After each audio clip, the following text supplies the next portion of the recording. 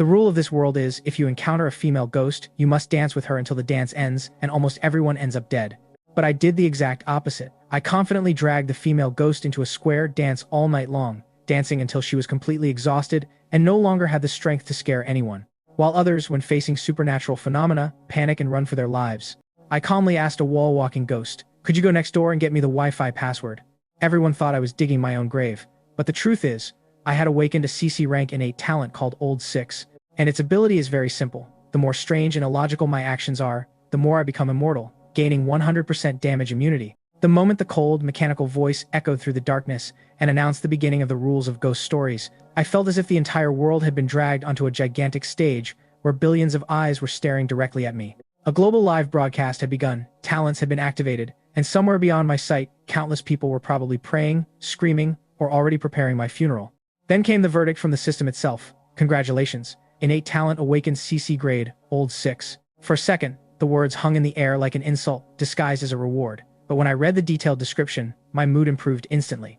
I could perform outrageous actions anytime and anywhere, and every unconventional act would grant me complete immunity from damage. 100%, not 99, not there is a chance, but absolute immunity. I nearly laughed out loud, thinking that while other people entered death games hoping for legendary swords, divine bloodlines, or heroic abilities, I received official permission from the universe to act like a complete menace. Honestly, whoever designed this talent deserved a medal because it felt less like awakening an ability and more like someone had secretly read my autobiography. Since childhood, my brain had apparently been assembled with spare parts from another dimension. While normal children worried about homework and cartoons, I had once replaced eggs in a chicken coop with pebbles simply to see whether the hen would notice, then watched in fascination as it patiently incubated rocks for half a month. During my school years, I handed sandpaper to a roommate who was entering the bathroom because I wanted to know how long it would take before he realized something was wrong. When a beggar asked me for money to buy food, I purchased 10 buns, handed them over, and stood beside him the entire time, watching him eat each one until both of us felt uncomfortable for completely different reasons. None of these actions brought me profit, fame, or practical benefits. They simply satisfied the strange curiosity lurking inside my head. Society usually had several names for people like me. Some called us troublemakers, others preferred the term psychopath, and the more polite version was Old 6, a person who specialized in bizarre tactics and incomprehensible behavior. Now, the ghost story world had essentially handed me a government-issued license to continue being myself. Somewhere far away, inside the highest-level conference room of Dragon Country, countless officials and experts were probably staring at my profile on enormous screens. The nation had already suffered 3 consecutive defeats, and this match carried the lives and hopes of countless citizens. I could almost imagine the expressions on their faces when they saw my talent and my history, their brows likely twisted together so tightly that they looked like they were solving impossible equations. Other countries, meanwhile, were likely laughing themselves to tears, believing that Dragon Country had already lost before the game even began because their representative was some strange lunatic whose greatest achievement was emotionally traumatizing chickens and roommates. The citizens watching the broadcast must have been filled with despair, praying desperately for a miracle while preparing for the worst outcome. The thing about miracles, however, is that they rarely look impressive at first glance. While the entire world judged me from a distance, I found myself standing inside a cramped bachelor apartment that looked as if it had lost a violent battle against garbage, with clothes scattered everywhere, boxes stacked carelessly in corners, random objects covering the floor, and dust floating through the air. The room looked less like a residence and more like evidence collected after a natural disaster. Just as I was examining the environment, a translucent panel appeared before my eyes stating, "Current instance, Li Lu's class reunion. Memorize all rules. Good luck, chosen ones."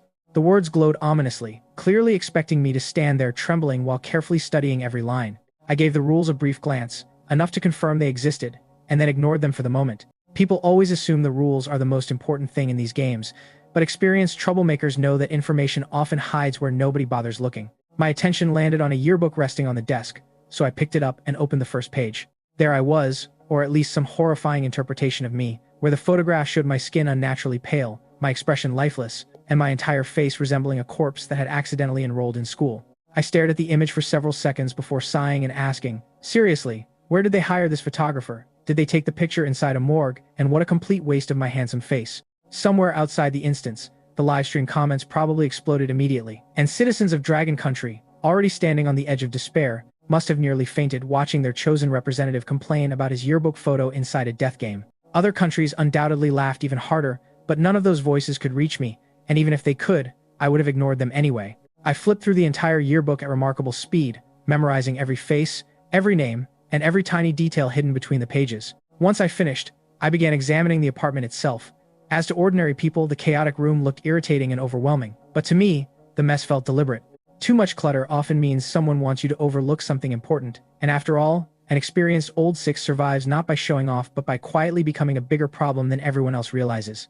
Early stages are for silent development, so I let the heroes make speeches while the troublemaker collects resources. I moved through the apartment carefully, checking drawers, lifting objects, opening boxes, and investigating places people normally avoid. Minutes passed, and the room remained silent except for my footsteps. Then, hidden inside a filthy black sock that most sane individuals would never touch, I found exactly what I had been expecting. I pulled out a thick stack of colorful paper bills, 3 million ghost currency, specifically usable within this instance. The amount was precise, almost absurdly generous, and for a brief moment, the dim apartment suddenly seemed much brighter. A slow grin spread across my face. While everyone else was probably memorizing rules and worrying about monsters, I had just discovered a fortune hidden inside dirty laundry. Honestly, if this was how the ghost story world wanted to play, then perhaps the real danger wasn't waiting somewhere in the shadows, but had already arrived, and his name happened to be Shen Xu. Ever since the appearance of ghost currency in previous ghost story instances, nobody had truly understood what those strange bills were meant for. Countless chosen ones from different nations had experimented with them, spending them recklessly, hiding them, offering them to ghosts, and even burning them in desperation, yet every attempt ended in failure. The mysterious currency remained nothing more than useless paper in the eyes of the world. But standing alone inside that filthy apartment with 3 million ghost coins hidden inside a black sock, I suddenly felt as if several disconnected pieces had clicked together inside my head. An idea, reckless enough to be called insanity and logical enough to be called genius, quietly took shape. My eyes slowly drifted toward the apartment door, where the cold metal doorknob sat innocently, but behind it waited the first real gamble of this instance. Rule 2 clearly stated that during the journey to the class reunion, participants were forbidden from getting off the vehicle and wandering around. Most people would read that sentence and obediently stay indoors until transportation arrived. Most people would also die. I walked toward the door at an unhurried pace while countless viewers around the world probably held their breath, and Dragon Country's audience must have felt their hearts stop when they saw me reaching for the handle. Had I gone insane already, or was I planning to violate the rules intentionally? The moment my fingers wrapped around the cold doorknob, a system notification suddenly flashed before my eyes. Driver arrival time, 30 minutes. Players are advised not to leave the residence independently. The wording made me pause, not because I was afraid, but because I finally saw the trap hidden inside the rules. A grin slowly spread across my face as I realized the ghost coins had a purpose, and Rule 2 had been deliberately written to mislead us. It prohibited leaving the vehicle during the trip, but it never explicitly prohibited going outside before the driver arrived. The system itself only advised players not to leave, and advice and rules were two completely different things. One could kill you, while the other merely sounded scary. Whoever designed this instance clearly expected everyone to panic, stay inside, and miss whatever opportunities existed outside. Unfortunately for them, I had spent most of my life finding loopholes in situations people considered obvious. I turned the handle and opened the door without hesitation. The corridor outside felt damp and silent, the air thick with an unpleasant coldness that crawled across my skin. But before I could take more than a few steps, something suddenly lunged from beside me. Two dirty, wrinkled hands shot forward and tightly grabbed my arm with shocking strength. Standing before me was an old woman whose face looked as though it had been forgotten by time itself, and her cloudy eyes stared at me with unsettling familiarity. "Young man, you live on the first floor too, don't you? Haven't seen you in ages. I thought you died," she said, her voice trembling strangely before quickly turning into desperate sobbing. "Please let this old woman survive. I'm starving. Have some pity. Let me eat you." Under normal circumstances, most people encountering a ghostly old lady asking to devour them would probably scream, pray, or attempt to flee. I chose a simpler solution. Before she could finish speaking, I extended a finger and jabbed it directly into her eye. The old woman immediately released me and staggered backward, clutching her face while crying out in pain. "How can you poke someone's eye?" she shrieked indignantly. I looked at her with complete seriousness and said, "If your eye is infected, you should really visit a doctor. Don't delay treatment. Grandma, pink eye can spread." Then I waved impatiently and added, "I'm extremely busy today." Without waiting for a response, I walked away as if I had merely finished a casual conversation with a neighbor. Somewhere outside the instance, viewers were probably losing their minds, as most people treated ghosts like natural disasters, avoiding or fearing them, whereas I had just lectured one about eye care. The narrow corridor stretched onward, dark and claustrophobic, its walls stained and damp, and my footsteps echoed softly as I advanced through the fog-filled passageway. The deeper I went, the thicker the mist became, until suddenly a brilliant crimson glow pierced through the darkness ahead. The red light cut through the fog like a blade, immediately drawing my attention, and I moved closer until the source became visible. A flickering neon sign hung above a small building, its blood-red letters glowing in the darkness with the words "Convenience Store." The moment I saw it, my suspicions became certainty. The ghost coins finally had a destination. Taking a slow breath, I stepped inside. The instant the door opened, an overpowering odor assaulted me, the air filled with the smell of spoiled meat, grease, and something far worse that I preferred not to identify. Behind the counter stood a massive figure with the head of a pig, his bloated body wrapped in a stained apron covered with dark marks that definitely did not come from tomato sauce. The pig-headed owner repeatedly raised and lowered a cleaver against the counter in a mechanical rhythm, his mouth muttering, "Hurry up, hurry up, hurry up." His voice sounded hollow, as if something inside him had long since died. I ignored him completely, because if there is one thing that confuses dangerous creatures, it is being treated like an ordinary employee. I examined the shelves calmly, moving between aisles as if I were shopping during a supermarket discount event. The live stream viewers across the world were undoubtedly stunned. Other chosen ones entered ghost story worlds trembling with fear, while I was apparently comparing products in a haunted convenience store. People from Dragon Country probably felt their blood pressure rising, foreign audiences likely couldn't believe what they were watching, and even elite players from other nations had never discovered such a place. Yet here I was, casually filling my arms with various items. After gathering everything I wanted, I placed the goods onto the counter. The pig-headed boss instantly stopped his repetitive chopping and looked directly at me, his voice suddenly becoming excited as he repeated, 1 million, 1 million, 1 million, as though his entire existence revolved around it. I stared at him, then looked at the items and said, 1 million, are you serious? Before pointing toward his head and adding, your rabbit ears are already falling off. The pig-headed boss froze, as apparently nobody had informed him that he resembled a pig and a rabbit that had lost a custody battle. I sighed dramatically and said, to be honest, I have an elderly mother at home suffering from pink eye. Life is difficult. Somewhere outside, the live stream audience likely coughed blood, as everyone knew perfectly well that I was an orphan, yet here I was inventing tragic family stories while bargaining with a monster. The pig-headed owner's expression gradually twisted, his body began changing, flesh trembling violently as if he were about to reveal his true form, and the atmosphere inside the store became suffocating. Just then, bright headlights suddenly shone through the front windows. A taxi had arrived outside, and the timing could not have been more perfect. I immediately grabbed the bags of merchandise, glared at the boss, and said, you want 1 million for this pile of garbage? Why don't you go rob someone else, you pig-headed scam artist? Without paying a single ghost coin, I turned around and sprinted toward the exit. The pig-headed owner roared behind me, the store shaking as his transformation continued, but I was already running through the darkness with my stolen goods in hand. After all, if the world insists on giving an old six complete immunity for outrageous behavior, then refusing to pay at a haunted convenience store seemed like the least outrageous thing I could do.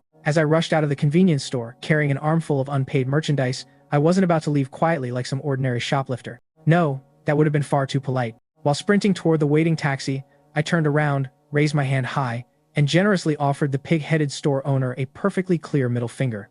The gesture hung in the cold air for a moment like a piece of modern art. Immediately, the familiar system notification echoed inside my mind. Innate talent, old 6 activated. Damage immunity increased by 50%. At that exact moment, the pig-headed boss looked as though his entire world had collapsed. His massive body trembled violently, his stained apron shook, and his eyes nearly popped out of his head as he wailed in despair, lamenting that he had been cheated, robbed, and financially ruined. Apparently, missing this sale would prevent him from reaching his monthly performance target. I honestly had not expected even ghosts to suffer from workplace pressure, and somewhere in the underworld, there was apparently a regional manager asking why haunted convenience stores weren't meeting quarterly revenue goals. Before I could fully appreciate this revelation about supernatural capitalism, the pig-headed boss came charging out of the store behind me, roaring in fury. I had already climbed into the taxi, but being a responsible customer, I lowered the window and made an exaggerated face at him, just to ensure our business relationship ended on a memorable note. That single expression seemed to ignite the entire Dragon Country audience, who had endured repeated defeats and endless ridicule from other nations, and suddenly discovered that their representative was not simply surviving the ghost story world, he was actively bullying it. Meanwhile, viewers from Japan were probably grinding their teeth in frustration as their elite chosen one, Yamamoto, had earned praise for discipline and composure, yet there was one thing he would never dare do: rob a ghost store, insult the owner, and leave without paying. At that very moment, before anyone could fully process the absurdity of what had happened, a cold announcement echoed across the entire world. Shin eliminated. Laos eliminated. Japan eliminated. Myanmar eliminated. Remaining nations: Dragon Country, America, Russia. The atmosphere outside the instance must have changed instantly, and inside Dragon Country's highest conference rooms, officials who had spent days carrying enormous pressure finally burst into laughter. For a long time, Japan had relied on its successful chosen ones to mock Dragon Country repeatedly, enjoying every defeat and every humiliation. But now the situation had reversed. I could practically imagine Dragon Country officials making unnecessary phone calls simply to ask whether their neighbors required assistance, only to politely explain that no help would be provided regardless of the answer. Petty certainly, but understandable absolutely. Meanwhile, my taxi slowly rolled forward through the fog-covered streets, the headlights cutting through the darkness while the interior remained strangely cold. For several minutes, the driver remained silent. Then, without warning, he spoke in a chillingly calm voice. "Hello, miss. Are you Li Lu?" The moment those words entered my ears, something violently exploded inside my mind. A foreign memory slammed into my consciousness with terrifying force, and in an instant, I was no longer myself, but became Li Lu. I experienced her birth, her childhood, her joys, her pain, her loneliness, and the countless moments that shaped her life. Years passed in the blink of an eye. I watched her suffer, I watched her cry, and I felt her resentment deepen until it consumed everything. Finally, I experienced her death, filled with bitterness and hatred so overwhelming that it felt like poison spreading through my veins. This was no ordinary illusion. It was a direct assault on memory itself. Many chosen ones from other countries had apparently fallen at this exact stage. If the victim lost their sense of self, even for a moment, Li Lu's memories would completely overwrite their personality, turning them into nothing more than a puppet carrying someone else's life. My breathing became heavy, sweat formed on my forehead, and endless whispers echoed inside my ears, repeating words I could barely understand. For the first time since entering the instance, genuine pressure pressed against my mind. Outside, Dragon Country's viewers likely held their breath as they watched my expression change, and fortunately, after several agonizing moments, my eyes slowly regained focus. The audience probably sighed with relief, but unfortunately, the danger had only begun. The driver slowly turned his head toward me, and the instant I saw his face, my pupils contracted violently because covering his face was a rabbit mask. Suddenly, Rule 8 flashed through my memory. When leaving Rabbit Classmate's house, pray that the driver who picks you up is not wearing a rabbit mask. The problem was obvious. I had not even reached Rabbit Classmate's house yet, but the rule had already appeared ahead of schedule, meaning the trap had activated early. The rabbit mask driver stretched one hand toward me, his movements felt unnatural, and his fingers twitched as though controlled by invisible strings. Everyone watching probably expected me to panic, but instead, I stared directly at him. Long before this moment, I had already realized something hidden within the first rule. The rule instructed us to remember everyone's names and faces, not merely those of our classmates. Many chosen ones focused only on the yearbook and forgot the most important person entirely, themselves. Once you forgot who you were, the memories could easily consume you. The driver continued staring at me and asked, "Hello, miss, are you Li Lu?" The second attack arrived immediately, and Li Lu's memories flooded into my mind once again. Her childhood, her suffering, her despair, her final resentment, all of it surged forward like a tidal wave. The whispers became louder, and my vision blurred. Even I couldn't help thinking, what kind of unreasonable driver asks the same question twice, and was this taxi service charging extra for psychological torture? Outside the instance, countless viewers must have been terrified because this was a memory attack. I was merely a newcomer, and everyone probably believed I was about to lose myself completely. Yet just as the second wave reached its peak, I suddenly smiled, looked directly at the rabbit mask driver, and spoke two simple words, "Daddy." The effect was immediate. The driver froze, completely froze, and the memory assault abruptly stopped as though someone had disconnected the power. A system notification appeared again. Innate talent, old 6 activated. Damage immunity increased by 60%. The driver remained motionless for several seconds, and even through the rabbit mask, I could practically feel his confusion. Perhaps throughout his entire existence, nobody had ever answered his terrifying question by claiming familial authority. Eventually, like a malfunctioning machine, he asked again, "Hello, miss. Are you Li Lu?" "Daddy." Another memory attack, another interruption, another moment of absolute silence. The cycle repeated. Third attack, Daddy. Fourth attack, Daddy. Fifth attack, Daddy. Every single time, the result remained identical. The driver grew increasingly unstable, like a computer receiving impossible input. His movements became erratic, his voice trembled, and his entire existence seemed unable to process the absurdity of the situation. After the 5th attempt, he finally gave up, slowly turned his head back toward the road, and continued driving in complete silence, as though his spirit had been crushed beyond repair. Outside, the live stream exploded into chaos, for while other chosen ones faced memory attacks with determination, fear, and desperate resistance, I had defeated a supernatural identity replacement curse by repeatedly adopting the world's most inconvenient family relationship. Apparently, becoming someone's father was stronger than becoming someone else's memory. Who knew? Leaning against the cold back seat of the taxi as it cut silently through the endless fog, I finally allowed myself a brief moment to organize everything that had happened, from the old woman in the convenience store to the pig-headed owner, the rabbit-masked driver, the misleading rules, the ghost currency, and the memory attacks. Every piece fit together like fragments of a broken mirror, and as I sorted through them inside my mind, the true outline of this ghost story world slowly became clear, revealing that everything revolved around Li Lu's life, her resentment, and her death. The entire instance had been built upon the remains of her emotions, and every rule seemed to be an extension of the hatred she had carried into death. The taxi continued forward through the gray mist while the streetlights outside flickered like dying stars until the vehicle eventually began to slow down. The driver, who had apparently suffered enough emotional damage after being repeatedly promoted to fatherhood, said nothing as the taxi finally stopped in front of a hotel. The building emerged from the fog like a corpse rising from a grave, its old sign swaying slightly in the wind and its dim lights inside barely illuminating the entrance. Before getting out, I carefully observed my surroundings to make sure no immediate danger was waiting, and only after confirming that nothing strange had happened did I step out of the taxi. The moment my shoes touched the ground, the atmosphere changed completely, for in front of the hotel stood a large crowd of people who, despite having been laughing and chatting just a second earlier, now turned their heads toward me in perfect synchronization. Their expressions vanished, and dozens of emotionless eyes stared directly at me in complete silence while the fog drifted around them like smoke. Strange odors mixed together in the cold air, creating a suffocating atmosphere that made the entire entrance feel frozen in time. Somewhere outside the instance, countless viewers probably stopped breathing, as previous participants had suffered catastrophic losses at this stage, with most dying inside the taxi, and the few who survived the memory attacks often perishing right here. The method for clearing this section seemed simple on paper. Identify every classmate correctly by using the yearbook, and call them by name, but under enormous pressure, tiny differences in appearance became nearly impossible to notice, and one wrong answer meant death. The entire gathering was essentially a field of hidden landmines wearing human faces, but I looked at the crowd for several seconds before a smile slowly appeared on my lips. Interesting, I muttered, so many familiar faces. Right at the front stood three individuals I knew exceptionally well, the old woman from the apartment, the pig-headed convenience store owner, and the driver whom I had generously adopted as my child several times during the journey. Seeing these old acquaintances again almost felt comforting, in the same way that finding the same mosquito repeatedly biting you throughout the summer feels comforting. The remaining classmates looked far stranger, their bodies appearing distorted beneath the gray mist, and their appearances feeling unstable, as though reality itself had failed to finish rendering them properly. Fortunately, I had spent enough time studying the yearbook, so I walked forward without hesitation and approached one classmate whose head was covered with writhing octopus tentacles. The creature stared at me silently, so I placed an arm around his shoulders as if greeting an old friend and said, "Hey, octopus man, your beard has gotten completely out of control, and you really need to trim it."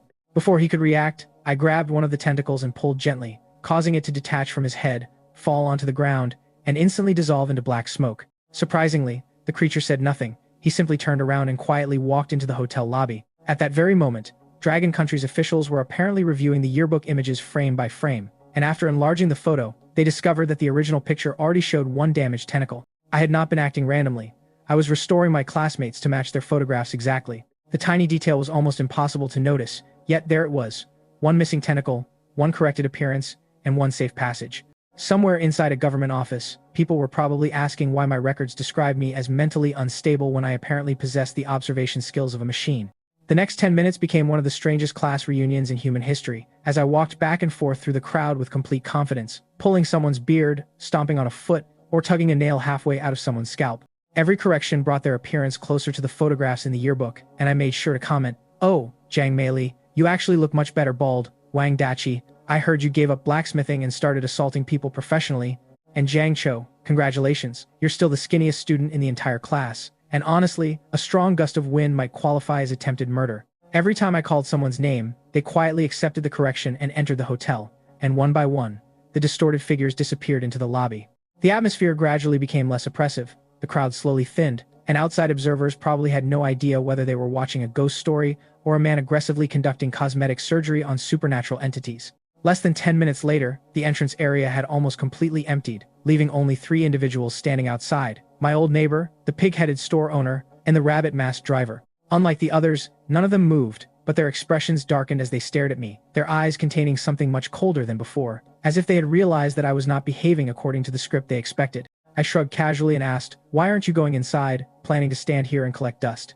None of them answered, so I said, "Suit yourselves. You can stay here and enjoy the scenery. I'm going in." Without waiting for permission, I turned around and walked directly into the hotel, officially entering the class reunion, while leaving my 3 old acquaintances standing outside in complete silence. The image of those 3 figures remaining motionless in the fog while I entered alone probably became one of the most unforgettable moments of the livestream. Across Dragon Country, viewers exploded with excitement because, after suffering multiple defeats, they were finally witnessing someone dominate a ghost story instance instead of merely surviving it. Meanwhile, the situation in other countries had become catastrophic. Japan's representative had died almost immediately inside the taxi, and because his mid-level AC-ranked ninja talent proved utterly useless against memory-based attacks, the result was instant elimination followed by a punishment that caused every citizen in Japan to lose 10 centimeters of height. America's chosen participant Tom survived only by relying on his ACC-level talent, Time Rewind. Yet even with such a powerful ability, he barely escaped the taxi stage alive.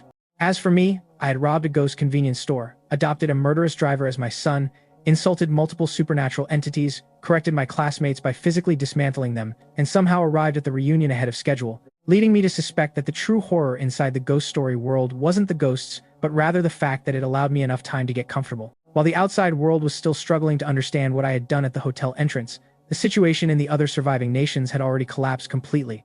America's representative, Tom, had managed to survive the terrifying taxi ride only because of his ACC-grade talent, time rewind. Yet the moment he reached the hotel entrance, his luck began to run dry, as he simply couldn't distinguish who was real and who was false, among dozens of classmates whose appearances had been twisted and corrupted by the ghost story world. Every comparison consumed his mental energy and drained his concentration until, by the time he realized the true danger hidden in those tiny differences, his mind had already reached its limit, forcing him to abandon the instance entirely. Russia's Ivan performed even worse, apparently convinced that courage could solve everything. He ignored the classmates waiting outside and charged directly into the hotel as though he were storming a battlefield, only to be torn apart by distorted classmates before he could even understand his mistake. One by one, the strongest competitors disappeared, and before anyone fully realized it, only a single player remained inside the entire ghost story world. Me, Shen Xu of Dragon Country. For the first time in a very long time, the citizens of Dragon Country could finally straighten their backs with pride, and across international forums, discussions exploded as users began speaking with a confidence that had been absent for several matches. Some people jokingly claimed that I was actually quite ordinary, pointing out that I had spent 2 full hours inside the ghost story world without using a single piece of national intelligence support, asking sarcastically what a waste of resources that was. Others mocked the critics, reminding them that surviving 5 consecutive memory attacks from the rabbit mask driver was already enough to crush most participants.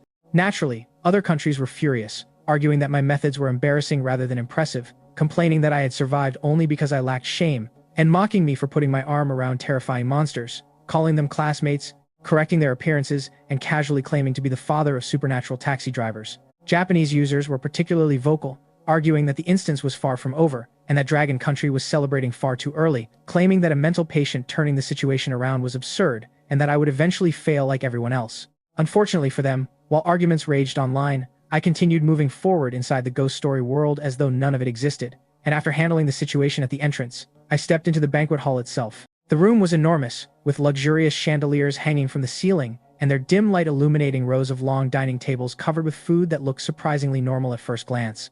The classmates who had entered earlier were lined up quietly to collect food before gathering into small groups to talk, and laughter echoed throughout the room while conversations drifted through the air, making everything resemble an ordinary class reunion, yet everything was wrong. Standing near the entrance, I carefully observed the scene, and noted that the movements of the classmates felt mechanical. Every gesture repeated itself with unnatural precision. Their conversations lacked emotion, and their footsteps followed fixed paths.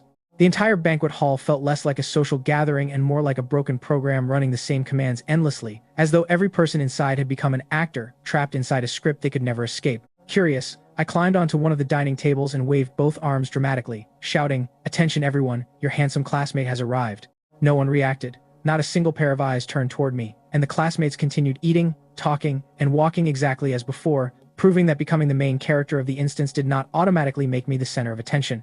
I climbed down and wandered through the banquet hall while studying every detail, and then my eyes stopped on a single plate because something about the food felt wrong, and intuition, which had already saved me multiple times, quietly warned me that the meal itself was the key to this stage. I watched carefully as one classmate finished eating and silently returned to the serving table for another portion, followed by another and another, until suddenly everything became clear. This banquet stage appeared to be a period of safety, a resting area between dangers, but appearances inside ghost story worlds were usually lies. If I allowed this routine to continue, the later stages would almost certainly become much more dangerous. The real problem was not the food itself, but the fact that everyone was consuming it, so I quietly approached one of the tables and reached into the supplies I had obtained earlier, producing the rat poison from the convenience store. Looking back now, robbing that pig-headed manager had truly been an excellent financial decision. I opened the container and poured the poison directly into the large pot of chicken soup before stirring it thoroughly, and to ensure complete coverage, I even mixed it several extra times. Then, just to be safe, I kicked over several other tables, sending plates, bowls, and dishes crashing onto the floor as food scattered everywhere, instantly transforming the luxurious banquet into a disaster area. Yet even after causing such chaos, none of the classmates reacted. Their faces remained expressionless, their movements never changed, and one by one, they simply lined up in front of the only remaining pot of soup. Rule 4 suddenly returned to my mind. Never allow your food and drinks to fall into someone else's hands. Most participants interpreted this as a warning against being poisoned, but rules in ghost stories often worked in reverse, and the statement wasn't simply telling you to protect your food, but was quietly suggesting that someone else could contaminate it, without ever specifying who the victim needed to be. Less than a minute later, the effects began, as the classmates who drank the soup suddenly bent forward and began vomiting thick black liquid onto the floor. The sound echoed throughout the hall like a chorus of suffering, and as the dark fluid poured from their mouths, their bodies began shrinking, skin tightened against bones, muscles withered away, and their flesh dried out at a speed visible to the naked eye until they resembled walking corpses. Outside the instance, the audience of Dragon Country probably exploded with excitement, as the enemies had been poisoned, the monsters were collapsing, and victory seemed close enough to touch. Unfortunately, ghost stories never reward optimism for very long, and slowly, every classmate raised their head at the same time, their dried bodies twisted unnaturally, and their hollow eyes fixed directly upon me. The emotions inside those eyes were no longer hidden, they were filled with resentment, hatred, rage, and pure malice. The entire banquet hall suddenly fell silent. One by one, the withered classmates began moving toward me. They surrounded me from every direction, blocking every path of escape, and the luxurious hall transformed into a prison of corpses. The oppressive power of countless rules gathered together, crashing toward me like giant waves in a stormy ocean. The air itself seemed to become heavier, and invisible pressure squeezed my body from all sides. At that moment, the familiar system notification appeared once more inside my mind. Innate talent activated, old 6, damage immunity increased to 70%. Standing alone at the center of a banquet hall filled with shriveled corpses that wanted to tear me apart, I couldn't help but sigh slightly, thinking that apparently poisoning an entire class reunion was considered outrageous behavior and that I had honestly expected at least 80%. Even with 70% damage immunity flowing through my body, the remaining 30% still felt like standing beneath a collapsing mountain, as the combined pressure of dozens of classmates was not something a newcomer should have been able to endure. Their resentment, their curses, and their twisted rule powers overlapped one another like layers of an endless ocean crashing against me from every direction. My breathing grew heavier, sweat ran down my forehead and down the side of my neck, the floor beneath my feet suddenly felt impossibly heavy, as though invisible chains had wrapped themselves around my legs, and every muscle in my body tightened until even lifting a finger became difficult. For the first time since entering this ghost story world, I could feel genuine danger closing in. Outside the instance, inside Dragon Country's command center, a warning system that had apparently never activated before suddenly exploded into life, with red emergency lights flashing throughout the room and harsh alarms echoing through the building. The monitoring equipment connected directly to the Chosen One had detected an abnormal concentration of supernatural power far beyond normal levels, and experts who had remained calm until now probably stood up from their seats simultaneously, because the meaning was obvious. The danger surrounding me had exceeded the safety threshold. Most people watching likely believed that this was finally the end, but ghost stories always enjoy changing the script at the last second. Just as the overwhelming pressure reached its peak, a gentle piano melody suddenly floated through the darkness, soft, elegant, and strangely beautiful, which did not belong inside a room filled with dried corpses and murderous resentment. The moment the music appeared, everything changed. Darkness swallowed the banquet hall, the chandeliers disappeared, the walls faded into blackness, and for several seconds, the entire world became silent. Then came the sound of a switch being pressed, and click, a brilliant spotlight descended from above, illuminating the center of the hall.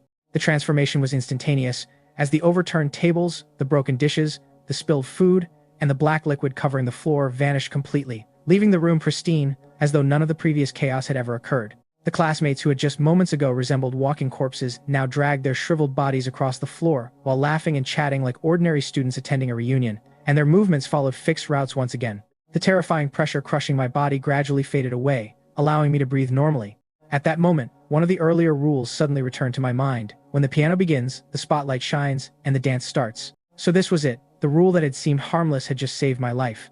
Unfortunately, surviving one disaster only meant preparing for the next, so I quickly observed the room and noted that 32 classmates stood within the ballroom, which, including myself, meant 33 people in total. An odd number meant one person would inevitably be left without a partner, and inside a ghost story, being left out rarely ends with awkwardness, but more often ends with death. If I failed to find a dance partner before the dance began, I had absolutely no idea what horrible consequences would follow, so my eyes moved across every face in the room as the classmates danced mechanically beneath the spotlight. Eventually, my gaze stopped on a single figure, Li Lu, who still wore the rabbit mask. From the moment I entered this instance, everything had pointed toward her, for the entire world revolved around her death, her resentment, and her memories, and the name of the instance itself was Li Lu's class reunion. If there was a key to clearing this nightmare, it had to be her. So without hesitation, I walked directly through the crowd while the music continued playing softly and dozens of classmates moved around me. Finally, I stopped in front of the girl wearing the rabbit mask, extended my hand, and bowed slightly, asking, "Miss, may I have this dance?"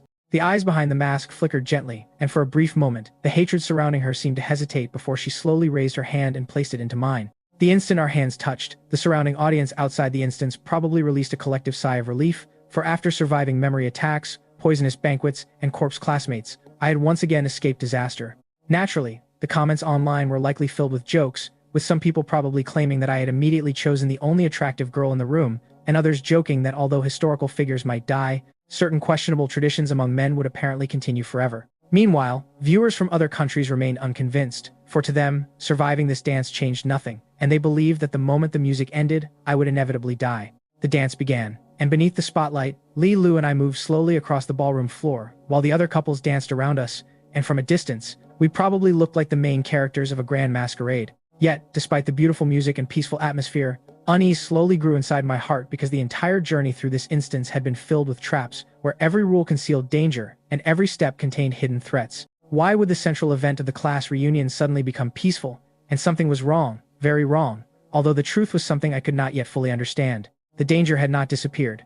I had simply avoided the worst part without realizing it, for under normal circumstances, during the final minutes of the party, all of the classmates would eventually escape the restrictions imposed by the rules, reveal their true forms, transform into monsters, and gain complete freedom to attack. A typical chosen one would have absolutely no chance of surviving against dozens of fully awakened creatures. Yet, ironically, my earlier decision to poison the banquet had weakened many of them. The rat poison, the chaos, and the suppression of their powers had unintentionally reduced the threat, and combined with my absurd talent, I had somehow bypassed a disaster that would have killed almost anyone else.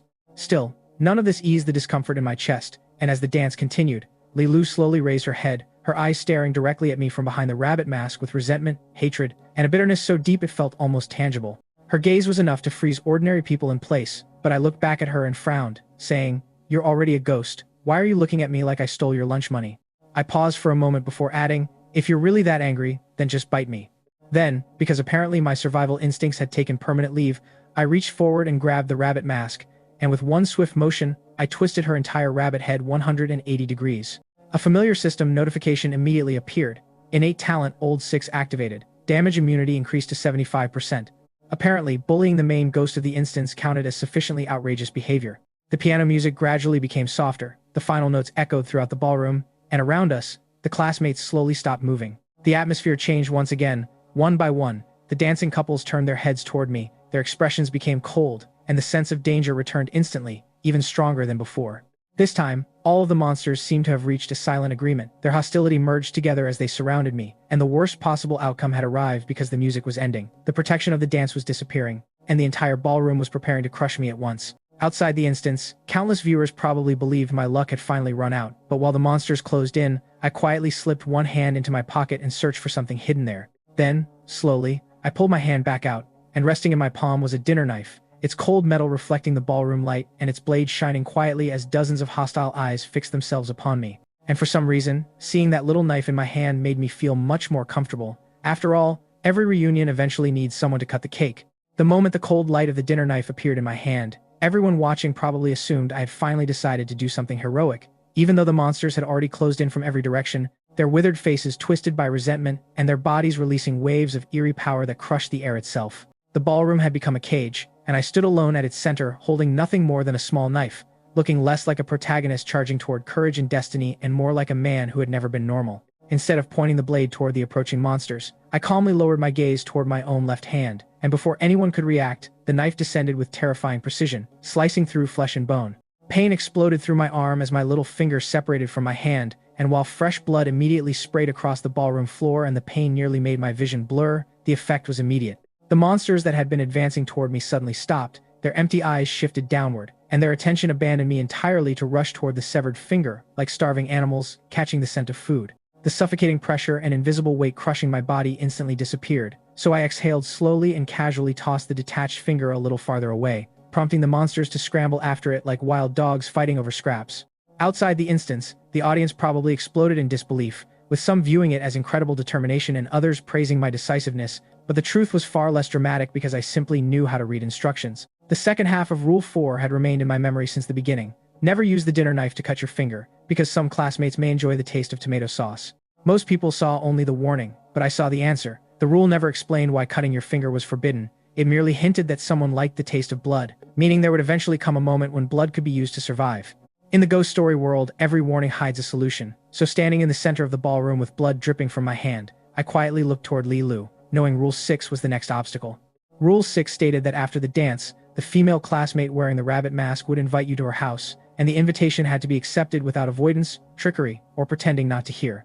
Yet, Li Lu remained completely silent, simply standing there and watching me through the rabbit mask with eyes that no longer carried only resentment, but something closer to amusement. 2 minutes passed, the monsters finished fighting over the severed finger, their bodies slowly turned toward me again, and the hunger returned to their eyes, yet Li Lu still said nothing. I raised the knife again, and the blade cut through my ring finger this time, causing pain to shoot through my entire arm and my blood to splash across the floor as I threw the finger toward the approaching creatures. The monsters immediately abandoned me and rushed toward the fresh offering, while behind the rabbit mask, Li Lu's eyes narrowed slightly, and the corners of her hidden mouth seemed to rise as if she were enjoying this. Several more minutes passed, the monsters became restless once again, and I repeated the process, cutting another piece of myself away until the ballroom slowly began to spin and blood loss drained the strength from my body. My face became pale, cold sweat covered my forehead, my remaining fingers trembled, and my vision occasionally blurred because, even with my talent protecting me, my body still had limits. 3 additional minutes passed, but Li Lu remained perfectly still, watching me as though attending a theatrical performance with an almost childish anticipation, silently signaling me to continue by raising her chin toward the monsters below. Everyone watching probably assumed I would obey, but there was one important thing I had noticed during the dance. Unlike every other ghost I had encountered, Li Lu possessed emotions. She had shown anger, resentment, hesitation, confusion, and even traces of something almost human inside her eyes, which was impossible for a ghost, yet it was true. The moment I realized that, an entirely new idea appeared, and just as everyone expected me to sacrifice another finger, I suddenly rushed forward, dropped to the floor beside Li Lu, and tightly hugged her leg. "Sister Li Lu," I cried dramatically, "please spare me, I really can't cut off any more fingers. Look at me, I'm running out of inventory." My voice echoed through the ballroom while the monsters stared in complete confusion, and I looked up at her pitifully, asking, "How about we go to your house and discuss this privately? We'll negotiate, we can make a schedule, please, okay?" The familiar system notification appeared immediately. Innate talent, old 6 activated, damage immunity increased to 80%. Outside the instance, the audience must have completely lost their minds, likely believing I had finally gone insane, as ghosts were supposed to be emotionless and certainly did not respond to embarrassing behavior. Yet something extraordinary happened. Li Lu looked down at me for several seconds, reached down to pull me to my feet, and spoke in a tone that sounded strangely normal and almost human, asking, "You want to come to my house? I have a very large swimming pool." For a moment, I stood there blinking as the pressure surrounding my body disappeared and my legs regained their strength, allowing me to move again. Inside Dragon Country's highest command center, officials immediately zoomed in on her eyes and discovered genuine human disgust, confirming everything I had suspected. During our dance, I had noticed traces of humanity hidden within her eyes, so I had deliberately used the most shameless method possible, not to surrender, but to test her. The cold, resentful ghost had dropped her indifferent mask and responded like a living person, looking at me for several moments before saying, "Let's go. What are you waiting for?" Standing there with blood dripping from my hand, missing several fingers, surrounded by hungry monsters, and invited to a ghost girl's house with a swimming pool, I suddenly realized that my class reunion was becoming considerably stranger than I had originally expected. "Tonight, I'll show you what a real man looks like," I said with all the confidence of a hero and all the survival instincts of a man who had already sacrificed several fingers and apparently decided dignity was the next resource to spend. Li Lu stared at me through the rabbit mask for a moment with an unreadable expression, and then, without another word, she turned around and began walking toward the hotel exit. Naturally, I followed, and together the main ghost of the instance and the least reliable chosen one in history left the ballroom behind. Outside, the thick gray fog had receded considerably, revealing empty roads and silent buildings standing beneath a dim sky, with the air feeling colder and carrying a faint smell of damp concrete and something far older. Waiting near the hotel entrance were 3 familiar figures who had been unable to enter the hotel and had remained outside for more than an hour. The old woman from the apartment, the pig-headed convenience store owner, and the rabbit-masked driver. Unfortunately, behind them came another problem. The monsters inside the ballroom had finished consuming the fingers I had donated, and now the starving creatures followed the scent of blood pouring from my hand. Hungry demons were behind me and old enemies were in front of me, which honestly confirmed that the ghost story world really appreciated balanced encounters. I turned toward Li Lu with the saddest expression I could manage and asked, "Can you please leave me at least a couple of fingers? I'm starting to run out of spare parts," but she did not respond, and the rabbit mask remained completely still. With a sigh, I raised the dinner knife again, and after another burst of pain and another finger fell, I threw the severed digit far down the street so the monsters would rush after it. The 3 familiar enemies at the entrance attempted to resist for a brief moment, but hunger proved stronger than resentment, and soon they joined the feeding frenzy, fighting over my finger alongside the other creatures. Watching supernatural monsters compete for pieces of my hand was not exactly how I imagined attending a reunion, but life often surprises you. Unfortunately, blood loss had finally begun winning the battle. My vision blurred, the world swayed around me, and every step became heavier than the last, as the strength left my body piece by piece. Using the final fragments of my consciousness, I carefully adjusted my direction and deliberately collapsed toward Li Lu, deciding that if I was going to pass out, I might as well fall onto the most dangerous woman in the entire instance. During those hazy moments between consciousness and darkness, more of Li Lu's memories emerged inside my mind, revealing a gentle, kind, and ordinary young girl who had returned home to attend a class reunion. Instead of reconnecting, she became the target of cruel jokes and bullying, and during the chaos, she accidentally touched a live wire and died. But the true agony was not the pain, but the indifference and mocking voices of her classmates as she died. That despair, resentment, and hatred slowly transformed her after death, eventually giving birth to this impossible ghost story world. By the time Li Lu helped me into the taxi, the audience outside Dragon Country had finally allowed themselves to breathe again, and the system announcement echoed around the world, confirming that Dragon Country had reached the final stage alone. Across the country, people erupted into celebration, as Dragon Country had not only taken the lead but had continued all the way to the end. Though even among the experts, many remained cautious, believing the instance could not possibly be this simple. After all, my body had already reached its limits, like an arrow that had exhausted all its momentum, so if another major danger appeared, nobody knew whether I could survive. Time passed in darkness until my eyes slowly opened to see a massive swimming pool stretching before me, filled with a thick black liquid that looked like oil, ink, or liquid darkness. The surface occasionally rippled, and strange objects floated upward before slowly sinking back beneath the black depths, some looking disturbingly human. In the distance, Li Lu rested on a beach chair beneath a dim light, lying there silently, as if she had always belonged in this strange place. I checked my left hand. The bleeding had slowed considerably, although my body felt completely broken, with wounds covering me from head to toe and my strength nearly disappeared. The only good news was that my outrageous behavior throughout the instance had pushed my damage immunity to 80%, meaning most supernatural attacks would now affect me far less than before. Since I could not do much else, I walked toward the poolside and dropped onto the remaining beach chair, crossing my legs and stretching lazily as I asked, "Sister Li Lu, why is there only one chair?" I glanced at her and added, "Move over a little, you're taking up too much space," no longer treating her like a terrifying ghost, but rather like an old friend sitting beside me on vacation. Perhaps because repeated near-death experiences destroy a person's sense of danger. As I sat there, my mind quietly reviewed the rules again, and Rule 7 suddenly resurfaced. After leaving the reunion, the rabbit will invite you to swim in a pool filled with black water. You must refuse. While I was thinking, Li Lu suddenly sat upright, pointed toward the pool, and asked, "Would you like to swim together?" The invitation had arrived exactly as the rule described, and any normal person would reject the invitation immediately. But then again, normal people usually survive by avoiding danger, whereas I survive by irritating it. Looking at the rabbit mask, I tilted my head slightly and smiled, saying, "Isn't it hot wearing that thing during the summer? To be honest, I'm a little superficial," before pointing toward her face and asking, "How about you let me see what you actually look like first?" While speaking, my remaining fingers became restless, and although only my thumb remained functional, I slowly reached toward the rabbit mask. Li Lu had remained perfectly motionless until that exact moment, but then, with sudden speed, her hand shot forward and firmly grabbed my thumb before it could touch the mask. The quiet air around the pool instantly became heavier, and for the first time since waking up, I realized that perhaps asking the most dangerous ghost in the world to remove her mask was either an incredible breakthrough or the worst dating strategy ever invented. The moment my thumb touched the edge of the rabbit mask, Li Lu's hand moved with frightening speed and firmly grabbed the only surviving finger I had left. Her grip tightened slightly, and pain shot through my entire arm, causing me to immediately surrender with all the dignity I had managed to preserve throughout the night. "Ow, ow, ow, easy. Take it easy. This is my last thumb. The others have already retired from active service. Please don't make this one join them." The pressure from her fingers increased just enough to remind me that the owner of the hand currently squeezing me was still the most dangerous existence inside this entire ghost story, so I conceded. Fine, I was wrong. I apologize. Please, stop torturing the disabled." Outside the instance, the audience was probably losing their minds, as most people likely thought I had completely forgotten that I was inside a supernatural death game, while I flirted with a ghost beside a pool filled with corpses and missing half the fingers on my hand. What they couldn't see was the system notification quietly buried beneath my outrageous behavior, showing that every ridiculous action, every shameless remark, and every act of provoking the supernatural had continuously increased my damage immunity until the old 6 talent had already reached 90%. Only a small step remained before reaching the nearly absurd threshold of 99%, at which point I would essentially become the world's most annoying cockroach. On the surface, I appeared completely distracted by Li Lu herself, but in reality, I had spent the entire evening carefully observing her reactions and repeatedly catching glimpses of emotions like disgust, contempt, confusion, curiosity, and even traces of embarrassment that should not exist inside ghosts. That humanity was the key, so I continued pushing until I picked up a bottle of massage oil from a nearby table and examined it thoughtfully. "You seem very tense. Perhaps a shoulder massage would help."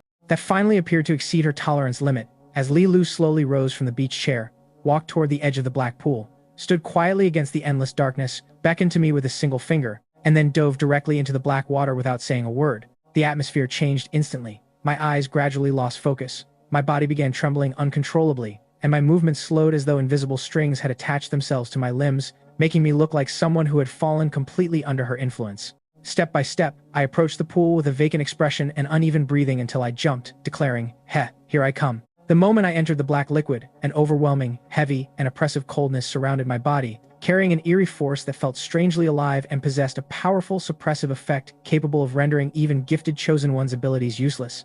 Unfortunately for the pool, 90% damage immunity made many problems considerably less concerning, and the seductive influence surrounding Li Lu barely affected me because, in my eyes, she simply looked slightly prettier and perhaps a little heavier after absorbing several centuries of resentment. Corpses occasionally floated upward from the depths before drifting silently around me like forgotten memories, and at that moment, my professional instincts as an old six quietly resurfaced, leading me to think that a true professional never wastes resources.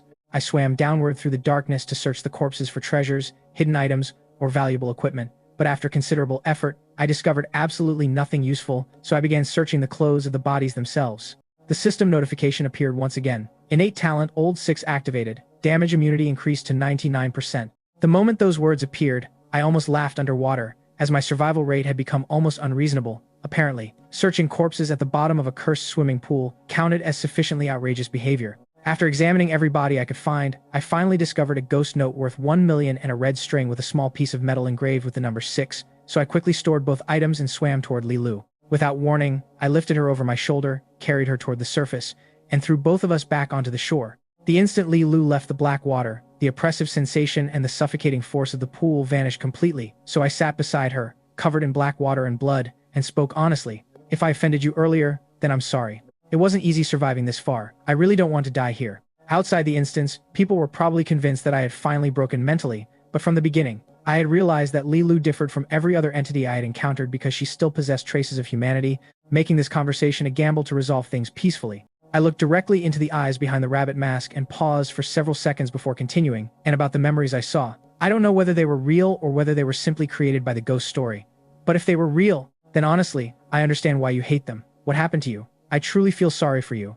Sitting beside the black pool with blood drying on my clothes and only one thumb left, I looked directly at Li Lu and finally spoke the words that had been lingering in my mind. "If we're going to negotiate, then for whatever time I have left, I hope you stop trying to kill me every 10 minutes.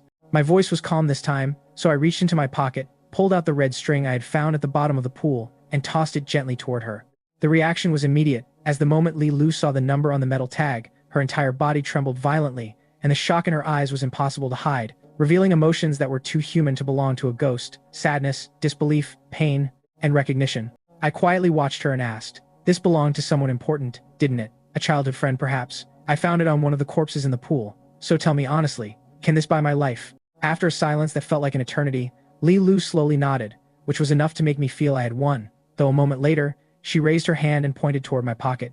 I blinked in confusion for several seconds before reaching inside and pulling out the only remaining rabbit mask I still possessed, causing everything: the rules, the memories, the strange behavior, the rabbit masks, the driver, and the repeated question to connect at once. "You idiot," I muttered quietly to myself.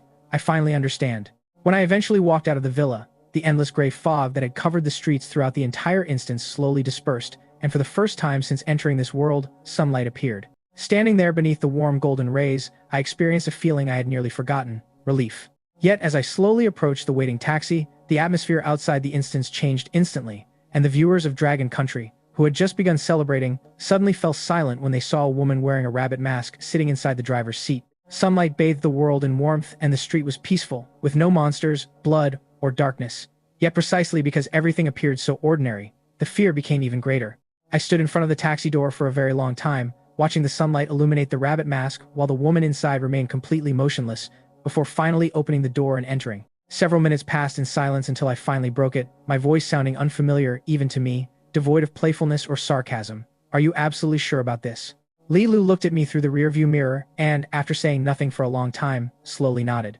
I closed my eyes, released a long breath, pulled the rabbit mask from my pocket, and carefully placed it over my face, causing the world to feel much colder. Then, in a voice that did not belong to me, I spoke the familiar words that had haunted this entire journey. "Hello, are you Miss Li Lu?" The instant the question left my mouth, a tidal wave of memories: Li Lu's life, pain, humiliation, death, and hatred exploded inside my head with such force that it felt as though my identity was being torn apart. Through gritted teeth, using every remaining ounce of strength, I forced out my answer. Yes, I am Li Lu. Outside the instance, nobody understood what was happening as I withdrew the dinner knife from my pocket, placed the blade against my throat, and, with all the power I could still gather, pulled the blade across my neck. The pain was immediate, my consciousness faded, and blood poured from my throat inside the taxi, soaking my clothes and staining the seat, even though I had spent the entire instance displaying extraordinary composure and outsmarting traps.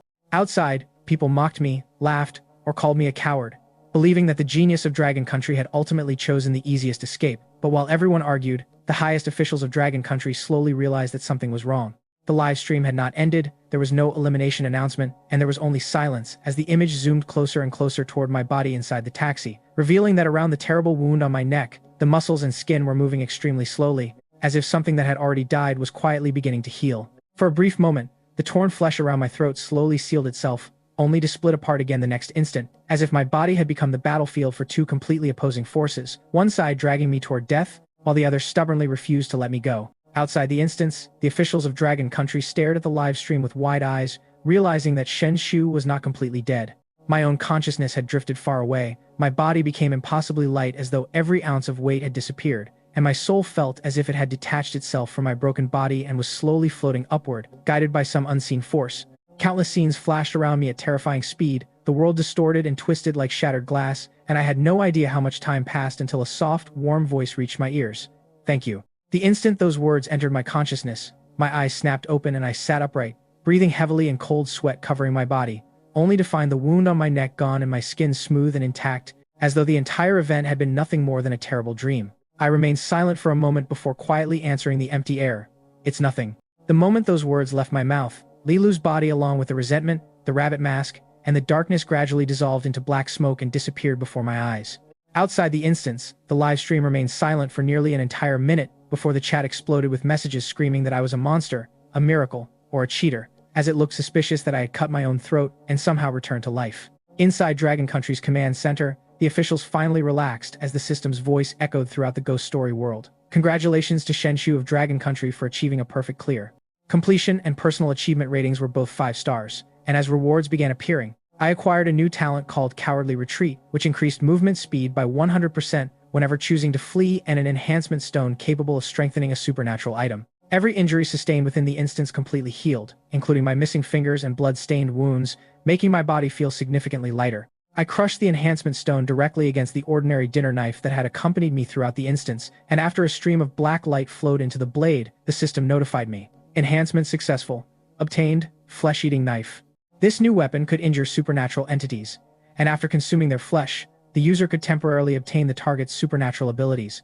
At the same time, the voice of the ghost story world echoed across the skies of Dragon Country, announcing that Shen Xu had successfully cleared the instance. Dragon Country would be exempt from the next descent, all citizens' lifespans would increase by 5 years, and 3 random supernatural artifacts had been added to the national treasury. People in every city celebrated as Dragon Country had finally broken the cycle, but inside the collapsing ghost story world, I only felt an overwhelming dizziness until a brilliant light engulfed me. When I opened my eyes again, the nightmare had ended, and I had returned to my old apartment. But before I could fully process my return, someone knocked on the door. A gentle female voice from outside said, "Is this Shen Xu's residence? My name is Xiao Yu. I'm the operator assigned to establish contact with you. A luxury villa, a luxury car key, my personal phone number, and several documents regarding the ghost story world have already been placed outside your door." I sat quietly for several seconds, staring toward the entrance and reflecting on the fact that life truly was unpredictable. As less than an hour ago I had been bleeding to death inside a taxi, and now I was being offered a mansion, a sports car, and an assistant. Apparently, surviving a supernatural nightmare and saving an entire country came with surprisingly good employee benefits. When the woman outside finished explaining that the villa keys, luxury car, documents, and everything else had already been placed at my doorstep, I simply curled my lips slightly, as none of this surprised me. After all, I had just returned alive from a ghost story instance that had nearly wiped out every participating nation, effectively turning me into Dragon Country's newest national treasure overnight. The transition from a patient nobody wanted to understand to the hero who saved an entire country was so abrupt that even I occasionally felt that life was mocking me. One day I was a patient nobody wanted to understand, and the next I was receiving mansions, vehicles, and government support packages, proving that the ghost story world had better employee benefits than most companies. The villa was enormous, the car was expensive, and countless people across the world had begun paying attention to the name Shen Xu, yet none of those things interested me very much. Fame was troublesome, attention was exhausting, and compared to interviews and celebrations, I preferred staying alone. During the 3 peaceful days that followed, I remained inside the villa almost constantly while studying the large amount of information Xiao Yu had sent regarding the ghost story world, previous instances, supernatural items, and national records. I spent my time studying those documents while experimenting with the strange items I had obtained, specifically keeping the flesh-eating knife beside me and constantly occupying my thoughts with the newly evolved talents. Although I had survived my first instance, I understood one simple truth: surviving once did not guarantee surviving twice, as the ghost story world never repeated itself, and the next nightmare could arrive at any moment. Sure enough, exactly 3 days later, the familiar voice echoed across the entire world once again as the sky darkened, the atmosphere changed, and every nation fell silent. "Chosen ones of every country, prepare yourselves," the voice announced. "The next ghost story instance, Mother's Friend, mission objective, survive for 7 days." That was all, with no additional explanations or detailed instructions, and the announcement ended as abruptly as it had begun. Moments later, countless beams of light descended from the sky above every nation, selecting new participants and pulling them into the next nightmare. Once again, dizziness overtook me. The familiar sensation of falling through endless darkness returned. My vision blurred, my body became weightless, and then everything stopped. When I opened my eyes, I found myself standing inside an ordinary residential apartment that looked almost disappointingly normal compared to Lilu's nightmare. The home was warm and neatly decorated, containing 2 bedrooms and a living room, with complete furniture, household appliances sitting where they should, clean walls, a tidy floor, and sunlight filtering through the curtains. There were no corpses, no bloodstains, no gray fog, and no pig-headed shop owners demanding ridiculous prices, leading me to wonder for several seconds whether the ghost story world had accidentally sent me to someone's rental property. Unlike the previous instance, no system panel appeared before me, no rules floated in the air, and the world remained silent, which naturally only made me more cautious, because the more ordinary something appeared, the more dangerous it usually became. After searching the room, I finally noticed a note attached to the refrigerator door where the rules were written, and after carefully reading them, one particular detail regarding Rule 1's use of the word roughly to refer to the mother's return time immediately caught my attention. That single word bothered me because roughly meant uncertainty, and in the ghost story world, uncertainty was often more dangerous than monsters. After memorizing the rules, I opened the refrigerator and found several fruits, vegetables, drinks, and a few steaks stored in the freezer, but the food supply was extremely limited and certainly not enough to survive an entire week. While I was examining the contents, my stomach suddenly growled, and the strange thing was that the food gave off an unusually appealing aroma that stimulated my appetite. The steaks in particular seemed incredibly tempting, looking completely normal, yet somehow inviting me to eat them, so I stared at the meat for a long moment before taking one out. A few minutes later, the steak sizzled in the pan, filling the room with its smell, and after placing it carefully onto a plate, I sat at the dining table, picked up the knife and fork, and began cutting the steak with extremely deliberate movements. My actions were calm, precise, and almost elegant, and as I slowly placed a piece into my mouth and chewed thoughtfully, an outside observer would have likely thought I was a food critic evaluating a luxury restaurant rather than a chosen one inside a supernatural death game. The system notification appeared immediately. Talent activated.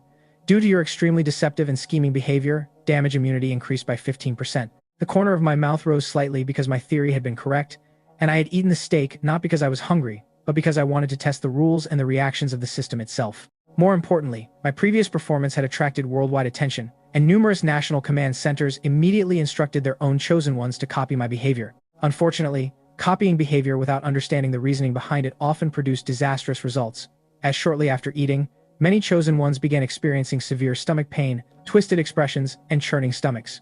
The first person to break down happened to be Japan's new chosen one, who clutched his stomach and rushed into the bathroom as quickly as possible, only to encounter something terrifying. The bathtub beside him suddenly began filling with thick black liquid that poured from the drain continuously and spread through the tub like liquid darkness. The Japanese chosen one trembled violently while sitting on the toilet, keeping his eyes fixed forward and pretending not to notice the black liquid, but the ghost story world rarely rewards denial. The room became colder, the black water rippled slightly, and then, very slowly, half of a pitch-black face with rotten, wet skin and white, pupilless eyes emerged from the edge of the bathtub to stare silently at the terrified man. Fear overwhelmed him completely. He trembled so violently he could barely breathe, and after 3 long minutes of absolute silence, a shrill and hoarse scream echoed from inside the bathroom, announcing to the world that the second ghost story instance had only just begun. The moment the system announced the elimination of Japan's chosen one, the atmosphere outside the instance changed immediately, and across Dragon Country, countless people burst into laughter as this was already becoming something of a tradition. Japan failed again, people shouted, while others mocked them for copying without understanding, but on the other side of the world, countless angry voices began cursing my name. Some called me shameless, others called me a liar, and a few emotional individuals probably wanted to reach through the screen and strangle me personally, wondering why I had sat comfortably eating breakfast while so many others suffered after eating the same steak. The answer was actually very simple. From the very beginning, I had predicted that the entire world would analyze my actions and instruct their chosen ones to imitate me, and I used this to my advantage. The steak itself wasn't the problem. The real issue was the intention behind eating it, as my schemer talent rewarded harmful and manipulative behavior. By intentionally creating misleading information and indirectly causing problems for other chosen ones, I gained additional damage immunity, and the other participants unknowingly became scouts, exploring the dangers of the instance on my behalf. Their mistakes revealed hidden threats, their suffering provided information, and they weakened themselves while strengthening me, which was an excellent business arrangement. After enjoying my meal and confirming my theories, a wave of exhaustion washed over me, and perhaps because of the influence of the instance or my body's need for rest, I returned to the bedroom and fell asleep almost immediately. When I woke up the next morning, Dragon Country had already collected and transmitted a large amount of intelligence, focusing primarily on the bathroom, which had indeed become the deadliest location encountered by other chosen ones. Rule 4 had already hinted at this danger by stating that the bathroom light must not be turned on during the daytime, and that nobody should remain in front of the mirror for more than 10 minutes, suggesting at least 2 supernatural threats hidden inside. Now, thanks to the sacrifices of the other countries, an additional danger had revealed itself: the bathtub ghost. With 3 separate supernatural elements inside a bathroom barely 4 square meters in size, the ghost story world rarely wasted space, and I realized that if so many threats existed in such a small area, then the bathroom was likely the key to clearing the entire instance. Naturally, I needed to investigate personally, so I walked toward the bathroom, pushed the door open, and carefully observed the surroundings. Everything appeared exactly as it should: a toilet, a sink, a bathtub, and a water heater with clean walls and a dry floor, so it was difficult to imagine that multiple supernatural entities might be hiding inside. For several seconds, I quietly studied every corner, made my decision, and reached toward the wall, where the sound of the switch clicking clearly echoed inside the room as the bathroom light turned on instantly. Bright white light flooded every corner, which violated the first half of Rule 4, prohibiting the bathroom light from being turned on during the daytime, but I did this without hesitation because rules exist to hide information. Several seconds passed before the temperature dropped and a strange, damp, and rotten smell began spreading through the air, reminiscent of hair soaked in dirty water for years. Above me, something moved, and from the ventilation opening near the ceiling, strands of black hair slowly emerged, wriggling through the air like countless tiny snakes and stretching toward the floor with unnatural speed. The black hair moved as though it were alive, spreading outward across the tiles once it reached the floor and twisting toward me until it slowly surrounded my feet. Throughout this process, I remained perfectly still and simply watched, waiting until the moment the black hair nearly touched my shoes, at which point I suddenly moved. I climbed directly onto the toilet seat, drew the dinner knife with absolute decisiveness, and flashed the blade downward. A miserable scream erupted from above, and the exposed section of black hair immediately recoiled toward the ventilation shaft as though it had suffered tremendous pain, with the remaining strands withdrawing rapidly into the darkness. The small portion of hair I managed to cut off remained in my hand for only a moment before dissolving into black smoke, and I stared at the disappearing strands and frowned slightly. What a disappointment. I sighed while shaking my head at the smoke vanishing between my fingers. I thought this would become some kind of treasure. Why did it turn into this?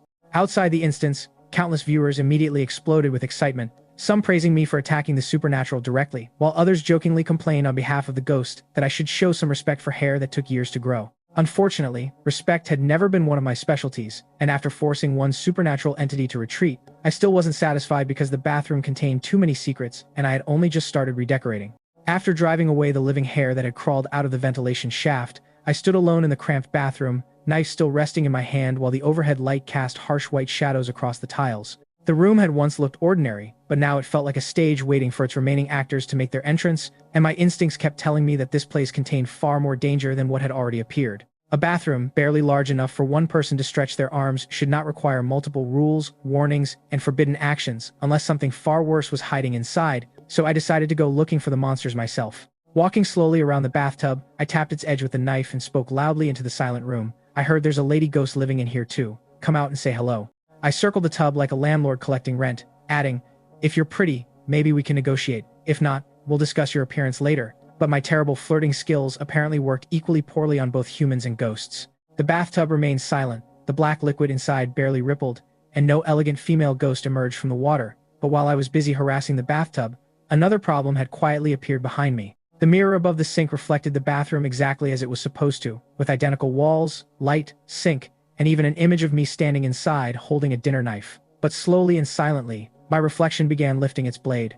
Outside the instance, viewers held their breath as the reflection raised the weapon, as though preparing to stab, while the real me continued taunting the bathtub ghost, seemingly unaware of the danger behind me. Then, without warning, I turned around, causing the mirror version to freeze and panic to flash across its face as it hurriedly lowered the knife and returned to copying my posture exactly. I stared directly into my own eyes inside the glass and muttered, "Interesting," because even though I had clearly seen the mimicry, I was still puzzled as to why these supernatural entities were acting so cautiously and hesitantly compared to the starving wolves I had encountered in the previous instance. While thinking about this, I slowly approached the sink, where my reflection copied every movement, perfectly raising its hand, scratching its head, and leaning forward exactly when I did. Perhaps, the earlier movement had merely been my imagination, and the mirror was harmless, I thought, but then I stepped sideways outside the mirror's range, and for one brief moment, the glass failed to keep up when I leaned my head back into view to make a ridiculous face. "Heh, couldn't catch me this time, huh?" I said, and the moment I spoke, the figure inside the mirror rushed back into view, awkwardly copying my expression and posture like a student caught cheating during an exam. That reaction confirmed that the thing inside the mirror wasn't a reflection but an imitation, and imitations, no matter how good, eventually make mistakes. Although none of the bathroom entities had launched a direct attack, the atmosphere became heavier, the light began flickering, the bathtub filled with rising black liquid, and the hair from the vent multiplied into black vines choking the room. Breathing became difficult as the smell grew stronger, and when I looked back toward the mirror, the imitation of me was no longer expressionless. A twisted smile had appeared on its face, stretching far wider than my own lips ever could. Its eyes stared directly at me with a sense of anticipation, causing the audience outside to lose their composure as they shouted for me to leave or run, reminding me that retreating was wisdom rather than cowardice. As for me, I gradually put away my usual playful smile and calmly observed the worsening environment, the flickering lights, the rising black water, the hanging hair, and the smiling reflection. What if these ghosts became stronger by feeding on panic and were only increasing pressure instead of attacking to force their victim to collapse mentally? If that was true, then they had chosen the wrong person. So I climbed onto the toilet, placed one foot on the lid like a warrior preparing for battle, and grabbed the hanging black hair with both hands, pulling downward with all my strength. "I've tolerated you long enough," I shouted toward the ceiling. "Do you even know how terrible your hair smells? Being a ghost isn't an excuse for poor hygiene." I continued yelling while shaking the hair aggressively and shouting, "What are you, some kind of haunted mop? Come down here. I'll help you cut your hair and wash your head myself." I deliberately forced anger onto my face and let my voice echo through the tiny bathroom, because if these creatures fed on fear, I would give them rage instead. If emotions were tonight's dinner menu, I was determined not to serve the dish they wanted. With one hand wrapped tightly around the writhing strands hanging from the ceiling, and the other gripping the dinner knife, I looked less like a chosen one and more like a debt collector who had finally found a customer hiding in the attic. The black hair twisted violently in my grasp, trying to retreat back into the darkness above, but after spending several minutes inside this cursed bathroom listening to strange noises and breathing in whatever rotten smell ghosts apparently considered perfume, my patience had already reached its limit. The blade flashed downward again and again, each slash severed thick bundles of hair, and every cut was followed by a shrill scream echoing through the ventilation shaft. The unseen ghost hiding above me finally lost its nerve, and the strands recoiled frantically like burned worms, retreating into the darkness as if the ceiling itself had become terrified. By the time I released the remaining hair, I was breathing heavily, standing on top of the toilet like some victorious warrior who had just conquered the most unhygienic battlefield imaginable. Honestly, if anyone had told me a few months ago that I would one day engage in hand-to-hand combat with haunted hair inside a bathroom, I probably would have recommended a good psychiatrist, but unfortunately, life enjoys irony. As I jumped down from the toilet and wiped the sweat from my forehead, I noticed something interesting. The oppressive feeling remained, but the three supernatural entities seemed noticeably different. The mirror figure no longer smiled so confidently, the black water inside the bathtub had become strangely quiet, and even the hanging hair remained hidden, feeling almost as though the ghosts themselves had begun evaluating whether attacking me was worth the trouble. Apparently, even monsters have occupational hazards. Then my eyes slowly shifted toward the bathtub, where half of a pitch-black head had silently risen above the edge, with dark eyes staring toward me from within the liquid. I walked directly over without hesitation, asking, "What are you doing? Enjoying a bath?" And when the head remained silent, I raised my foot and kicked it. The black head sank slightly, so I kicked again, saying, "Do you know how many little ghosts out there don't even have enough liquid to drink? There are poor ghost neighborhoods somewhere, I'm sure of it, and tiny ghost children starving every day while you sit here wasting an entire bathtub." I continued with another kick, adding, "Such a waste of resources. Look at this, luxury living." The creature tried to remain above the surface, but every time it climbed upward, my foot sent it lower, until eventually, after enduring this absolutely unreasonable harassment for several seconds, the blackhead simply gave up, retreated beneath the surface, and disappeared entirely. The audience outside was likely stunned into silence, as one ghost had been chased away and another had been bullied back into hiding without either having managed to attack me. Some people probably wondered whether I had taken the wrong medicine that morning, while others might have suspected that I had become possessed by something even worse than the ghosts, but the most ridiculous part had not even happened yet. Slowly, I turned toward the mirror where the figure stood quietly wearing my appearance, and this time, having no intention of attacking, I folded my hands together and formed an extremely strange gesture. The mirror version of me immediately copied the movement, which was interesting because it meant the thing was still bound by its imitation rules, so I began moving my fingers in increasingly complicated, intertwined patterns. My hands twisted, folded, rotated, and intertwined, and the movements became faster and faster as my fingers danced through the air, as though I were performing some secret martial arts technique passed down through generations. In reality, most of it was complete nonsense, but confidence is often more important than logic, and while the reflection initially attempted to imitate me at the same speed, it soon began falling behind as I accelerated until my fingers became little more than blurred shadows.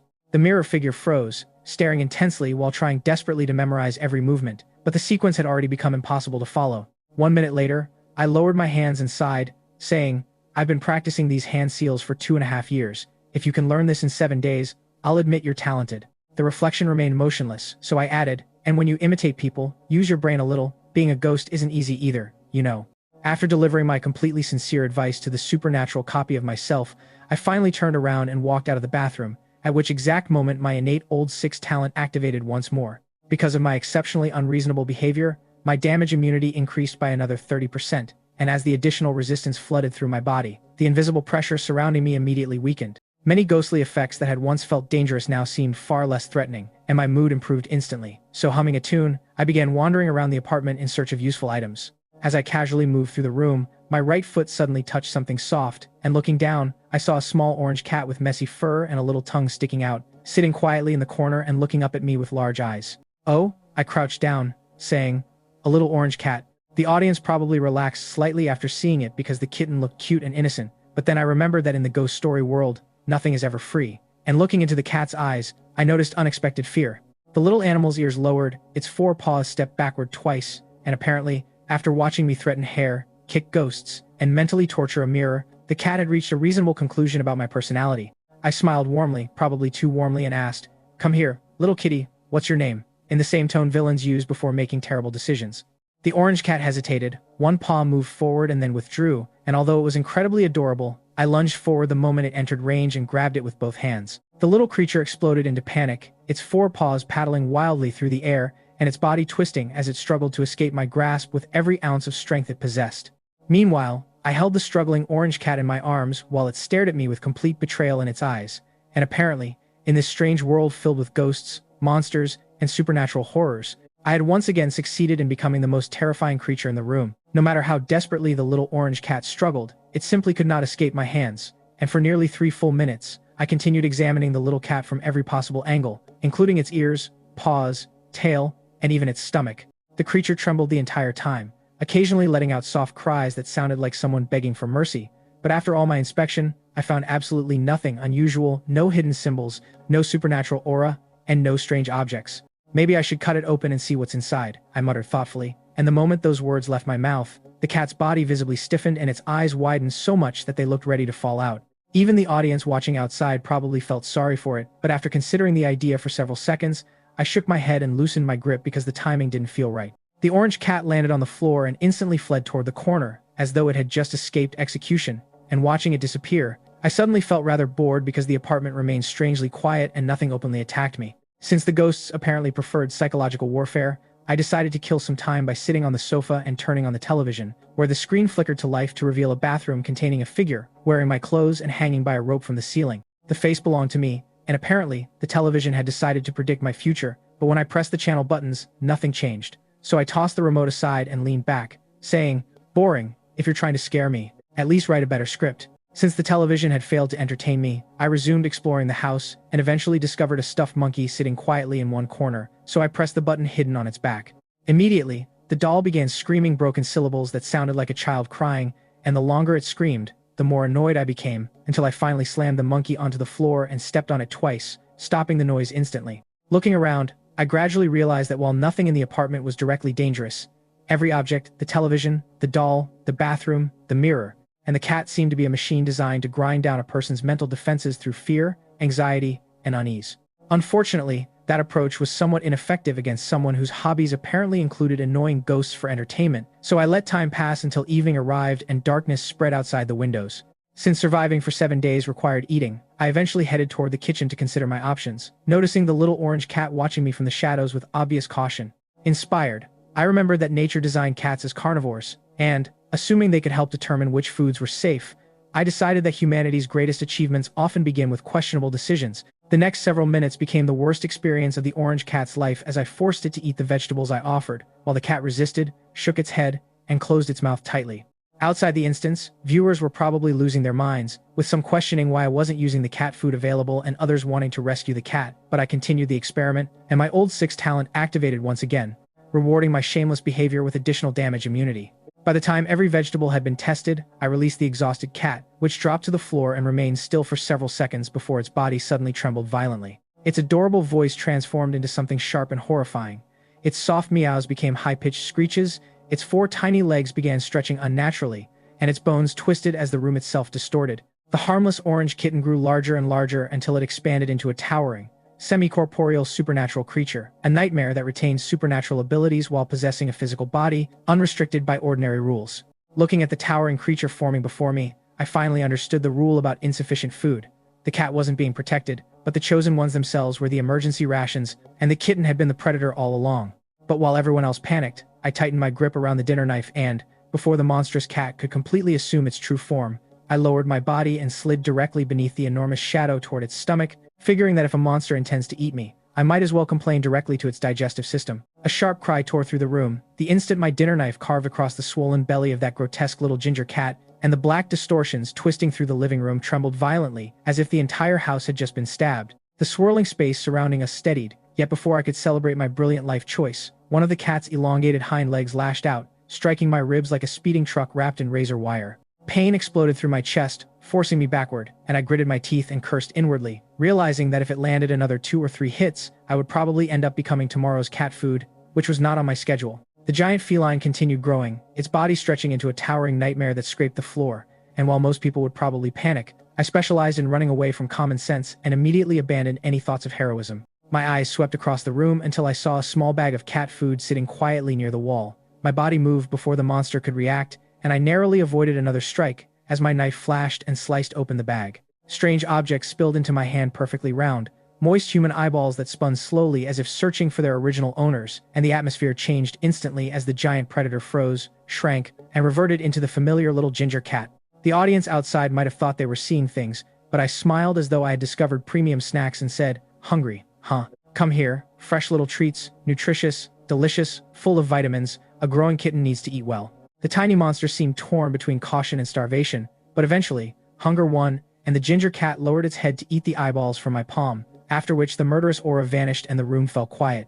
I reached out to stroke its head, scratched beneath its chin, until it rolled onto its back in embarrassment, and for a moment, the creature looked like an ordinary, adorable kitten, enjoying dinner. Somewhere, beyond the live stream, countless viewers probably felt cheated by the lack of a grand battle. But surviving often involves feeding monsters, snacks, and pretending you're their favorite human, because there is great wisdom in surrendering at the appropriate time. While everyone focused on the cat, they missed that I had harvested a chunk of pulsing, black energy-filled flesh from the creature's belly, which I now tucked into my pocket as a valuable item for future survival. With the crisis temporarily resolved and exhaustion settling into my bones, I walked into one of the bedrooms, collapsed onto the surprisingly soft bed without removing my shoes, and fell immediately asleep. Hours passed until sometime before dawn. An icy wind slipped through the room like invisible fingers, and as I opened my eyes to the cold, silver moonlight, I saw 3 distorted, twisting shadows stretching across the wall, as if non-existent figures had quietly entered to stand beside my bed. At some unknown moment during the night, while I was sleeping as peacefully as a man trapped inside a haunted house possibly could, the bathroom door silently drifted open without any creaking hinges or a dramatic gust of wind. From inside the bathroom came the steady sound of dripping water, and every drop that struck the sink echoed through the darkness like the ticking of an invisible clock, counting down towards something unpleasant. Moonlight spilled faintly across the bedroom wall where 3 distorted shadows stood completely motionless, possessing no bodies, no faces, and no sound. Only black outlines stretching unnaturally across the pale wall. For a long time they remained still, almost as if they were waiting for me to fall deeper into sleep, before their forms began sliding along the walls and across the floor, with horrifying patience toward my bedroom. 3 minutes later, they had fully gathered beside my bed with clearer silhouettes. 3 figures, 3 raised arms, and 3 knives lifted high above their heads, suggesting the universe had once again decided that my sleeping schedule was offensive. Just as the blades prepared to descend, a sharp ringing sound suddenly shattered the silence as the doorbell echoed through the house with startling force, followed immediately by loud, impolite knocking. The 3 shadows froze and their attack halted midway, but then, as though some invisible rule had interrupted them, they retreated immediately, dissolving into darkness and fleeing toward the bathroom to disappear inside the open doorway. Meanwhile, I remained sprawled across the bed, frowning slightly and still trapped somewhere between sleep and consciousness, while the person outside continued ringing the doorbell relentlessly with the determination of an unpaid debt collector. The knocking grew louder, more urgent, and more irritating until I eventually opened my eyes, sat up slowly, and dragged myself out of bed. As I walked through the living room, I spotted the little ginger cat sleeping peacefully on the floor, completely unconcerned that murder attempts had just been interrupted several meters away. Irritated by its obvious lack of responsibility as a supposed protective pet, I casually kicked it aside, and the cat rolled away with an offended meow while I continued toward the front door. Looking through the peephole revealed absolutely nothing but complete darkness, yet the knocking and the bell continued, suggesting whoever was outside existed somewhere between reality and annoyance.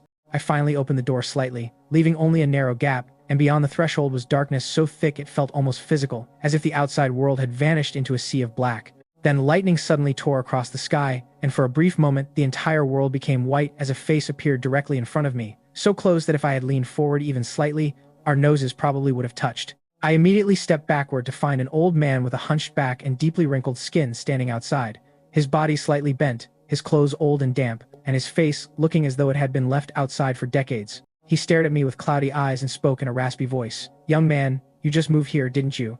I rubbed my eyes and answered honestly, "Yeah, not long ago." He nodded slowly and said, "I hope you'll take care of me in the future." "Get to the point," I replied. "Say what you came to say, as people are trying to sleep." The old man lowered his head and said, "Nothing important. I just wanted to ask whether you have some cat food," speaking slowly as if every word carried enormous weight. "My wife is worried the cat will starve. She said if I don't bring food back, she'll chop me up and feed me to it. So I had no choice but to come here, hoping you might spare some cat food." Before I could answer, the old man slowly raised one hand and dragged his fingernails from the top of the door downward, creating a harsh, unbearable screech that made my teeth ache. It wasn't a threat hidden beneath politeness anymore, but a warning, and while most people would probably panic, I specialized in being the wrong kind of person and simply stared at him for several seconds with suspicion. Midnight visitor, strange request, threatening behavior. It was a classic haunted house package deal, yet surprisingly, I nodded and said, "Sure, wait here, I'll get some." The rules immediately surfaced in my mind. Rule 2 warned against going outside after midnight unless absolutely necessary, and Rule 3 stated that I needed to determine whether a visitor possessed a complete body and understand their intentions before making a decision. The dangers were obvious, the night was dangerous, and the visitor was dangerous, so the question was how to turn someone else's danger into my opportunity. I returned shortly afterward carrying the bag of cat food, and the moment the old man saw it, his cloudy eyes suddenly burned with hunger and his expression changed completely. "Give it to me, quickly," he demanded, so I smiled and said, "Hold out your hands." "Both hands," I added. "When receiving something from someone, you should use both hands. Didn't your mother teach you any manners?" My expression remained harmless, almost friendly, and the old man seemed to relax, perhaps thinking I had accepted reality or believed he had frightened me. So he obediently pushed both arms through the narrow gap.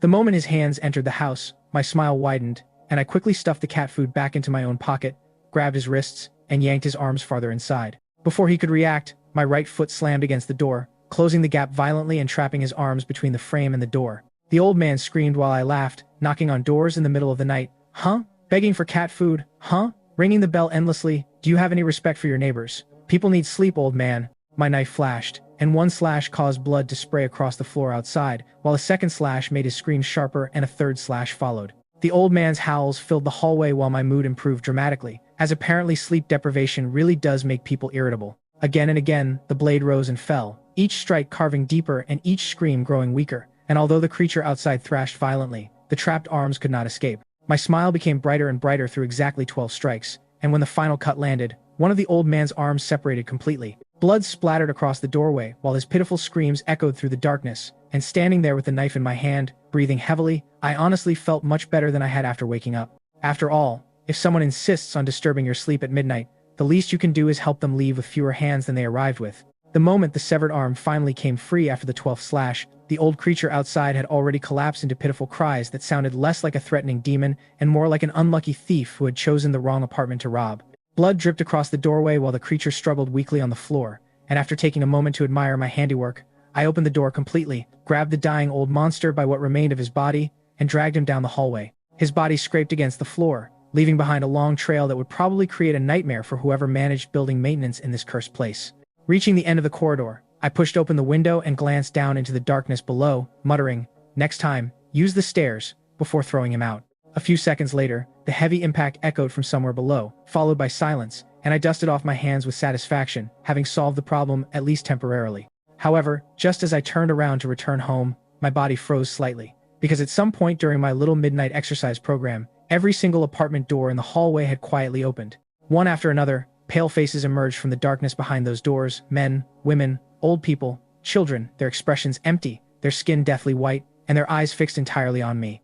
The hallway that had seemed empty moments earlier was now crowded with silent neighbors, watching me stand beside an open window after throwing an old man into the night. Even I felt the hairs on my neck rise because there were simply too many of them. Dozens of eyes and dozens of hidden presences, and the pressure felt suffocating. I cleared my throat awkwardly and said, some old guy was screaming at my door earlier, so I threw him downstairs." Nobody answered, the pale faces simply stared. So I added, "You all should get some sleep.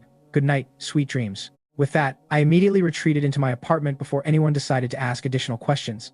Elsewhere, the chosen ones from other nations were having far less pleasant experiences. Some were still confused and opened their doors to be attacked, others ignored the knocking, and a few offered cat food in exchange for temporary safety. Compared to earlier stages, the third day brought more fear than actual casualties, as while the danger existed, most people managed to survive it. Unfortunately, survival only postponed the real problem, as Rule 7 had already warned everyone that the available cat food would only last 3 days, and once it disappeared, the cat would require other sources of nourishment. Thanks to the midnight visitor, stealing resources and disrupting plans, most chosen ones entered the 4th day completely unprepared, and by the morning of that day, countless little ginger cats revealed their true nature. The harmless pets transformed into horrifying creatures, and many chosen ones paid the price for underestimating them. As for me, the 5th night arrived before I realized it, and shortly after 2 in the morning, the doorbell rang again.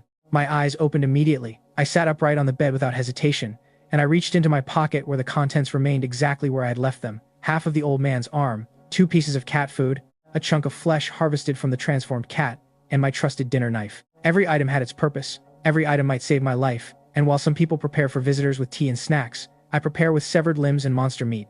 Rule 5 had stated clearly that after 5 days, one of Mother's friends would arrive carrying food and cat supplies and could be trusted completely. But after everything I had experienced, trusting anything in this world felt about as reasonable as asking ghosts to pay rent. The bell rang again, and then a woman's voice came from outside the door. "Little Shu, are you home? It's Aunt Wang, your mother's friend. I brought some food for you." I walked quietly to the door and looked through the peephole to see a beautiful woman whose appearance seemed perfectly normal, carrying bags of groceries and looking slightly tired, like someone who had traveled a long distance. "Sorry, Aunt Wang," I answered through the door. "I'm not dressed yet. Just leave everything outside, I'll pick it up later." Halfway through my sentence, violent banging suddenly echoed through the hallway from somewhere outside, loud enough to make the entire building tremble. And immediately afterward, the motion-sensitive lights in the corridor began flickering on and off. The weak light illuminated the hallway in brief flashes, revealing and hiding the darkness repeatedly while strange noises, footsteps, scratching, distant whispers followed one after another. The atmosphere changed instantly, and the woman outside visibly turned pale, fear appearing across her face as she asked nervously, "What is that? That scared me to death. Why did your mother choose such a terrifying place for you to live? Little Shu, could you please let Aunt Wang inside for a while? It's so frightening out here in the middle of the night." I quietly watched through the peephole, noting that the fear in her eyes seemed genuine and the trembling in her voice sounded real. But in this world, sincerity could be manufactured just as easily as lies.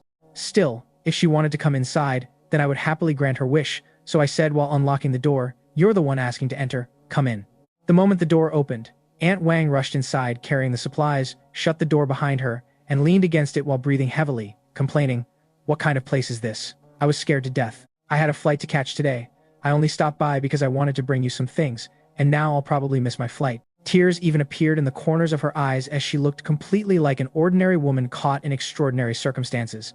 "I'm really sorry, Aunt Wang," I said softly. "Things around here can be a little strange, but don't worry. As long as you stay inside at night, everything will be fine and morning comes, and things become normal again." While speaking, I carefully observed every movement she made, her breathing, her eyes, the way she walked, and the way she reacted to the room, searching for inconsistencies or any hint of abnormality. Yet she behaved naturally, perhaps too naturally, so I simply continued playing my role by showing her the apartment one room at a time. "This is the bathroom. Over there is the kitchen. I'm staying in the guest room. The master bedroom faces south, so you can sleep there tonight. The blankets and pillows are already prepared." I spoke casually, almost like a normal host welcoming a guest, though my mind remained on high alert, as every rule, every danger, and every previous encounter had taught me that nothing in this world arrives without a price. If you don't need anything else, I finally said while turning toward my room, I'm going back to sleep.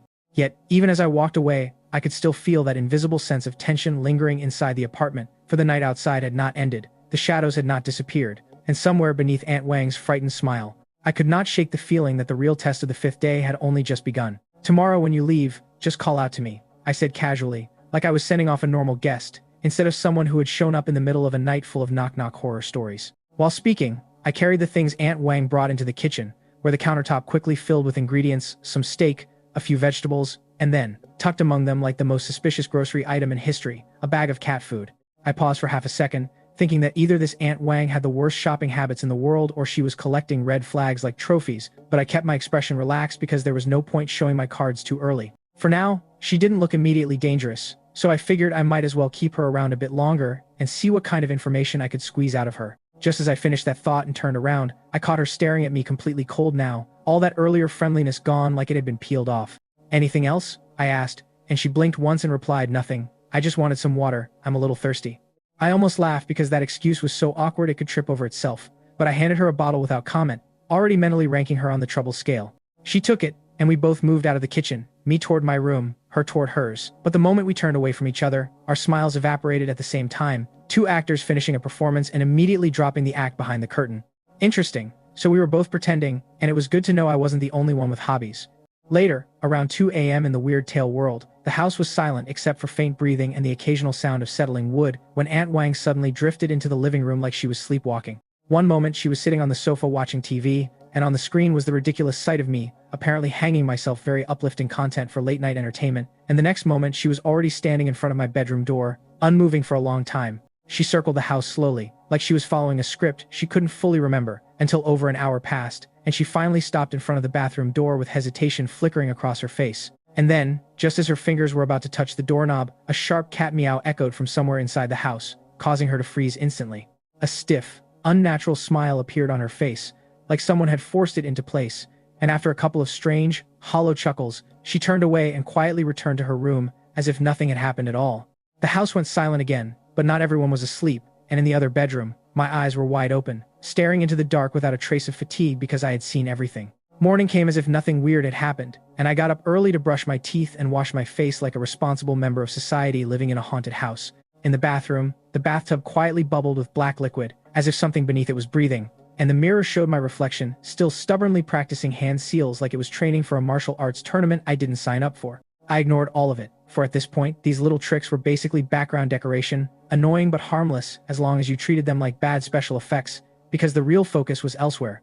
Rule 8 had already made it clear that they might not like Mom's friend, so I had to keep them separated and couldn't let Aunt Wang and the bathroom residents meet just yet. Simple. Contain variables first, observe reactions later. So before I even finished brushing, I quietly padded over to Aunt Wang's door and cracked it open slightly to call out, "Aunt Wang, are you awake? The sun's already up." My eyes immediately scanned the room to see she was lying in bed, fully dressed, head to toe, which was either extreme modesty or extreme paranoia, so I closed the door again, slightly annoyed, and muttered, "Forget it," while walking away. Outside, the livestream chat had already exploded with people yelling about me being shameless, peeping, acting like some historical villain reincarnated, or accusing me of forgetting I was being watched in real time. But honestly, I almost felt bad for them. As I walked past the living room, my gaze casually landed on an empty water bottle on the table, and a small smile crept onto my face. Before Aunt Wang arrived last night, I had wedged a thin piece of paper into the bathroom door crack, and since she drank water yesterday but didn't enter the bathroom even once afterward, it meant she was avoiding it. And what was in the bathroom? The little orange cat, so she brought cat food, but avoided cats. That contradiction alone was enough to raise suspicion. Interesting, I thought, as I continued toward the kitchen, speaking casually. "Little Shen, you're already cooking breakfast? You're really working hard." "It's nothing, Aunt Wang, just wait a bit, it'll be ready soon," she responded with a soft grunt and went to sit at the dining table like an obedient guest. Soon after, I served breakfast, 2 neatly prepared steaks, a simple vegetable salad, and a plate of meat sauce whose origin I intentionally did not specify. Aunt Wang smiled warmly, even complimenting the food a few times before starting to eat without hesitation. But that was the problem, for in this world, the more normal something looks, the more likely it's hiding teeth underneath. Then, mid-bite, she casually asked, "Oh right, where's your cat?" And just like that, the room temperature seemed to drop half a degree. The moment the question left the air, the atmosphere inside the apartment tightened like a drawn wire, as if even the walls were waiting for an answer that nobody actually wanted to give. Shen Xu, meanwhile, kept his usual lazy, half-amused expression, while casually poking at the situation like it was some kind of game show rather than a life-or-death ghost scenario. The so-called Aunt Wang sitting across from him immediately launched into complaints about the cat, her voice dripping with disdain as she insisted she had already tossed that dirty, fur-flying nuisance into the bathroom where it belonged, acting like she was the victim of some great injustice.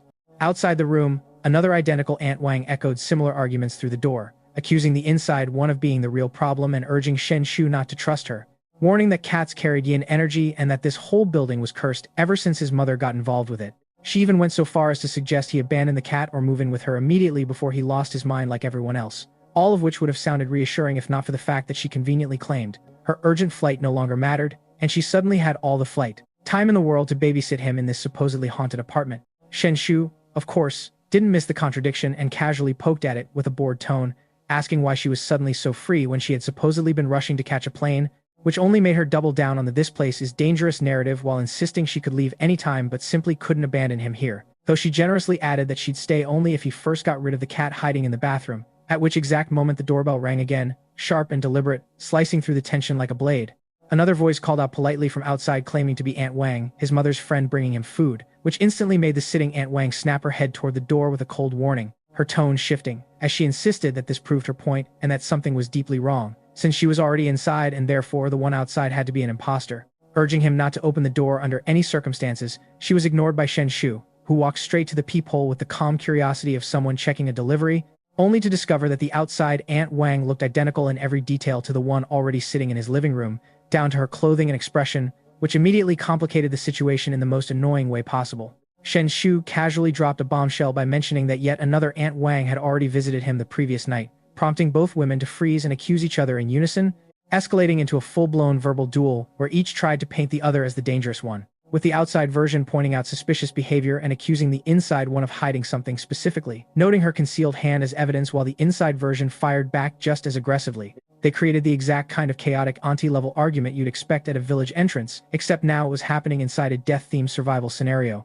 Shen Xu, already tired of the noise, finally sighed, opened the door fully, and instantly shut both of them up as if someone had muted a live-stream chat, then waved them inside with the exhausted authority of a man hosting the world's worst family reunion before strolling to the dining table like nothing had happened. The two identical Aunt Wangs sat on opposite sides, carefully studying each other like rival animals, unsure whether to attack or retreat, and just when the silence became almost comedic, Shen Xu stood up again and walked to the kitchen, returning a moment later, holding two heavy meat cleavers that caught the light ominously. He casually dropped the kind of suggestion that would make any normal person question reality. As he proposed, they settle the matter themselves by killing each other, since he couldn't be bothered to figure out which one was real and which one was a ghost, adding with an almost cheerful grin that if they were truly supernatural entities, then they should have no problem handling a normal human's challenge anyway. It was a statement so absurdly bold that it froze both Aunt Wangs mid-breath, leaving the entire room and even the live stream audience watching somewhere beyond dead silent, as the situation tipped into something no one could quite categorize anymore. No one had expected that Shen Xu, the so-called Old Six of the ghost story world, would resolve a situation involving two suspicious anti-Wangs and multiple layers of deception in such a crude, almost disrespectfully efficient way. When you thought about it carefully, it was very on-brand for him. No elegance, no hesitation, just pure exploitation of every loophole the rules offered. The system notification chimed in his mind almost mockingly. Innate, Old Six talent activated. Due to excessively shameless tactical behavior, damage immunity increased to 65%, and he let out a light chuckle, as if this was just another day at work rather than a life-or-death haunted instance, casually acknowledging that, yes, mission progress was moving along nicely. In truth, from his perspective, the early phase of this dungeon had been annoyingly restrictive. The environment was small, the threats were scattered, and the only companion, if you could even call it that, was a harmless-looking kitten that didn't give him enough opportunities to fully express his personality. Letting both anti-Wangs inside wasn't arrogance at all, but rather efficient resource gathering, a carefully planned attempt to farm damage immunity and extract useful information under controlled chaos. After all, Rule 5 clearly stated that after 5 days a friend of his mother would arrive to restock food and cat supplies, and it emphasized a single friend, not multiple, which immediately created a logical inconsistency worth exploiting. A normal person might conclude one of them was fake, or worse, both were imposters. But Shen Xu's thoughts went further. If only one was fake, then what exactly was the ghost story world trying to achieve by presenting such a scenario in the first place? It wasn't until he remembered the three entities lurking in the bathroom and how they could trigger environmental rules through emotional disturbance that he began to suspect a broader pattern. If fear-based activation existed there, then similar psychological mechanisms might be embedded in other NPC-like entities as well. This meant the two anti-Wangs could very well be acting in coordination, or worse, deliberately constructing a suspicion trap to force him into an error state. The two women, now fully agitated, began to escalate their accusations in perfect sync, one insisting she was the real caregiver while the other demanded he stop being manipulated, voices overlapping with increasingly sharp hostility. Suddenly, Shen Xu, expression unchanged, slowly raised his wrist and revealed a thin, transparent thread tied around it, the other end disappearing into the bathroom door handle like a quiet promise of disaster. It was a simple, almost childish mechanism, but its implication was terrifyingly clear: one pull, and the bathroom would open, releasing something that neither of them seemed eager to face. The moment the two anti-Wangs saw it, their expressions shifted instantly, their confidence cracking as their eyes locked onto him with growing unease. And Shen Xu, smiling faintly, leaned into the pressure as if enjoying the performance, casually asking whether they truly didn't want to meet what was inside the bathroom. He implied that if they refused to start settling things properly, he would simply let the situation escalate uncontrollably. The living room's air thickened, becoming almost viscous with tension, the kind of silence that felt like it was pressing against your lungs, and as Shen Xu's smile widened just slightly, the two women's faces darkened further. The standoff stretched on until suddenly their heads jerked at unnatural angles in perfect synchronization, like puppets whose strings had been yanked at the same time, before both of them launched themselves toward him with explosive speed. Shen Xu reacted instantly, stepping aside with practiced ease, and in that same moment he pulled the bathroom door open, releasing the entity inside.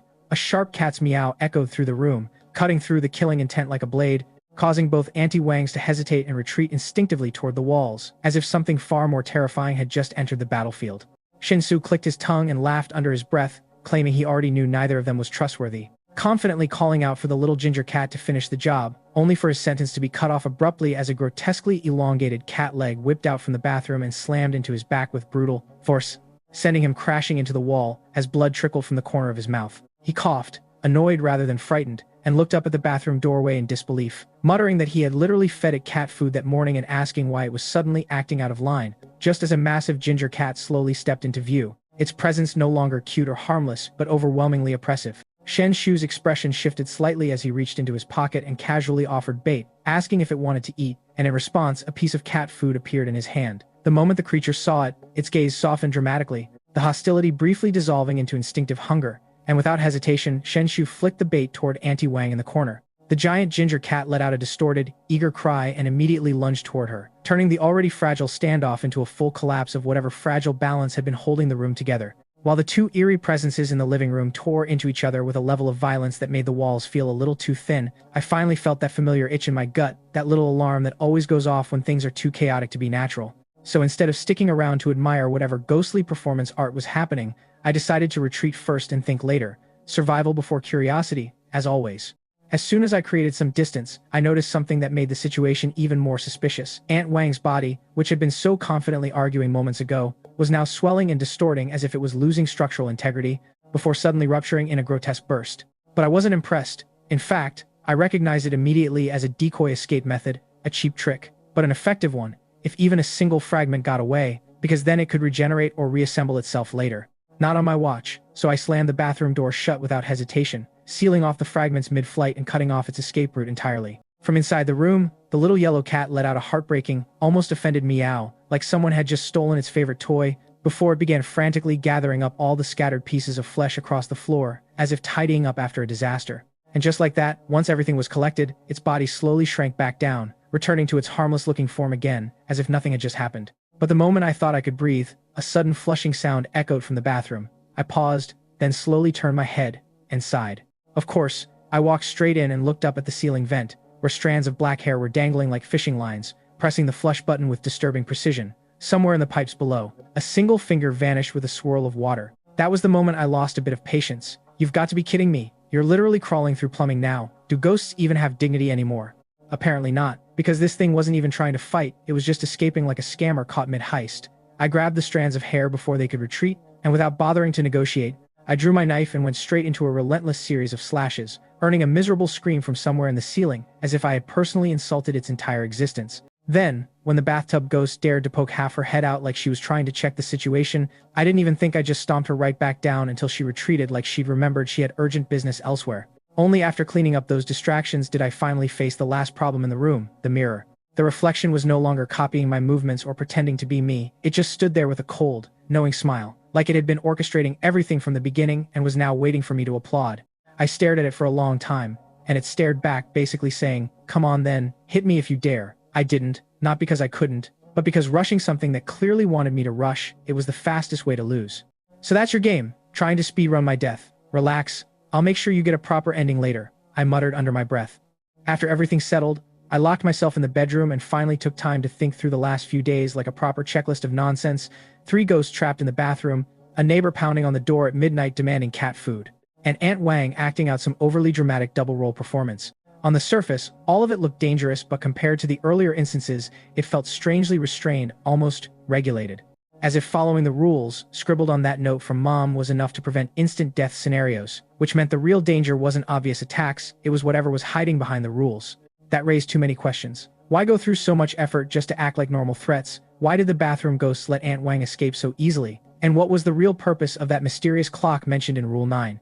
Elsewhere in the world, I wasn't the only one dealing with this mess. The Russian chosen one refused to let Mom's friend enter at all, only for Aunt Wang outside to immediately turn violent, smashing at the windows until he had no choice but to feed her cat food, just to make her retreat, leaving him nearly out of supplies and his door practically ruined. Meanwhile, Japan's chosen one, Inosita Mima, took the opposite approach and nearly died for it. He welcomed Aunt Wang inside, treated her with food, and even let her stay comfortably, a decision so overly polite and suspiciously generous that even outside observers couldn't tell whether he was smart or already doomed and just unaware of it. Only when that night finally settled in did the outside audience fully grasp what kind of absurd monster they were dealing with, because the Japanese chosen one had snuck into Aunt Wang's room under cover of darkness, only to vanish without even leaving behind a scream, as if the ghostly presence inside had politely erased his existence from reality itself. The result was as expected as it was tragic. He was completely devoured, not a single trace left behind, turning what should have been a cautious survival run into a national humiliation event that immediately dragged Japan into ridicule across global chat forums, while also accelerating the ghost story world's punishment cycle upon their country. Comments exploded everywhere, mocking laughter from some, furious denial from others, insisting it was all Shen Xu's fault for misleading everyone. But regardless of excuses, the outcome was already carved into the system log of doom. Meanwhile, the American chosen one took a more calculating route, refusing entry at first when Aunt Wang knocked, only to change his stance the moment her demeanor began shifting towards something more aggressive and inhuman, at which point he decisively used cat food as bait, tossing it outside like currency in a demon marketplace, successfully triggering conflict between entities and forcing Aunt Wang to withdraw. The price was steep, since both the cat food stash and the little golden cat itself vanished in the chaos, proving once again that in this world even winning still feels like losing something important. On the 6th day of the ghost story world, I woke up early without much urgency, calmly retrieved my remaining cat food, and began what could only be described as a highly suspicious neighborhood outreach program, knocking on each door one by one across the floor and casually distributing cat food like I was running some underground charity for supernatural pets. After finishing my little donation round, I returned home, rested like nothing had happened, and waited patiently for midnight, because experience had already taught me that this world never forgets to deliver its entertainment on schedule. Sure enough, when the clock struck, the doorbell rang again, same tone, same rhythm, same script. "Little Shen, are you home? Auntie is your mother's friend, Aunt Wang, I brought you food." The voice echoed through the hallway, familiar yet unsettling. But this time, outside the door stood Aunt Wang again, except she wasn't holding food anymore, only a sharp knife. Her face pressed unnaturally close to the door as she peered through the peephole like she was trying to crawl through it with her eyes alone. She spoke calmly, almost admiringly, even explaining my supposed strategy, guessing that I had been using fragments of bodies to constantly probe and exhaust her resources, draining cat food reserves until the little golden cat fully slipped out of control, after which killing me would become effortless. She even laughed, calling me clever for figuring it out while simultaneously revealing her own frustration why that cursed cat was always the center of everything, why she couldn't have those things herself, and why I refused to open the door. Her tone sharpened as she demanded I comply, so she could grant me a peaceful death, but I interrupted her mid-monologue with a soft chuckle and a final observation that made her expression freeze. "You think, this floor only has one cat?" Before she could process that sentence, the door slammed open violently into her face. I burst out immediately, blades already in hand, a dining knife in one and a cleaver in the other, moving without hesitation, catching her completely off guard as both arms flew off in a single brutal exchange, followed by a clean follow-up strike that sent her head spinning into the air. It was a perfect execution that would have been lethal for any normal human being, but this wasn't a human, and she regenerated almost instantly, her body snapping back together like nothing had happened, just in time to attempt retaliation. I didn't even bother watching the result, I turned and ran. With the boost from my old 6 talent, my speed was absurdly high, and instead of retreating home like a sane person, I sprinted through the hallway carrying her severed arms and began knocking on every neighbor's door again, shouting like a salesman at the end of the world. "Dinner time! fresh delivery, first come first served. Almost immediately, dozens of dark silhouettes emerged from the corridor shadows, each one armed with sharp blades, their attention locking not on me, but directly on Aunt Wang, like a pack of predators recognizing prey, completely ignoring my existence as if I were just the delivery guy. In that moment, it clicked for everyone watching. Those neighbors I had fed cat food to during the day weren't random civilians at all, but carefully positioned pieces on a board I had already started arranging long before the night began. Even the earlier cat food seeker demon had likely been part of the same chain reaction, meaning the entire floor had already become something else entirely the moment I started handing out those gifts. And now, the real hunt was finally beginning. Who says the little orange cat is limited to eating cat food anyway? In this place, cat food was clearly more of a concept than a menu item, and apparently Aunt Wang herself counted as a walking, talking, regenerating buffet. Watching the situation unfold, I couldn't help but admire how generous the Weird Tale world was with its resources. If something breathes, bleeds, and can clone itself infinitely, congratulations, you're now livestock, surrounded by more than 10 ghostly neighbors. Even Aunt Wang, who seemed to treat death like a minor inconvenience, was hacked into a screaming mess over and over again, her regeneration barely keeping up with the enthusiastic meal service provided by the local spirits. From a safe distance, I observed everything like a commentator watching a particularly chaotic fireworks show, and suddenly the structure of this instance became painfully clear. The orange cat, the so-called cat food, and the midnight knocking neighbors were all connected, like parts of a feeding system, with daytime versions being negotiable, NPCs and nighttime versions turning into full-blown predators. Earlier, I had already invested cat food in these neighbors during the day, call it community outreach, then casually mentioned that a live dinner would be served at night. Conveniently, Aunt Wang's unique ability to regenerate endlessly made her the perfect main course. Like a self-refilling hot pot, nobody ordered, but everyone showed up to eat anyway. Right then, my cowardly scram talent activated, wrapping me in an 80% damage reduction buffer, and I calmly started walking toward the exit, like this was just another routine stroll through a murder hallway. The logic was simple. Daytime neighbors could be bribed, nighttime neighbors definitely could not. And the rule explicitly warned against going out after midnight, which usually meant everything outside wants you dead, creatively. Naturally, I also considered the possibility that I might be wrong, but at this point, my survival instincts had evolved into professional paranoia. As I approached within 5 meters of the door, every single one of those neighbors suddenly turned their heads in perfect unison, like a group of employees realizing overtime wasn't optional. I casually waved them off in my mind. Eat well, sleep well, thanks for your patronage, I'll invoice you later, and bolted. 5 meters became 3. Then 2, and just as I thought my damage immunity would carry me through, reality reminded me that Ghost Tale logic always has extra DLC content, a flash of cold steel, and my stomach was cut open before I even finished calculating my exit route. I staggered back, immediately reassessing the situation like a man updating his mental spreadsheet of death conditions. The rabbit mask was useless here, the flesh-eating knife didn't have enough time to scale, and ghost money bribery couldn't handle this many hungry customers. Even cowardly Scram couldn't safely navigate an unknown corridor full of variables waiting to bite, and then, in the middle of this survival crisis, my eyes landed on the watch. Rule 9 echoed in my mind. The watch shows the exact time, and the exact time dictates events, so what happens if the time itself is rewritten? Without hesitation, and with zero guarantee this wasn't suicide, I twisted the watch forward to the next day's daytime setting just as the ghost closed in. The world flickered like a corrupted video file, and when it stabilized, night had been overwritten by daylight itself. The murderous neighbors froze mid-transformation and snapped back into normal human expressions, blinking at me like nothing had ever happened and casually asking why I was standing in the hallway so early like a normal person instead of a snack. I exhaled slowly, realizing I had just cheated the system instead of surviving it properly, and walked back into my apartment without responding. The moment the door closed, the system chimed. Perfect clearance, 5-star rating, reward confirmed. My cowardly Scram talent evolved again, now giving a 200% movement boost when fleeing, which felt less like bravery progression and more like the universe, politely encouraging me to run faster next time. And I also received a ghost domain key, a tool that could open passages to any known ghost domain, which sounded less like a reward and more like a future problem wrapped in gift paper. I collapsed onto the sofa, letting exhaustion catch up as I mentally prepared for whatever nightmare the next round would be. While outside this instance, the real world had already exploded into chaos, with nations scrambling to analyze my runs, trying to understand how 2 perfect clears in a row had been achieved by someone who, statistically speaking, should not have survived breakfast. Of course, no ordinary person was ever going to understand the way my brain works. If you tried to diagram it, you'd probably end up with a warning label and a headache, which meant no one could realistically copy what I'd done so far. 3 days after the last round of chaos, the third announcement from the Weird Tale world descended like a verdict from above. The next scenario was titled Midnight Hospital, and the objective was as simple as it was insulting survive for 3 days. When I opened my eyes again, I was already lying in a hospital bed, the sterile smell of disinfectant pressing into my senses, and the cluster of previously looming demons that had been surrounding me like unpaid debt had vanished without even leaving a farewell note.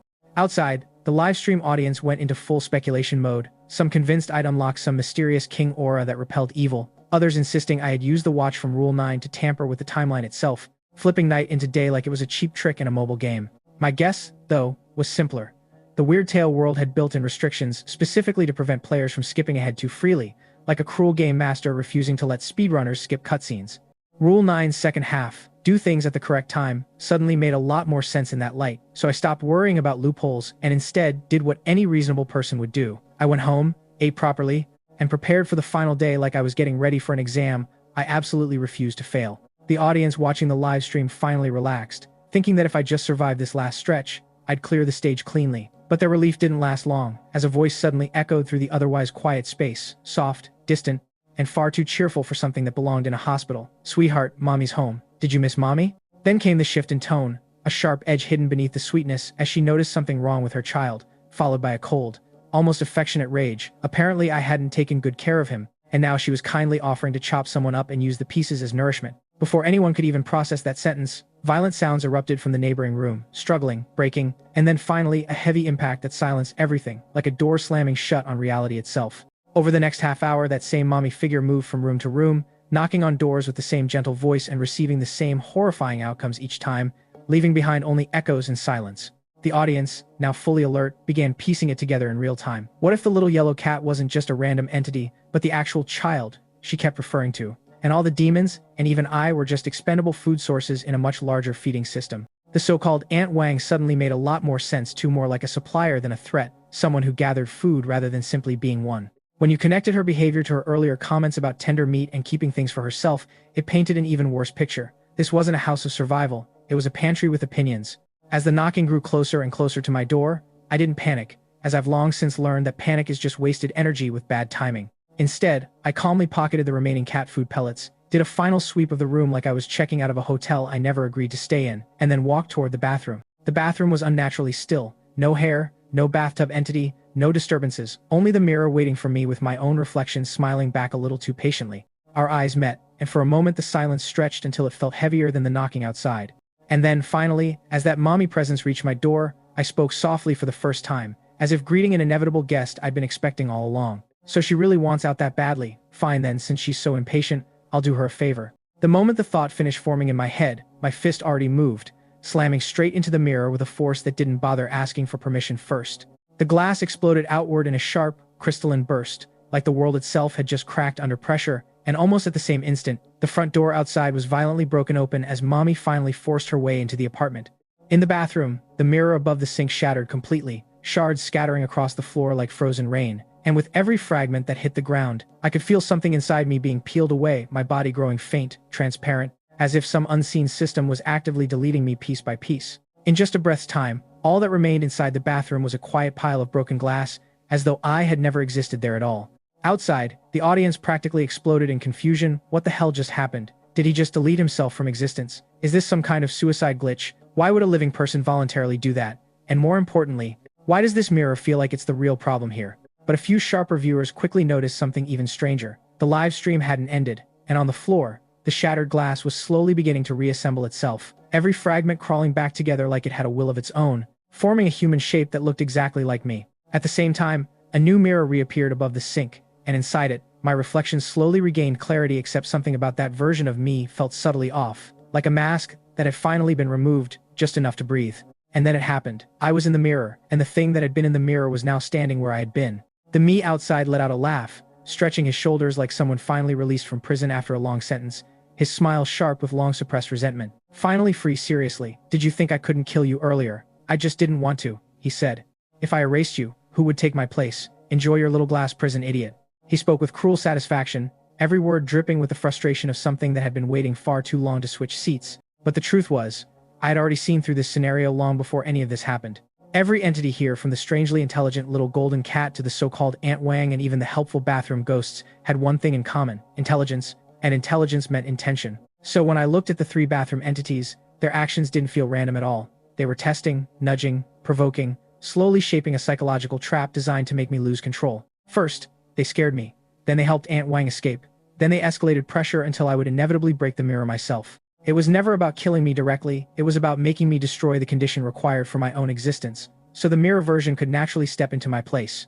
And right on cue, Mommy's voice echoed through the apartment again, soft and sweet in the way only something dangerous could manage, calling me her dear child, asking if I missed her, commenting on how thin I looked, and then casually adding that whoever failed to take care of me would be chopped up and used as nourishment. She didn't even need a reason. Violence was just part of her parenting style. Then her tone shifted coldly as she looked toward the bathroom, dismissing the useless caretaker in front of her. The next instant, she grabbed the mirror version of me without hesitation, and despite his frantic protests that he wasn't the real one, her grip tightened until his body cracked under pressure, collapsing into broken glass like cheap decoration. Even she paused for a moment after that, sensing something was off, and began searching the house room by room, her presence growing heavier with every step, until she finally reached the bathroom again. Inside the mirror world, I raised a hand awkwardly, waving at her like I was greeting a particularly inconvenient customer. On the live stream, my reflection smiled faintly, and the real me outside, still trapped in glass, watched the situation unfold with mild interest. Mommy stared at the mirror for a long moment, and then without hesitation, she struck. Glass shattered again, and this time I reformed properly, stepping out of the mirror space like it was just another inconvenient doorway, casually holding up a piece of ghost currency between my fingers, as if none of this was particularly urgent. Big sister, I said lazily, waving the bill back and forth. Even if I owe you money, you don't have to chase me into my bathroom like this, right? Fine, consider it repayment. I tilted my head slightly, continuing without much urgency. Is this enough? Where I come from, this could take your whole family out for a nice dinner. What? Still not enough? Fine. I'll add another one. We're all reasonable people here, aren't we? Money problems. Relax, don't take it so seriously, Shen Xu said lazily while flicking the ghost currency between his fingers like it was just some harmless game token, not the kind of thing that could buy or destroy lives in this twisted world. His tone turned almost annoyingly casual as he continued. Here, take this and fix yourself up a bit. Clean your hair, straighten your look seriously, with your base material. You'd have ghosts lining up from here all the way to America just to chase you. The absurd compliment, wrapped in blatant sarcasm, left Mom momentarily frozen, as if she couldn't decide whether to kill him or laugh first. Internally, Shen Xu stayed sharp, though he was gambling on the fact that this mother wasn't just a mindless monster. Her behavior toward the cat showed signs of intelligence, maybe even emotion. More importantly, the note on the fridge had clearly stated she had been on a 7-day business trip, and in a place like this, a business trip practically screamed hidden, meaning most likely tied to survival mechanics or resource cycles. Seeing that she had stopped attacking, Shen Xu immediately leaned into the momentum, pushing his luck like a seasoned con man walking a tightrope over a pit of teeth. All right, I get it. Raising a kid alone isn't easy, he added dramatically, sighing as if he were the one being generous here. Consider this my loss. 3 bills. Is that enough? Don't hit someone who's smiling at you, right? Big sister, and don't worry if I ever get anything good out of this, I won't forget your kindness. Only when he pulled out the 3rd ghost coin did Mom finally react, silently taking all 3 before turning away with chilling indifference, muttering under her breath, "You little brat, I should have killed you when I had the chance. Don't let me catch you again, or I'll tear you apart limb by limb." Then she left the bathroom as abruptly as she had come. Outside the dungeon, the Dragon Country livestream audience finally exhaled in collective relief, tension dissolving as the danger passed, while Shen Xu himself stared at the empty space with a deeply pained expression. 3 million ghost coins gone. His hard-earned fortune evaporated in seconds like it had never existed. Almost immediately, the system announcement echoed across the world. Dragon Country's chosen one had successfully cleared the stage, granting national exemption from the current ghost story descent, boosting mineral reserves by 20%, and rewarding the country with 2 random ghostly items for the treasury, sparking wild celebrations across the nation. Meanwhile, Shen Xu was already back in his villa, calmly reviewing his rewards as if nothing life-threatening had just happened. Congratulations, Dragon Country's Shen Xu has achieved perfect clearance. Mom's friend, 5-star completion, 5-star personal rating, the system declared, followed by his rewards, Puppet Master, Physique, and an enhancement stone. The Puppet Master Physique granted him an absurdly resilient body that could still be controlled even when severely damaged, letting him fight at full capacity even in broken states, while the enhancement stone could upgrade a ghost item once. Without hesitation, Shen Xu chose not to upgrade the carnivorous knife, but instead took out the rabbit head from his first dungeon, watching as the stone melted into a black stream of energy that sank into it, triggering a successful evolution, Mask of 1,000 Faces, allowing him to disguise both appearance and aura as anyone he had ever encountered, human or ghost alike. Perfect, he muttered with satisfaction, already thinking ahead. Now I don't have to worry about getting recognized while I'm out there stealing, killing, or borrowing things without returning them. At the same time, news of his early clearance sent shockwaves across the global stage of the ghost story world. In America, their chosen one, Gan, looked utterly miserable, having survived by sacrificing cat food during the Ant Wang incident, only to lose the ginger cat and still fall short of escaping the final mother's grasp on the 7th day. In the end, only a handful of countries like Dragon Country, India, and Russia managed to clear the instance. During the 3-day rest period, Operator Xiaoyu even contacted Shen Xu, informing him that higher-ups had granted him discretionary access to 2 ghostly items, though at that moment, Shen Xu was no longer sleepy at all, his mind already drifting toward whatever nightmare or opportunity would come next. Without wasting a second, Shen Xu directly requested the full item list from the National Treasury and stayed up all night going through it like a man who had nothing better to do than mentally pick apart artifacts that could either save or erase his life. Floating across his vision were absurdly dangerous treasures that looked more like cursed jokes from a mad collector, a musket that stole a random sense from its user with every shot, a notebook filled with strange names that supposedly killed whoever was written inside via instant heart failure,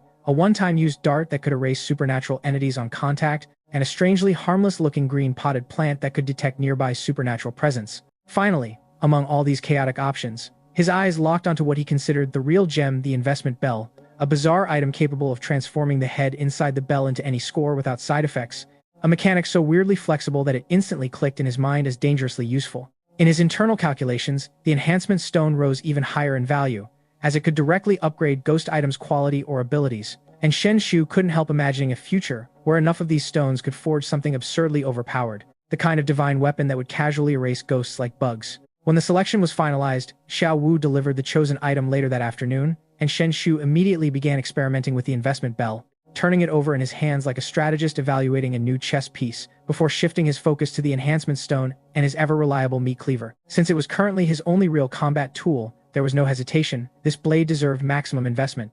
A system notification soon confirmed the success. Meat cleaver +1. In that instant, the cleaver's weight subtly increased, its form shifting in a way that felt almost alive, while a colder, sharper aura seeped from its surface, giving Shen Xu a quiet but unmistakable sense of satisfaction, like upgrading from a kitchen knife to something that actually belonged in a battlefield. The next 3 days passed in a disciplined blur of preparation. He skimmed through additional information about the ghost story world, maintained physical training every day, and even practiced sword techniques he had once seen in novels, half serious and half mocking the absurdity of it all. Then, without warning, the new instance arrived, and the announcement echoed. Ghost Story World Challenge, the Death Train. Mission objective: help the train reach its destination. Chosen ones, please prepare yourselves. The moment his vision cleared, Shen Xu found himself lying inside a coffin, the cramped wooden interior lined with eerie black text carved directly into its surface. These were the rules, but unlike previous instances, they felt deliberately incomplete, hiding far more than they revealed. Questions piled up instantly. Why was there a coffin inside a train scenario? What exactly was his role as a supposed employee? And most importantly, how was he expected to help an entire train reach its destination when none of the rules explained anything useful? After lying there in silence for a long moment, he finally pushed himself upright, the lid above him no longer pressing down on his thoughts. Not far away sat a small service cart, the kind commonly seen on normal passenger trains, holding a fresh uniform, a key, and basic cleaning tools like a bucket and mop. The implication was obvious: he was staff here. With a tired sigh that sounded like someone already regretting life choices, Shen Xu stepped out of the coffin, muttering to himself about how sleeping too much in life only meant you'd be forced to sleep even longer after death, then calmly put on the uniform, grabbed the key, and after a brief pause, dumped all the cleaning supplies onto the floor without hesitation, leaving only the cart itself. His reasoning was simple and brutally honest. Any scenario that gave you cleaning tools was probably just waiting to trap you in endless labor from front to back of the train. Pushing the cart forward, he opened the carriage door and was immediately hit by a dense wave of smoke that rolled across his face like a physical wall, forcing him to narrow his eyes as he carefully observed his surroundings. This second carriage was noticeably more spacious than the coffin-filled space he had just left, with polished seats, clean flooring, and elegant ceiling chandeliers that gave off a restrained sense of luxury, almost too normal for a place like this. On both sides of the aisle, a group of figures in black suits sat in neat rows, their presence silent and heavy, as if waiting for something or someone to break the stillness first. The moment Shen Xu stepped further into the second carriage, the true nature of the place became even more unsettling. The upper halves of the passengers in black suits were visible, but everything beneath their collars seemed blurred and half erased, as if the world itself refused to fully render what they actually were. They lounged like high-class executives in a luxury lounge, casually puffing cigars that released thick, slow spirals of smoke, or swirling deep red wine in crystal glasses while exchanging quiet, muffled conversations. From a distance, it almost looked refined, but the moment you focused, the atmosphere twisted into something far more sinister, as if these weren't passengers at all, but something wearing the idea of people as a disguise. Even their voices drifted in and out like broken radio signals, impossible to catch clearly, yet always carrying a faint, dismissive arrogance that rubbed against the ears like sandpaper. Standing at the doorway, Shen Xu immediately recalled Rule 6. Smoking was strictly forbidden on this train, yet here they were, openly indulging like it was a private club in hell.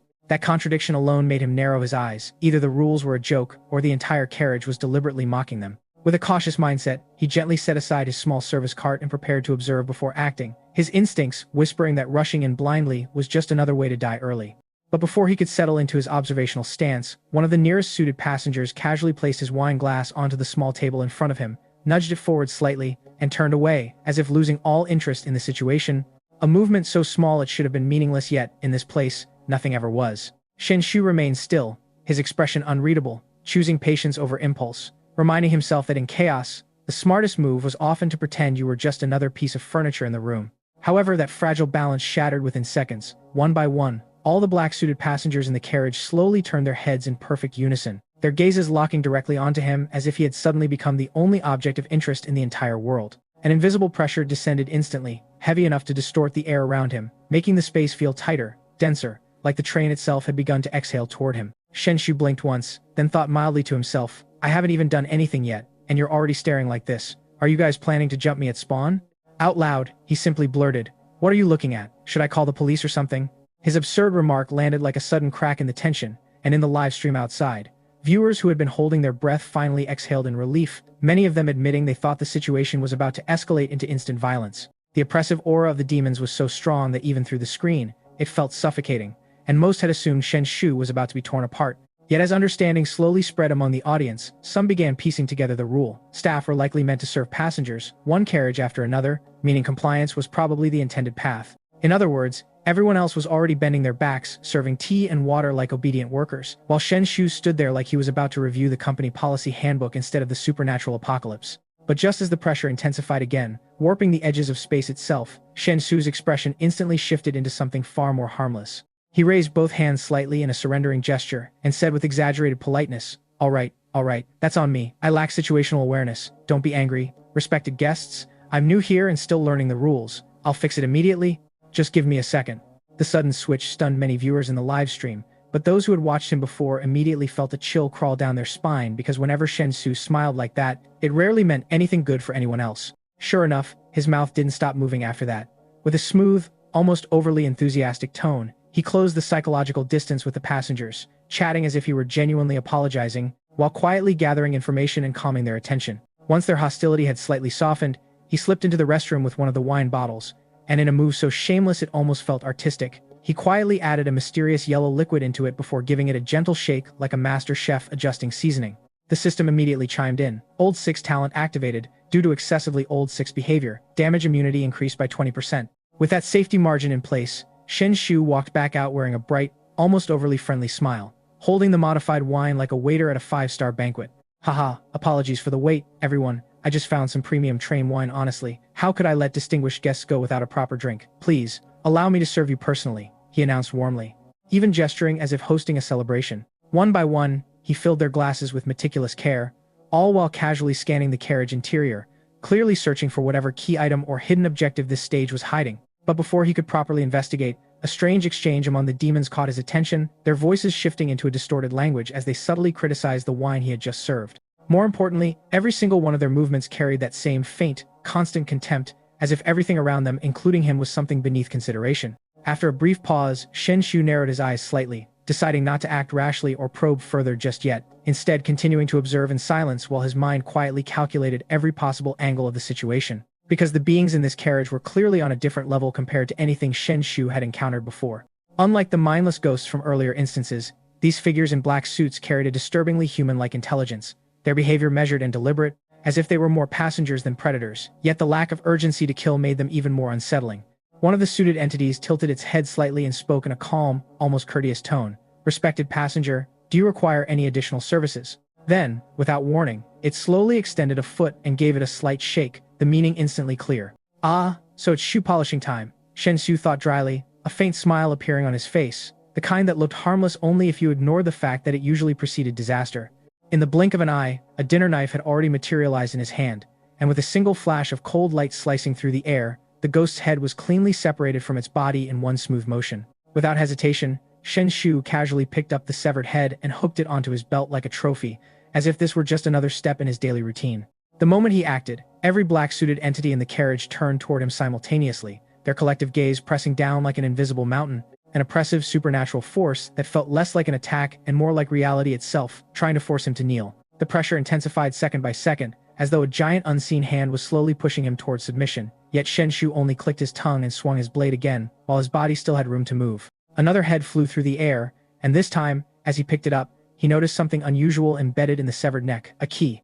Without wasting a second, he pocketed it, shouting loudly, "You guys think I'm easy to bully or something?" His tone sharp and deliberately provocative, his aura exploding outward for a brief moment so intense that even the surrounding ghosts hesitated, frozen in place as if unsure whether they were dealing with prey or a problem. Meanwhile, in the live stream, viewers collectively held their breath, expecting a full-scale battle to erupt at any second, but instead, Shen Xu calmly used that exact moment to unlock the carriage door, drag his cart forward, and casually slip into the next section like someone leaving a boring meeting early. The chat instantly exploded with reactions, some mocking him for being all talk, others stunned that he had turned what looked like a death fight into a key acquisition speedrun. Of course he ran, one viewer typed, while another added, "I swear his entire strategy is talk big, steal loot, and disappear."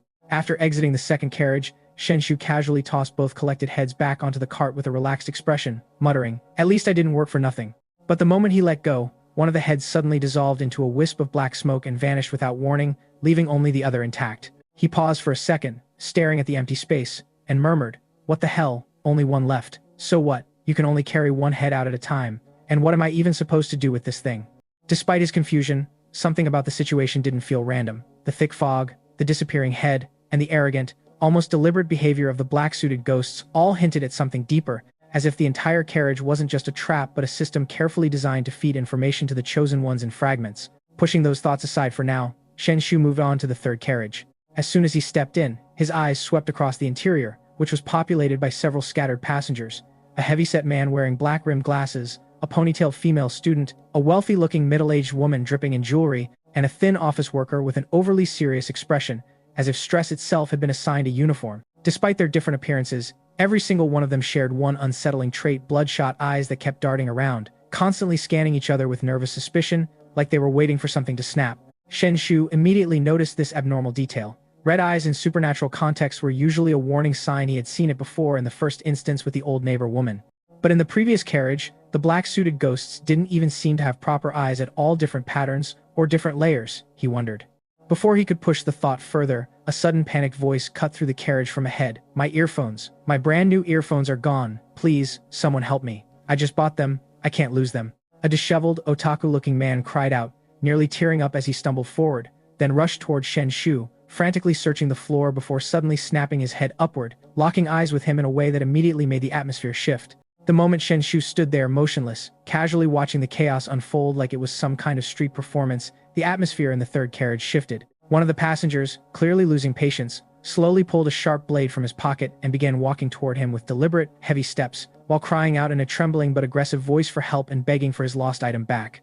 Shen Xu immediately raised both hands in a placating gesture, his tone shifting into that familiar, reasonable guy dealing with unreasonable traffic mode as he tried to calm the situation, assuring the man to put the knife away and that he would help, though even he couldn't help internally questioning how something like a weapon even passed train security in the first place.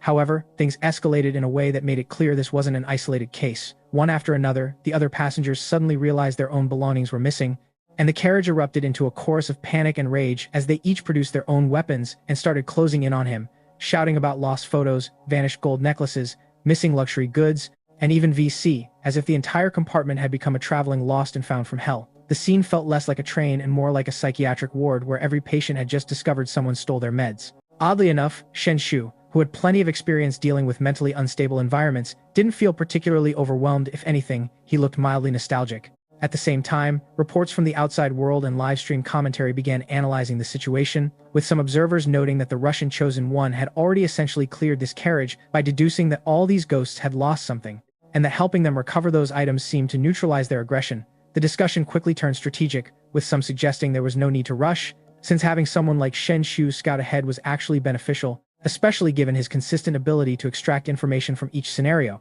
Meanwhile, back inside the ghost story world, the four ghosts had already surrounded him, closing in step by step with increasing pressure, until Shen Xu suddenly raised his voice again, surrendering in an overly cooperative tone and saying, "Fine, fine. He would help them find everything, just don't rush him like that." The moment he agreed, the four figures abruptly stopped moving entirely, freezing in place like mannequins with their batteries removed, which immediately raised suspicion. Shen Xu cautiously approached and waved a hand in front of one of them. No reaction. After confirming they were completely immobilized, he did something that made the entire livestream audience lose their minds. He started helping by thoroughly searching them.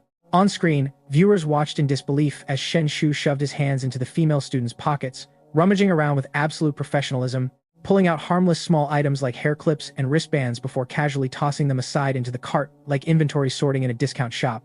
Then he moved on to the middle-aged woman, continuing his extremely suspicious but technically goal-oriented search operation. The livestream chat exploded with accusations that he was basically looting instead of helping, while others pointed out that, given his personality, this was somehow still within expectations. Even the system chimed in, registering his absurd behavior as old 6 talent activation and granting him additional damage immunity, as if the world itself had given up trying to understand him.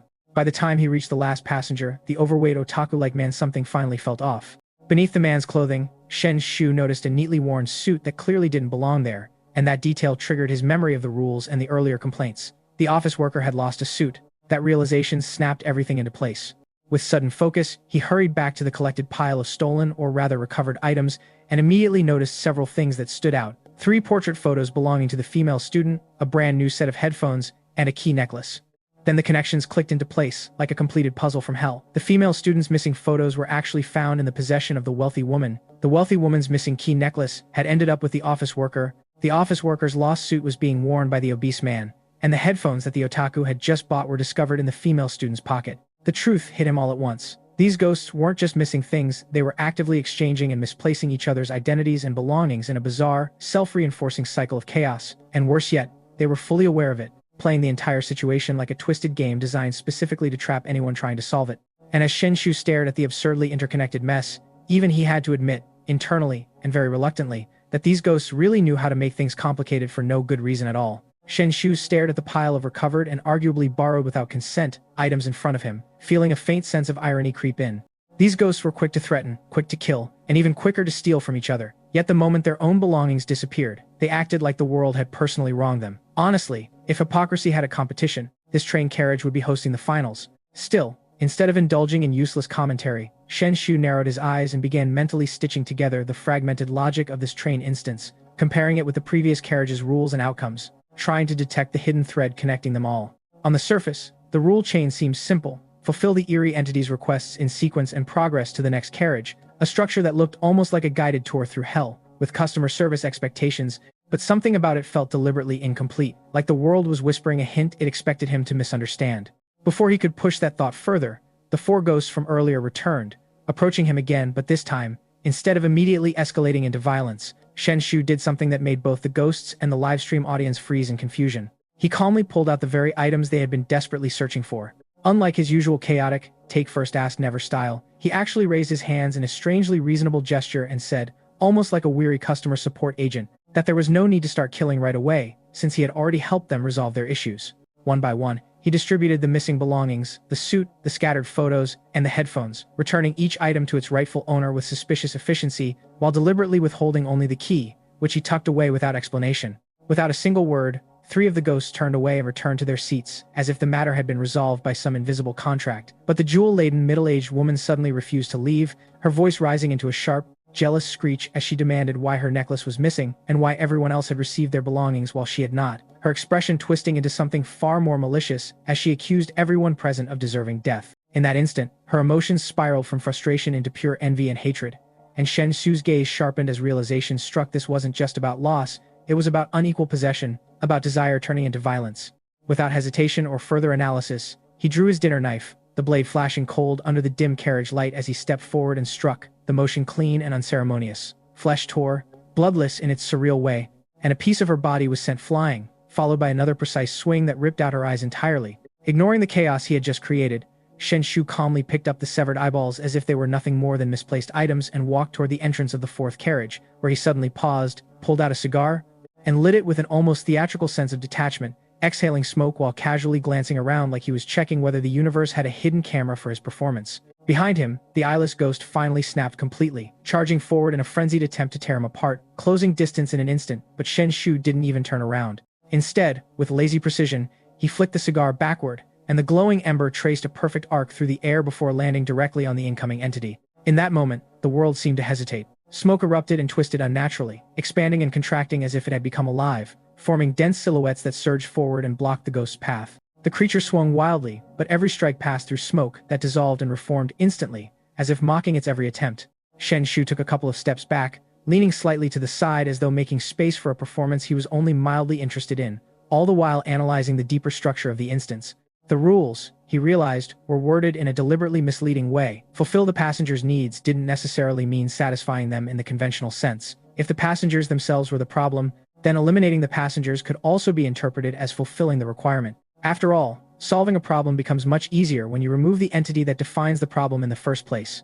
The second carriage had already proven this logic when he cut down 2 ghosts without consequence, and now the third carriage reinforced it further. Rule 6, forbidding smoking made no sense unless the act of smoking itself was meant to expose something, especially when the second carriage was already filled with smoking entities. Even the third carriage's obsession with theft suddenly felt like part of the same design. Most items weren't valuable or supernatural, except for a few exceptions, like the necklace and the key, suggesting that what mattered wasn't the objects themselves but the relationships between ownership, desire, and identity.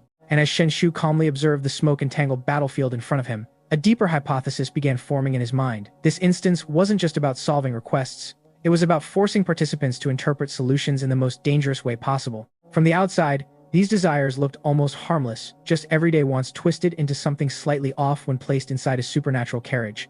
The student simply wanted a pair of high-end headphones, the kind that would let him escape reality a little more comfortably. The otaku dreamed of a sharp, stylish suit so he could finally step into society with some confidence.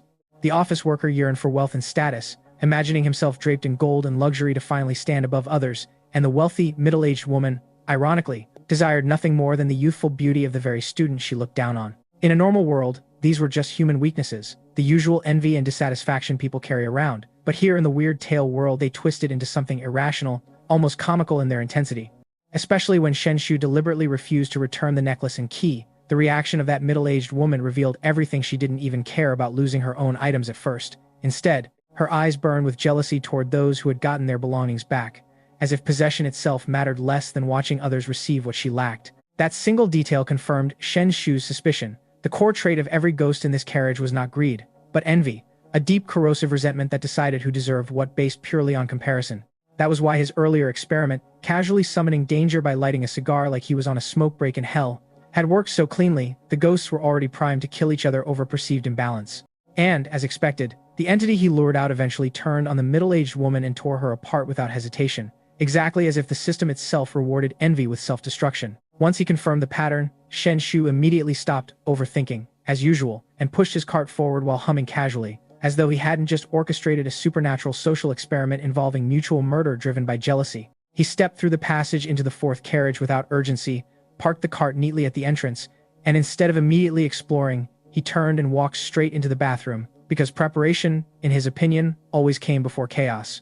There, he retrieved the myriad face mask, an item capable of perfectly mimicking both appearance and aura, essentially allowing him to become indistinguishable from whatever he chose to impersonate, whether human or monster. The moment he put it on, his entire presence shifted dramatically, as though reality itself had briefly misfiled him under the wrong identity. Outside the narrative, the livestream audience instantly erupted. He was disguising himself again, and worse. This time, it looked like he was going straight for a demon identity, possibly even the feared, red uniformed staff member mentioned in Rule 5, which explicitly warned that encountering such a figure meant immediate danger and concealment. Yet instead of hiding, Shen Xu walked forward in that very red uniform disguise, pushing his cart slowly into the fourth carriage as if he were simply clocking in for a night shift. The moment he entered, the atmosphere changed completely. The carriage was a butcher's gallery of corpses, bodies torn apart in unnatural ways, viscera and broken limbs scattered like discarded evidence of some ongoing massacre. And the air itself reeked of rot and metal-heavy blood. Standing in the center of it all was a towering humanoid creature with the head of a wolf, its posture rigid and alert, like a guard dog, unsure whether to bark or retreat. Strangely, it did neither. It only observed him carefully, clearly unsettled by the presence of the red uniform. Shen Xu, maintaining perfect composure, continued forward step by step, quietly observing the wolf-headed demon as he closed the distance. After a brief hesitation, the creature actually shifted aside, making space as if acknowledging authority, and Shen Xu internally confirmed what he already suspected. Not only chosen ones, but even demons in this world instinctively avoided the red uniform staff.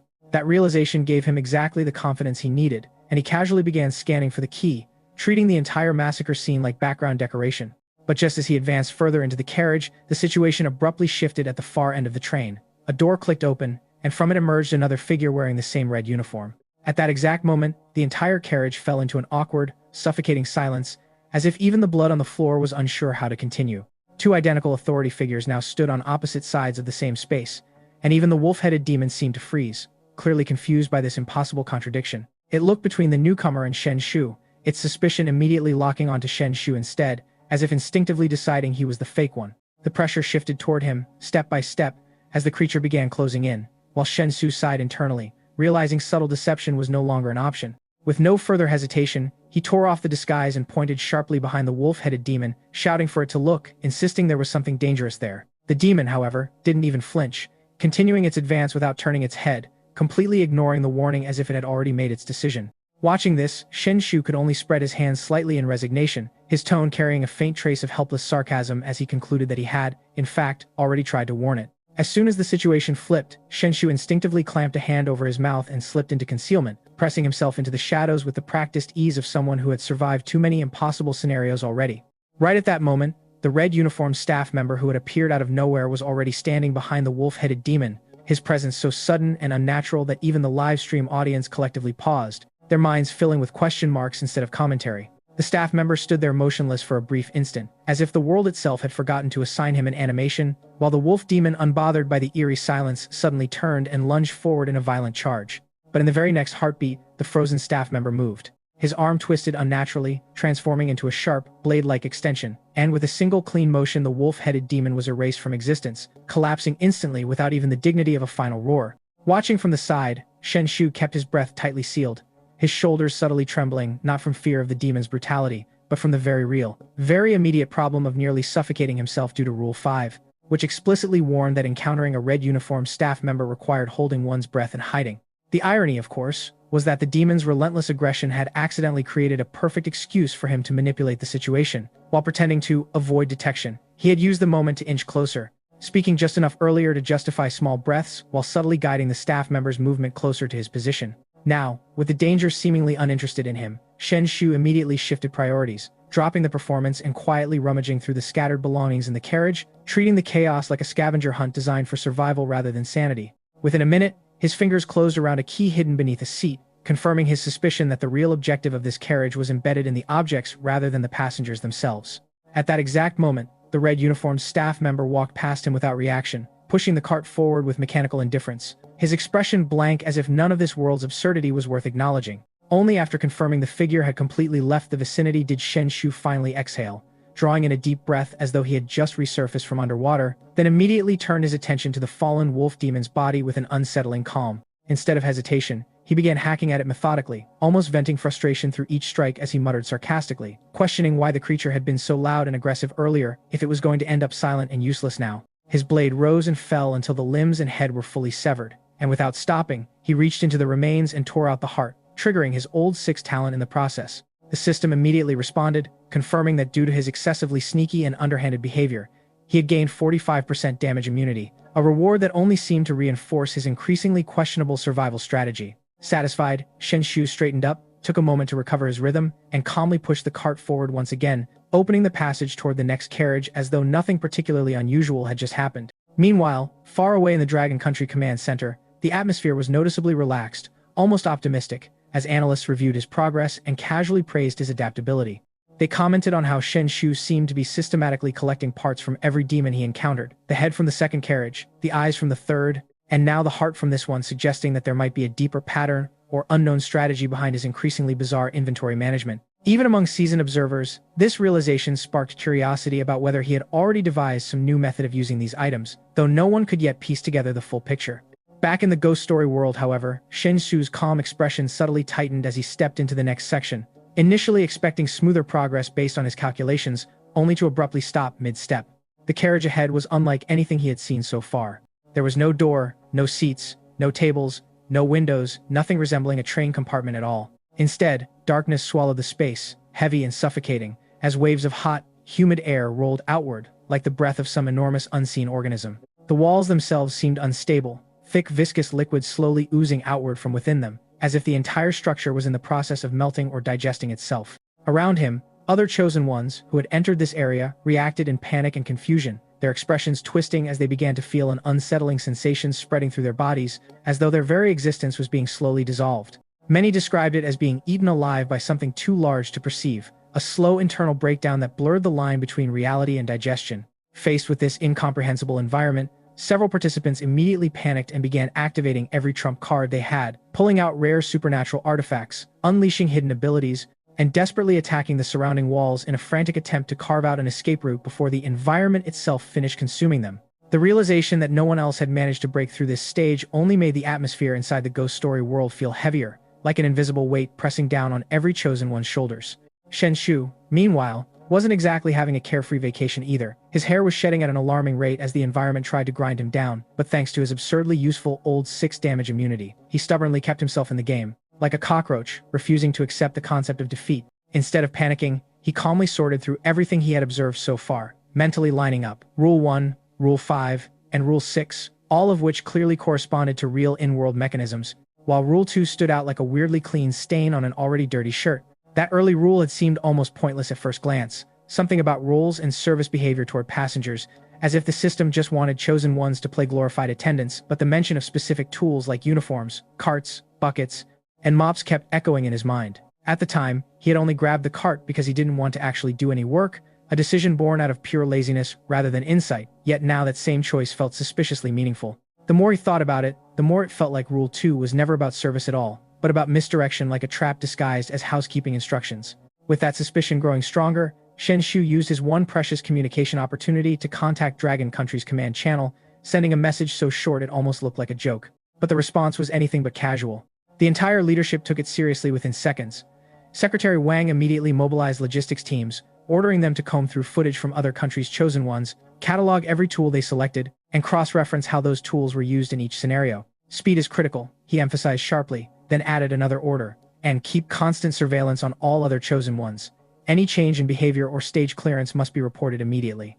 Within 3 minutes, the intelligence came back. The so-called useful tools chosen by other countries had basically done nothing meaningful. Shen Xu read the report and let out a faint, knowing smile, his confidence quietly stabilizing, like a blade sliding back into its sheath. So it really was, as he suspected. Rule 2 and the early stage setups were designed purely to mislead, especially the first carriage with its overly polite, suspiciously demanding suit-wearing ghosts asking for shoe shining and drink service, all while dangling useless cleaning tools like bait. Once that mental puzzle clicked into place, Shen Xu didn't hesitate. He pushed his cart forward and slammed it straight into the wall, as if testing whether reality itself was fragile, and the moment of impact warped everything. In an instant, the world flickered, and he found himself back in what appeared to be the original train carriage, as though everything before had been nothing more than an illusion carefully staged for him. Yet instead of surprise, Shen Xu tilted his head with mild confusion, almost annoyed. That shouldn't be right. This car isn't supposed to be haunted, he muttered aloud, sounding more like someone complaining about poor service than someone trapped in a supernatural death game.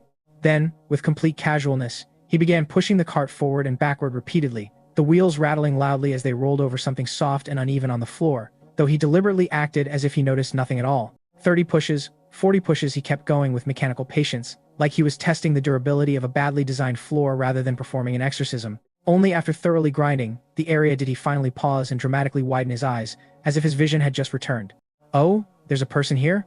he said, then immediately corrected himself with exaggerated politeness. "Wait, sorry, there's a ghost here. I really didn't see you earlier. You're not hurt, are you? If it's serious, maybe you should consider reimbursing my medical expenses." On the ground lay a grotesque entity with an unnaturally long neck and a body devoid of limbs, at least at first glance, like something halfway between a centipede and a discarded nightmare. Every time the cart rolled over it, it let out a warped, painful scream that echoed through the carriage, while Shen Xu continued his performance with disturbing calm. At that moment, the system notification chimed again. Old 6 talent activated. Due to extreme Old 6 behavior, damage immunity increased by 55%. Hearing this, Shen Xu finally nodded with satisfaction, as if everything was proceeding exactly according to plan. The higher his immunity stacked, the more confidently he could treat future encounters as opportunities rather than threats. Having confirmed the value of this ghost as a walking damage battery, he finally turned his attention to locating the key hidden somewhere in the carriage. During this time, the crippled creature began dragging itself away, only for others to finally realize the truth. It wasn't actually lacking limbs at all, just possessed so many short, chaotic appendages that they were impossible to distinguish at a glance. Eventually, Shen Xu retrieved the key to the next carriage, and instead of immediately leaving, he returned to the grotesque ghost with a thoughtful look. "You don't seem to have anything valuable left on you," he said casually, almost disappointed. "What a waste of my time, though your body itself might still be useful." Then, without hesitation, he extended a finger and slowly traced it along the creature's distorted form, as if evaluating raw material rather than something still vaguely alive. After confirming the exact size and structure of the grotesque entity with a casual press of his fingertip, like he was measuring ingredients rather than something that had been screaming 5 seconds ago, Shen Xu's expression didn't even change as he slowly drew his dining knife again. With a calm, almost disappointed sigh, he followed through on the earlier inspection, cleanly severing the creature's 4 limbs, then its tangled mass of hair, and finally, the head at its neck joint, as if completing some overly aggressive maintenance work.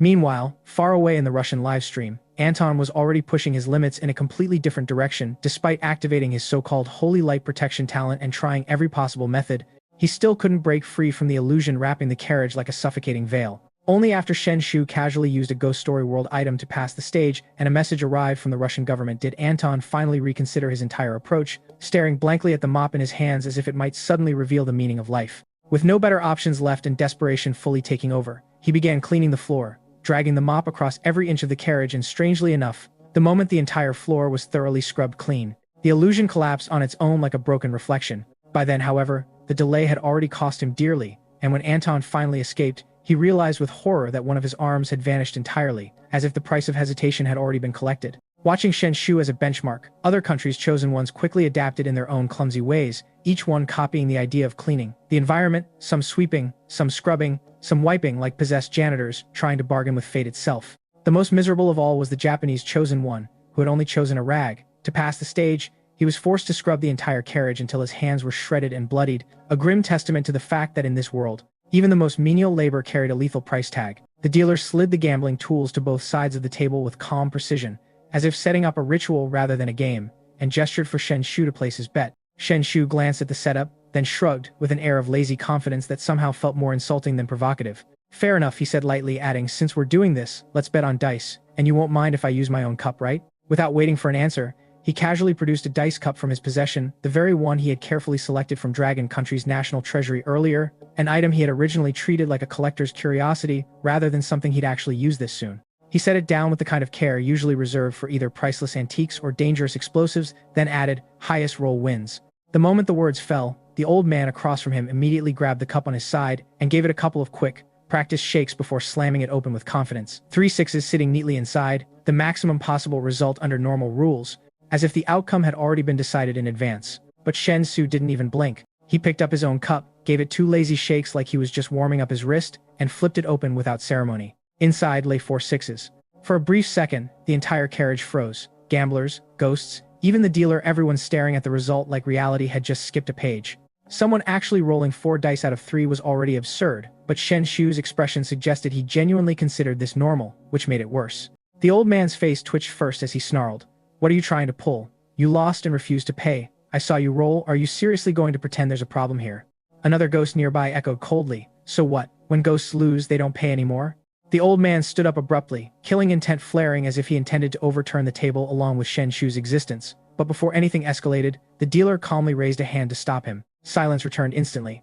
The dealer leaned forward, picked up Shen Xu's dice cup, inspected it briefly, and then, without a trace of emotion, nodded, saying flatly, "No issue, you may leave."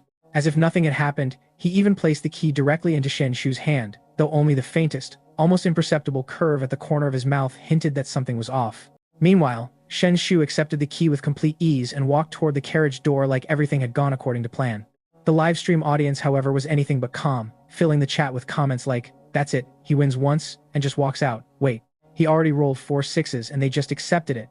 And this feels way too smooth, there's definitely something wrong." While viewers debated and some even accused Shen Xu of exploiting the system, he suddenly paused mid-step. His wrist trembled slightly, as though he had momentarily lost control, and in that tiny lapse, the key slipped from his fingers, hit the floor, and slid through the gap under the door, vanishing straight into the next carriage. The entire livestream exploded with reactions like, "No way he dropped it. Are you kidding me? That's the key, and this has to be a mistake." Just as frustration and regret surged through the audience, Shen Xu calmly turned around and walked back to the table as if nothing had happened. Then, with a faint smile that carried more mischief than urgency, he said casually, "Let's go again, this time, we'll bet for the real key." The dealer's eyes narrowed slightly as he repeated, "The real key?" Shen Xu tilted his head, asking, "So the one I just got was fake?" Instead of denying it, the dealer's expression softened into something almost appreciative, and he said, "Interesting, you're a smart one. I like gambling with smart people." He spread his hand across the table again, silently inviting Shen Xu to choose the next wager. Meanwhile, Shen Xu's gaze slowly scanned the situation, his thoughts already aligning with Rule 3. Every carriage contained a key leading forward, and it had to be searched for. That wording alone was suspicious. Hidden and searched weren't just instructions, they were traps disguised as logic. The key being directly used as a bet didn't count as hiding, and obtaining it through a rigged game didn't count as searching. In other words, the ghost story world was once again twisting language itself into a mechanism of deception, forcing players to follow rules that only looked fair on the surface. True compliance would require breaking the wording entirely, actively forcing the system to acknowledge discovery rather than passive reward. As Shen Xu analyzed this, the old man on the other side was already shaking the dice again, this time more aggressively, as if trying to crush probability itself. He slammed the cup open 5 sixes. A perfect score, absurdly stacked. The gambler's lips curled in satisfaction, expecting dominance. But Shen Xu remained completely unfazed. He took his cup, shook it once in a perfunctory motion, and opened it. The moment it was revealed, the entire carriage fell into stunned silence again because Shen Xu hadn't rolled more dice at all. Instead, he had somehow rotated every die so that all visible faces were forced upward simultaneously, stacking their values into a total that defied conventional outcome reading. Each die showed the maximum face alignment, combining into an impossible aggregate of 63 points across 3 dice. The ghosts froze, the livestream froze, and even the dealer's gaze sharpened slightly for the first time as if realizing this game was no longer something they could casually control. After securing the key from the gambling table, Shen Xu finally decided it was time to withdraw while he still had something resembling a normal inventory instead of ending up as part of the furniture. The defeated gambler, however, clearly had no intention of respecting the concept of end of round, and suddenly lurched upright, black liquid dripping steadily from his eye sockets like the system itself was leaking, his voice cracking into something far more unstable than before. "Another round," he screamed. "What do you want? My hands, take them, let's bet again." The manic energy in his voice made it obvious losing here wasn't just a loss of money, it was a literal erosion of self. Shen Xu glanced at him, sighed like someone dealing with an overattached customer service complaint, and calmly sat back down. The cups were shaken again, the game resumed, and a minute later, Shen Xu stood up with a faintly relieved expression, as if he had just finished a tedious chore rather than casually dismantling a supernatural gambling system. He placed a pair of severed arms onto the cart without hesitation, as though returning rented equipment, then pushed open the door and stepped into the next carriage. Behind him, the gambler completely collapsed into desperation, leaning toward the dealer with his head nearly pressed against the table and howling, "Don't leave, I can still bet, take my head, bet my head."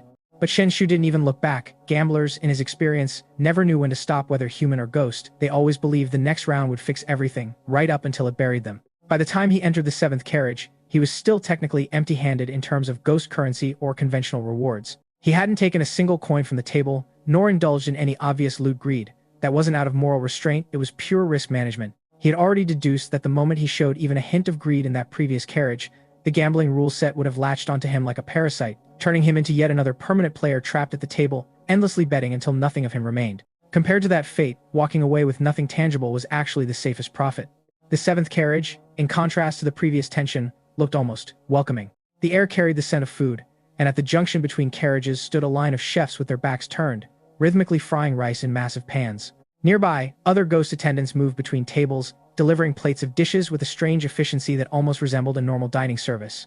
At first glance, it even felt like a train restaurant trying its best to pretend it wasn't part of a death game, but Shen Xu had barely blinked before the entire scene shifted. The cheerful kitchen atmosphere warped instantly. Flies began to buzz across the carriage, crawling over food that had turned rotten in a single moment, while the air thickened with a nauseating stench that felt like decay, pretending to be cuisine. "Another illusion?" he muttered, narrowing his eyes, and just as quickly as it appeared, the scene snapped back into its clean, orderly version, as though nothing had changed at all. Shen Xu frowned slightly. This wasn't random hallucination, it aligned too neatly with the rules. Rule 7 stated that the dining car was located in the second-to-last carriage and only free eggs and mineral water would be provided, while Rule 8 warned that anything involving selling goods should be avoided. Yet neither rule actually matched the reality unfolding in front of him. The contradictions were too deliberate, too structured, like the system was trying to confuse perception itself rather than simply mislead action. A voice cut through his thoughts, firm and commanding, "Sit down and eat." Shen Xu's eyes narrowed immediately at the tone. Without hesitation, he lowered himself directly in front of the source, a fat demon occupying the seat like a corrupted manager at a buffet. The creature didn't even look up, still shoveling food into itself with pig-like greed. Then, without warning, it pushed a moldy hamburger across the table toward him. "Eat," it said flatly, adding, "Rule 7 is very clear. Only free eggs and mineral water are provided here. Everything else is questionable."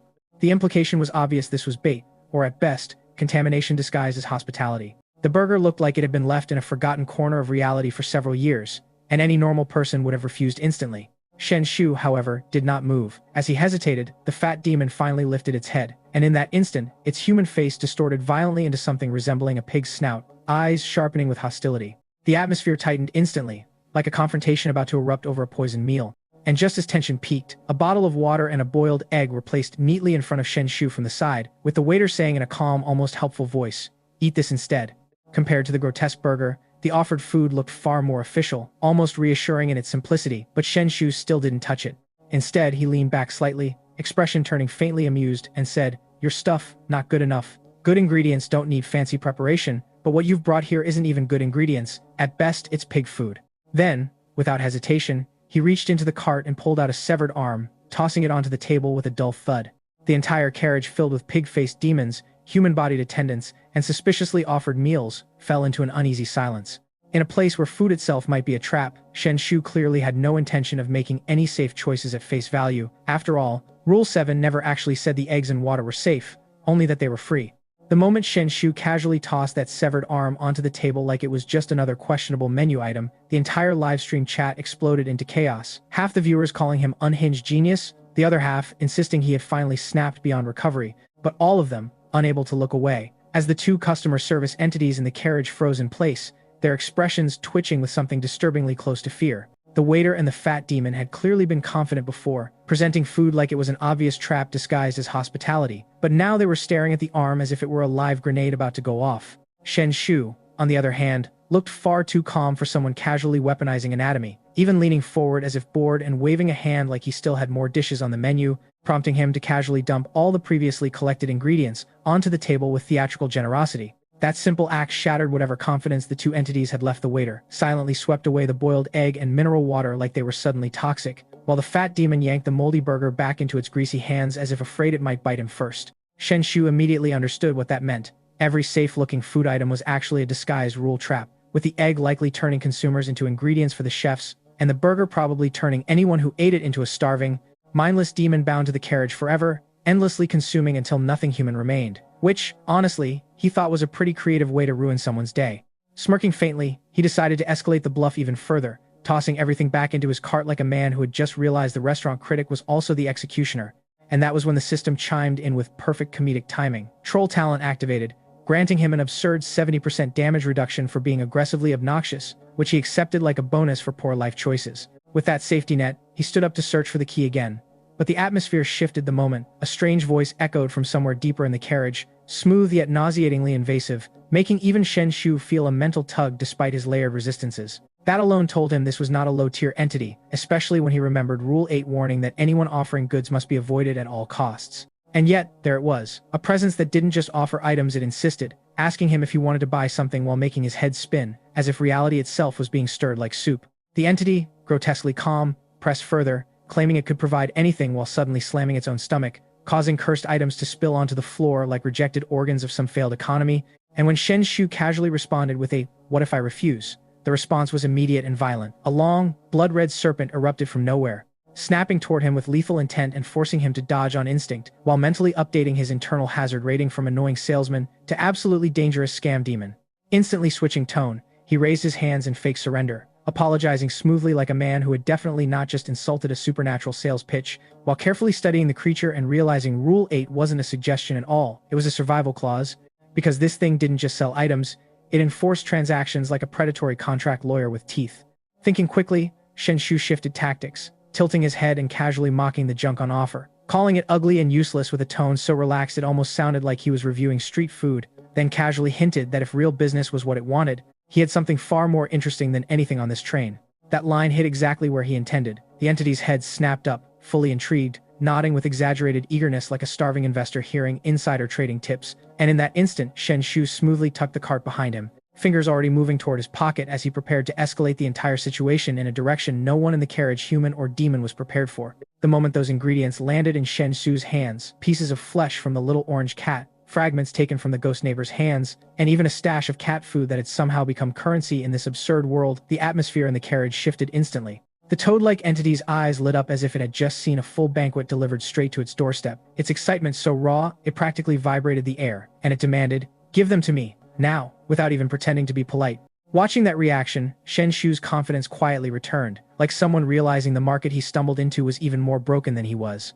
With casual nonchalance, he flicked a piece of flesh forward as if he were tossing peanuts to a fish and leaned back with a lazy smile, explaining in a tone that sounded almost conversational that he didn't have many hobbies, just a harmless interest in collecting odd body parts, and if the other party had any unused spare parts, he'd be more than happy to trade. The moment those words landed, the creature reacted in a way no one expected, surprisingly businesslike, almost respectful in its own grotesque way. It suddenly shot out a long tongue with terrifying precision, stabbing into the fat ghost nearby before casually tossing something onto the floor in front of Shen Xu like change at a market stall. It was a stomach freshly removed, still carrying faint traces of eerie power.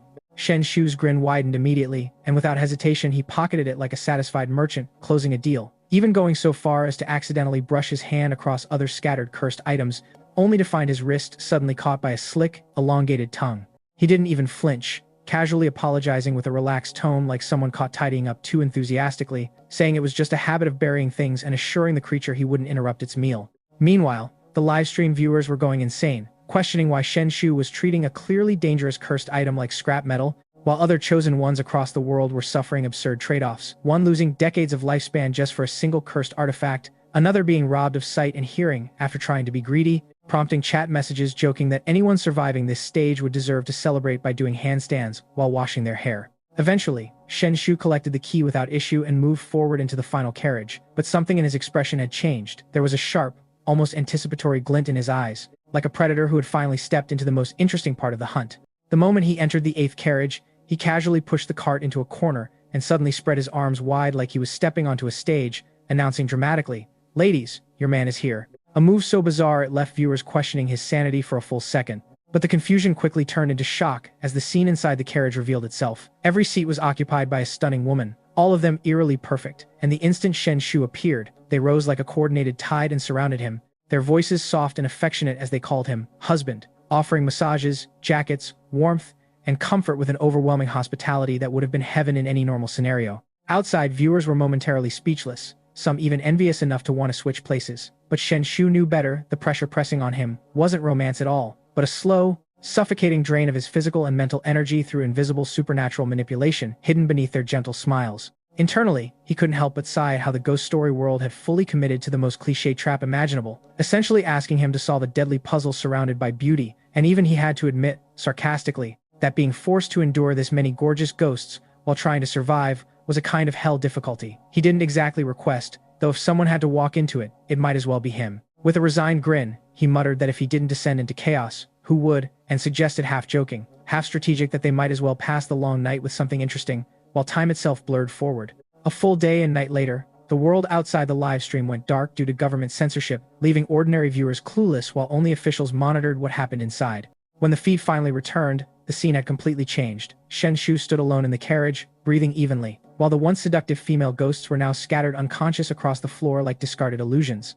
At that moment, the system chimed in again. Old 6 talent activated. Due to your excessively trollish behavior, damage reduction increased to 90%, a reward even Shen Xu hadn't expected, causing him to pause briefly in mild surprise before shrugging it off as just another broken mechanic in a broken world. Glancing down at the collapsed beauties around him, he didn't hesitate for even a second to begin collecting materials from the aftermath, like someone tidying up after a particularly exhausting job interview. And as the dust settled, even he admitted internally that dealing with this carriage had drained him more than expected. After a brief moment of rest, Shen Xu finally shifted his attention back to the task at hand, the final key hidden somewhere inside the car. This was it, the last carriage, one step forward through that final door, and the entire bizarre nightmare of this ghost story instance should have come to an end, or at least, that was how it was supposed to work in a normal system. But reality, as always, had a habit of mocking expectations. The moment he pushed open the last door, there was no completion notification, no golden light, no celebratory system chime, only another carriage waiting on the other side, cold and silent, as if the train itself had decided the concept of final stage was purely optional. And then he saw it, a 9th car. Instantly, Rule 4 resurfaced in his mind like a warning bell. This train only had 8 cars, and if a 9th appeared, the instruction was simple: return immediately, which, translated into reality, meant something far worse was about to happen. The worst-case scenario had been triggered. Behind him, the 7 previous carriages, each one housing entities he had offended in increasingly creative ways, began to react.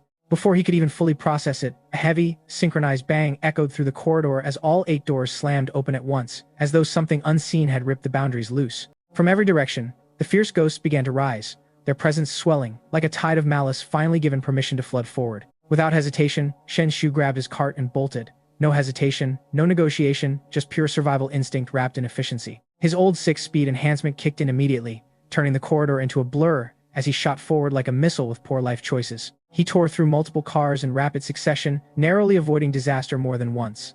At one point, a flurry of poker cards sliced through the air toward him like guillotines, and only a last-moment tilt of his body saved him from losing a very inconvenient amount of flesh. Looking back, he saw the gamblers from earlier faces twisted with malicious excitement, already preparing dice and cards for long-range attacks, as if even dying enemies still wanted to play one last round of violence. Shen Xu didn't even slow down. He sprinted through each carriage, using raw speed and timing to slip past escalating hostility, until finally he reached the first car, where reality hit a different kind of silence. The viewers from Dragon Country collectively froze, for in front of Shen Xu stood the red-uniformed staff member the same eerie existence warned about in the rules, the one that symbolized absolute danger. For a brief second, even the livestream chat stopped breathing, but Shen Xu looked almost relieved, like a man finally meeting customer service after a long complaint journey. He raised a hand casually and spoke with tired sincerity, as if this were just an annoying workplace issue instead of a life-or-death supernatural scenario. Please, just do your job, for we're colleagues, aren't we? I've been cleaning up this mess the entire way, don't tell me I also have to assemble everything myself. That completely absurd line of reasoning somehow worked. The red-uniformed female employee paused, then, without protest, began picking up the scattered parts from his cart one by one, carrying them into the coffin and carefully assembling them like a puzzle that had been waiting for completion. Only then did Shen Xu finally exhale, as everything clicked into place in his mind like a cruel but elegant design. The prideful suit ghost, the greedy gambler, the envy-driven thief, the wrathful wolf-headed demon, the illusion-bound slothful entity, the gluttonous fat ghost, and even the lust-driven beauties, all of them mirrored something deeper.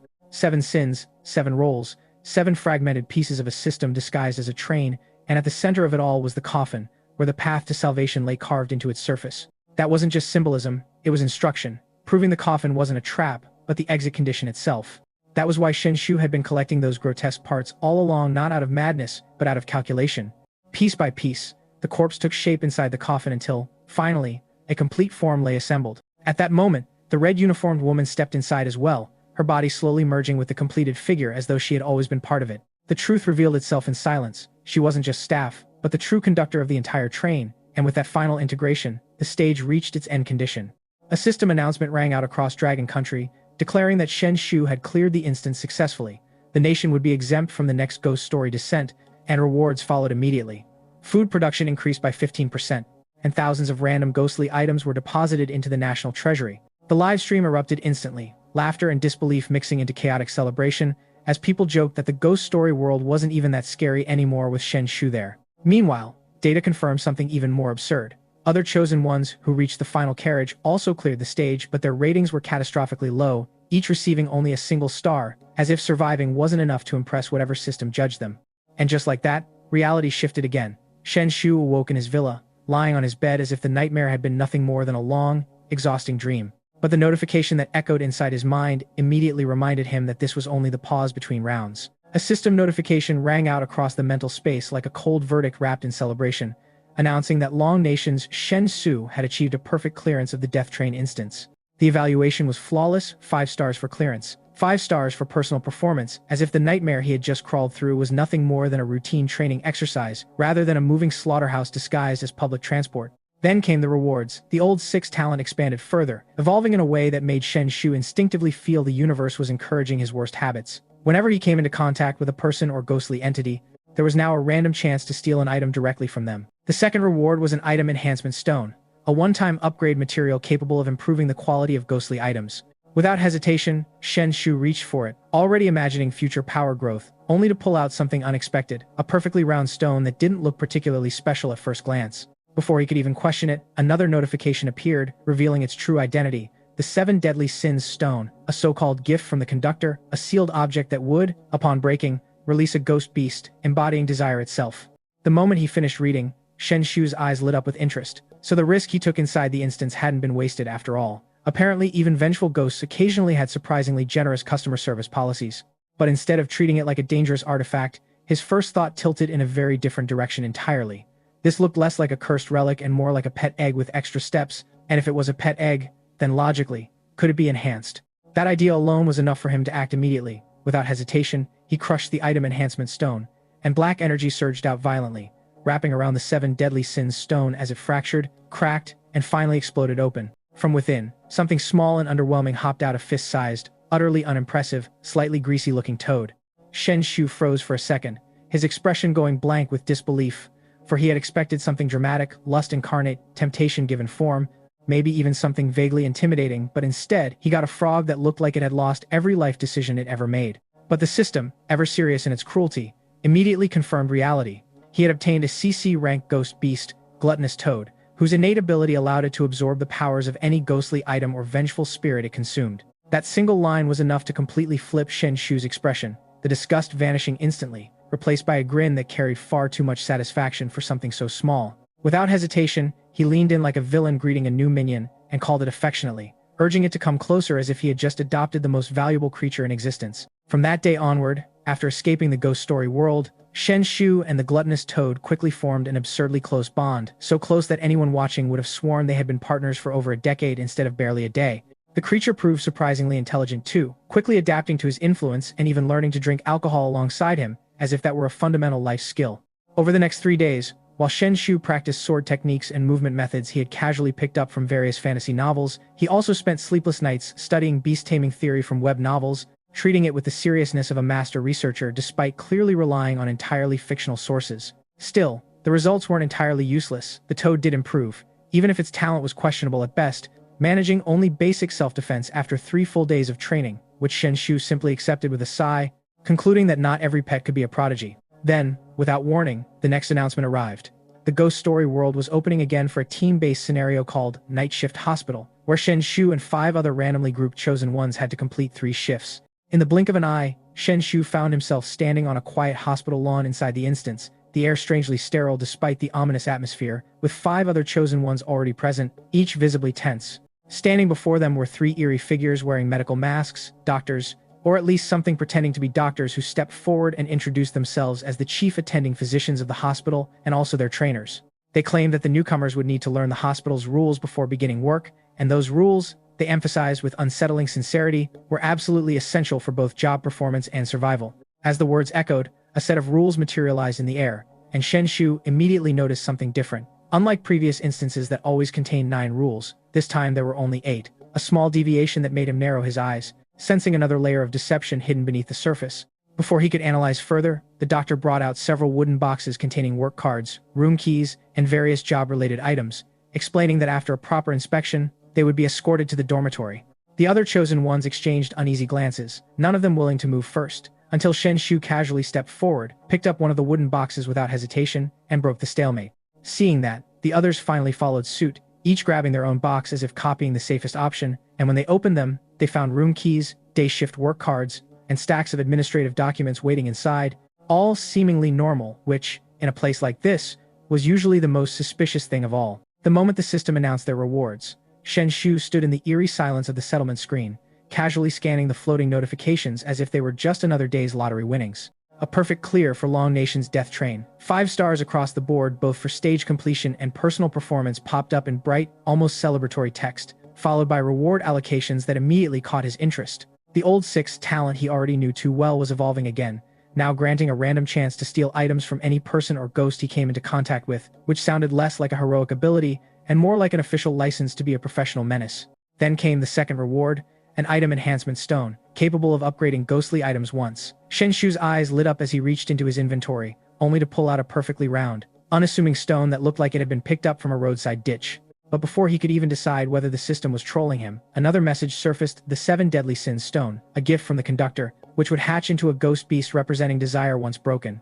His expression shifted instantly from suspicion to curiosity, then to pure greed disguised as calm calculation. So basically a pet egg, he muttered, tilting his head, already thinking of ways to exploit it, before decisively smashing the enhancement stone against it without hesitation. A surge of dark energy wrapped around the object, and with a sharp crack, the sin stone shattered only for a fist-sized toad to leap out, slimy and utterly underwhelming. Shen Xu froze. What the hell is this? I wanted lust, not a swamp decoration. Yet the system chimed in regardless, identifying it as a CC rank ghost beast, the gluttonous toad, with the absurd innate ability to absorb powers from anything it devours. That was enough to flip Shen Xu's mood in an instant, his earlier disgust replaced by a dangerously affectionate grin as he leaned in. Come here, my precious investment. From that day onward, barely a day after escaping the ghost train, Shen Xu and the toad developed a disturbingly close bond, so close that even outsiders would have mistaken them for long-lost partners in crime. Under Shen Xu's influence, the creature even picked up his habits, including the questionable hobby of drinking alcohol, while Shen Xu himself spent nights obsessively studying beast-taming theories from various web novels, mixing sword techniques, movement drills, and whatever else he could justify as training strategy. 3 days later, the verdict was clear: the toad's potential was mediocre at best, barely managing basic self-defense, but Shen Xu didn't seem too bothered, stating that even scrap metal can become a weapon if you hit it hard enough. Then, without warning, the system's voice returned, announcing a new scenario.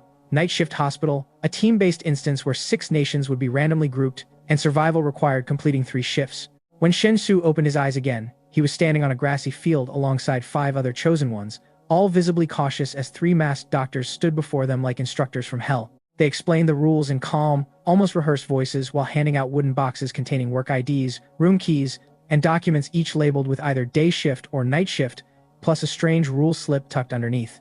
Suspicion immediately spread among the group, especially in a scenario where even live stream exposure could cost lives. One by one, they opened their boxes in silence, until the Canadian chosen one, Jian, suddenly stepped forward with forced friendliness, introducing himself and trying to build alliances. Shen Xu, ever the actor, immediately collapsed into a panicked posture. "Night shift, I got the night shift, I'm doomed," he muttered dramatically, activating his schemer talent at the same time as he stumbled into Jian and then conveniently into another teammate, casually spreading contact like it was accidental charity. In reality, he was quietly stealing information and items from each of them under the guise of panic, moving from one chosen one to the next while maintaining a perfectly convincing act of helplessness.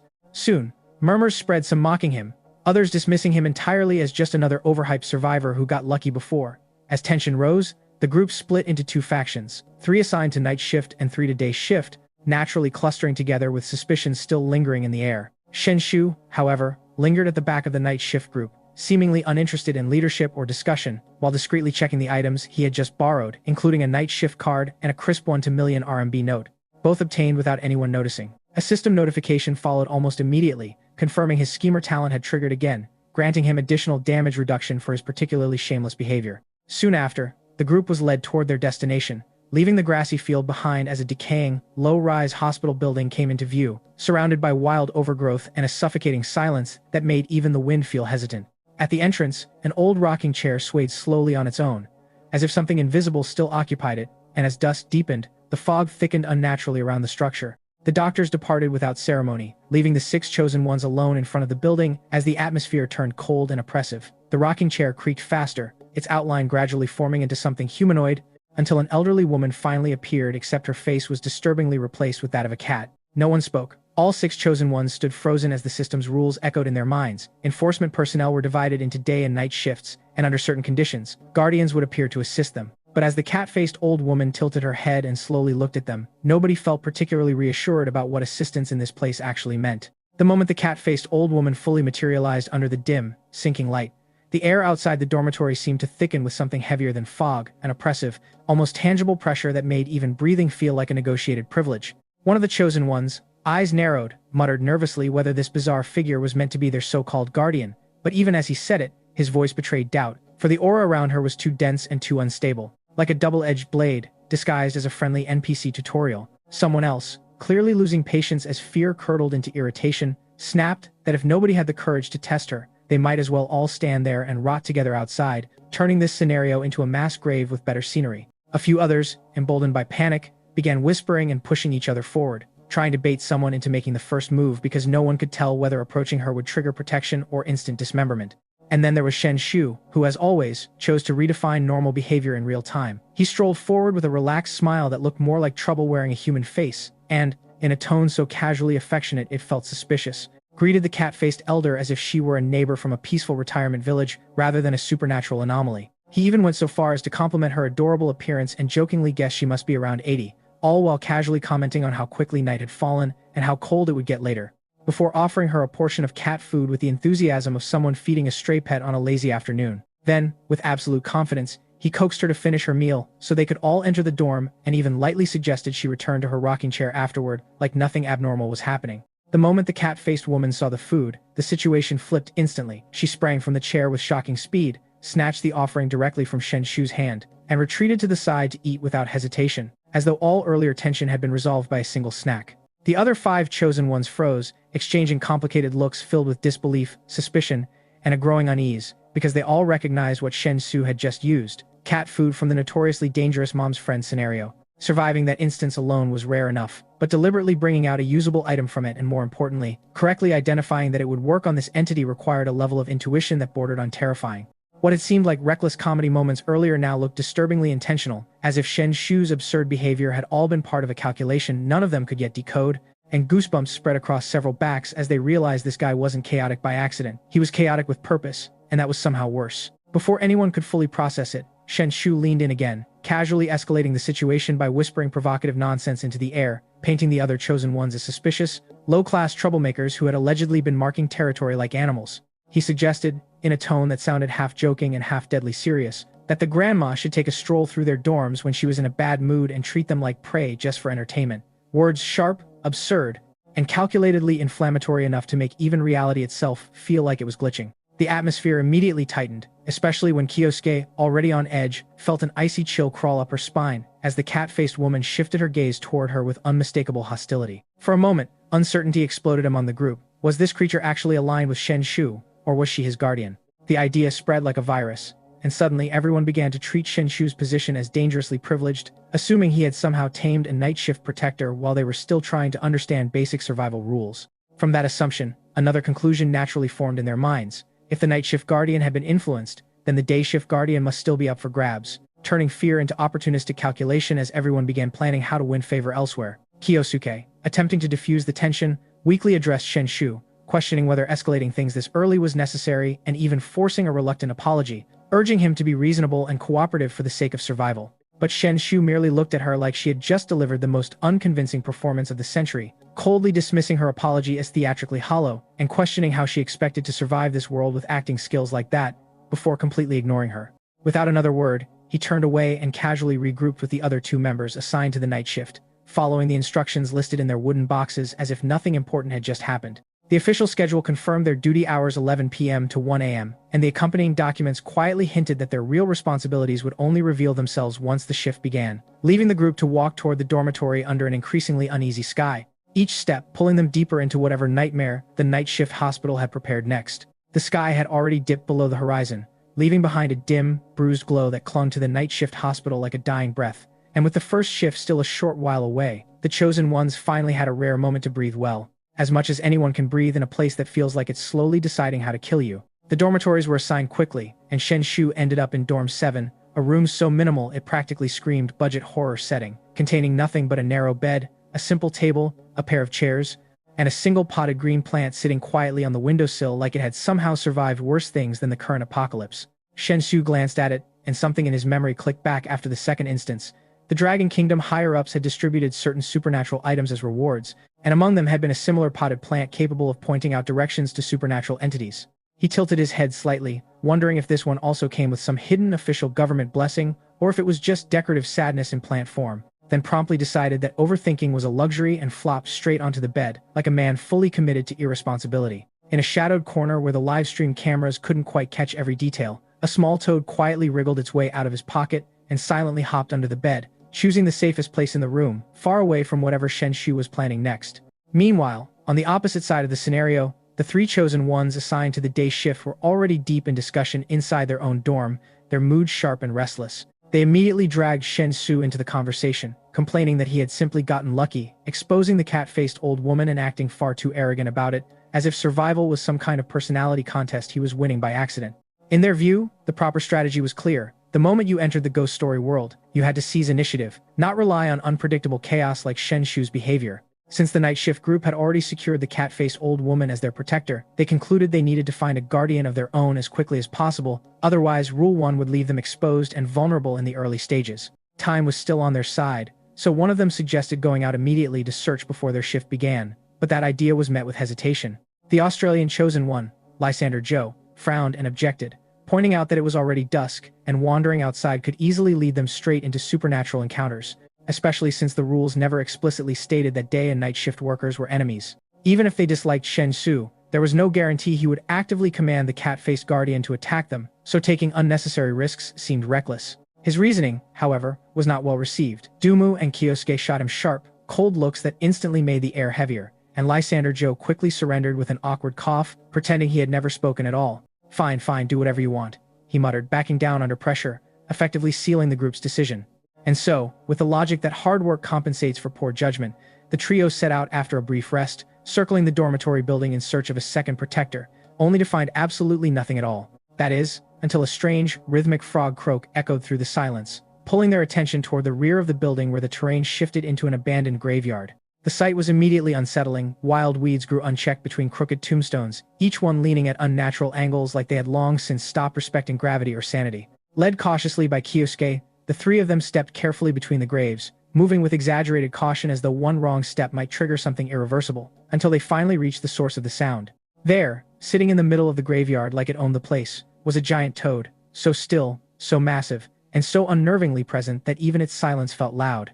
When it finally noticed them, it slowly turned its head, and for a brief moment, its expression carried something almost human relief, or maybe just mild disappointment that more trouble had arrived. Kyosuke, trying to stabilize the situation, forced herself to imitate the tone Shen Xu had used earlier when handling the cat-faced old woman, softening her voice as she stepped forward and reassured it they meant no harm, attempting to project the same domesticating supernatural entity energy she had witnessed before. But the toad only stared at her, unmoved, as if silently evaluating whether she was worth acknowledging at all, then casually turned away and resumed rummaging through something in the graveyard soil as though the group had already been dismissed as irrelevant background noise. The response left all three of them confused and slightly humiliated, but then Kyosuke, recalling Shen Xu's earlier feeding tactic, suddenly had a new idea. With visible reluctance and gritted determination, she reached into her pocket, pulled out a piece of meat, and stepped forward again, trying to sound confident as she coaxed it like a negotiator in a very bad peace treaty, promising better food than whatever the graveyard had to offer. Before she could even finish her sentence, a long pink tongue shot out from the darkness with horrifying speed, snatching the meat instantly and disappearing back into the toad's mouth in a blink. For a moment, nothing happened. The three of them waited, expecting some kind of reaction, approval, or at least acknowledgement, but instead, the giant toad simply sat there, chewing in complete indifference, as if whatever had just been offered was barely worth the effort of digestion, completely ignoring the frantic attempts of the 3-day shift chosen ones to domesticate a giant, suspiciously well-fed toad in the graveyard. Shen Xu had already mentally checked out of that comedy show. From his perspective, if they wanted to play zookeeper in a haunted scenario, that was their business as long as they didn't come crying later when the zoo started eating them back. Somewhere in the distance, Kyosuke's plan was escalating into full-blown chaos, with her group enthusiastically digging through eerie-related items like bargain hunters at a cursed flea market, trying to win over the oversized toad the same way Shen Xu had casually bribed the cat-faced old lady with cat food earlier. Meanwhile, in stark contrast to that reckless optimism, the night shift duo assigned to Shen Xu finally arrived at his dorm room right at 10:30 p.m. on the dot, only to be greeted by the sight of Shen Xu, wearing that familiar "I just robbed fate and got away with it" expression, an annoyingly relaxed smile that made it impossible to tell whether he had just solved the world or set it on fire.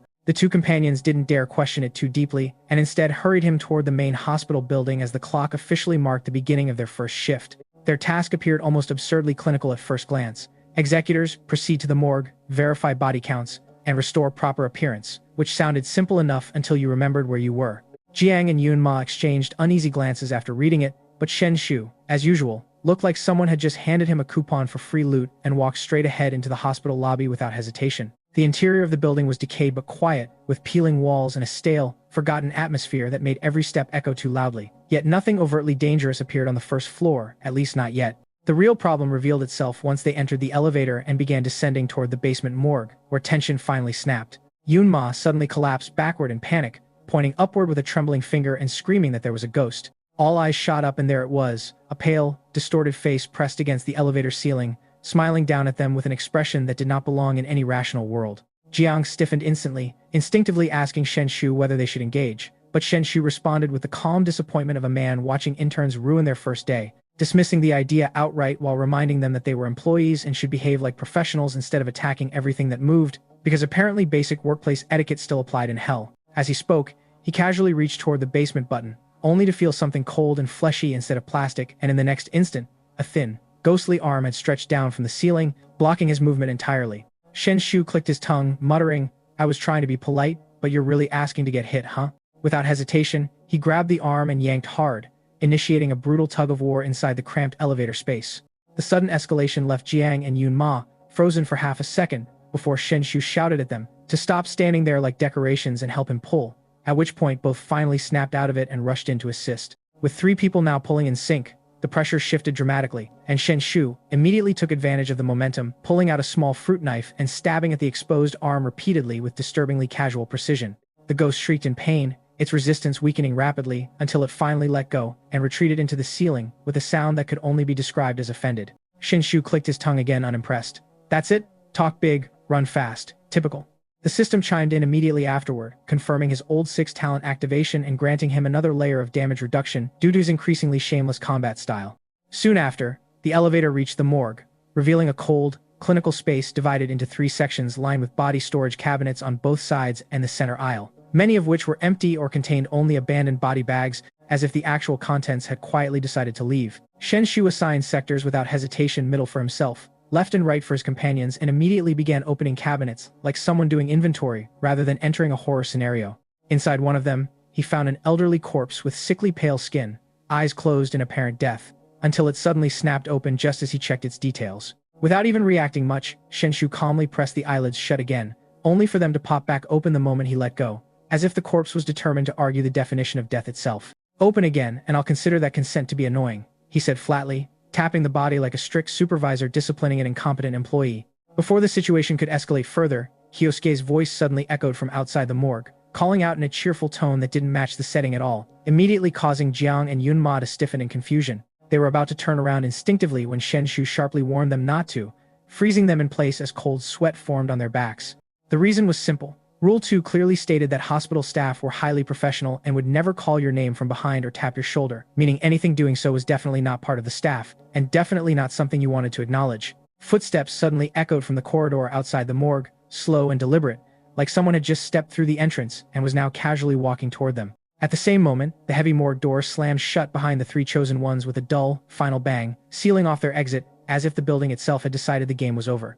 A faint, almost amused chuckle drifted through the air, followed by a voice that sounded disturbingly confident. "Heh, so you actually noticed something's off." The footsteps grew closer, scraping against the silence, and instinctively Jiang and Yuan Mo's bodies tensed as if something inside them was begging them to turn around. Suddenly, the pounding on the door intensified, and another voice burst in from outside, this time unmistakably. Shen Xu's panicked, urgent, and almost theatrical in its intensity. "Damn it, Ghost Militia, don't listen to anything behind you. There's a vengeful ghost right there, it's about to strike. Why are you still standing there? Get out." The urgency in his tone was so exaggerated it almost felt like a rescue mission being broadcast live, but Jiang and Yuan Mo didn't move, their expressions tightening instead, because they had already learned enough about Shen Xu's personality to know that trusting him blindly was the fastest route to an early exit from life.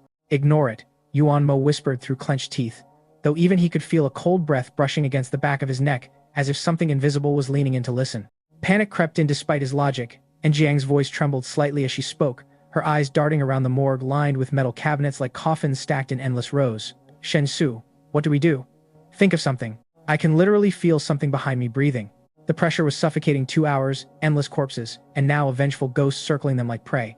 This first mission felt more like an execution disguised as training. "We back out first," Yuan Mo decided, forcing calm into his voice. "Then we regroup and," but before he could finish, the exit they came through simply vanished, as if it had never existed at all. The walls around them shifted subtly, stretching into rows upon rows of morgue cabinets, and then a pale, unnatural hand suddenly slapped against the metal beside Jiang's head, making her scream.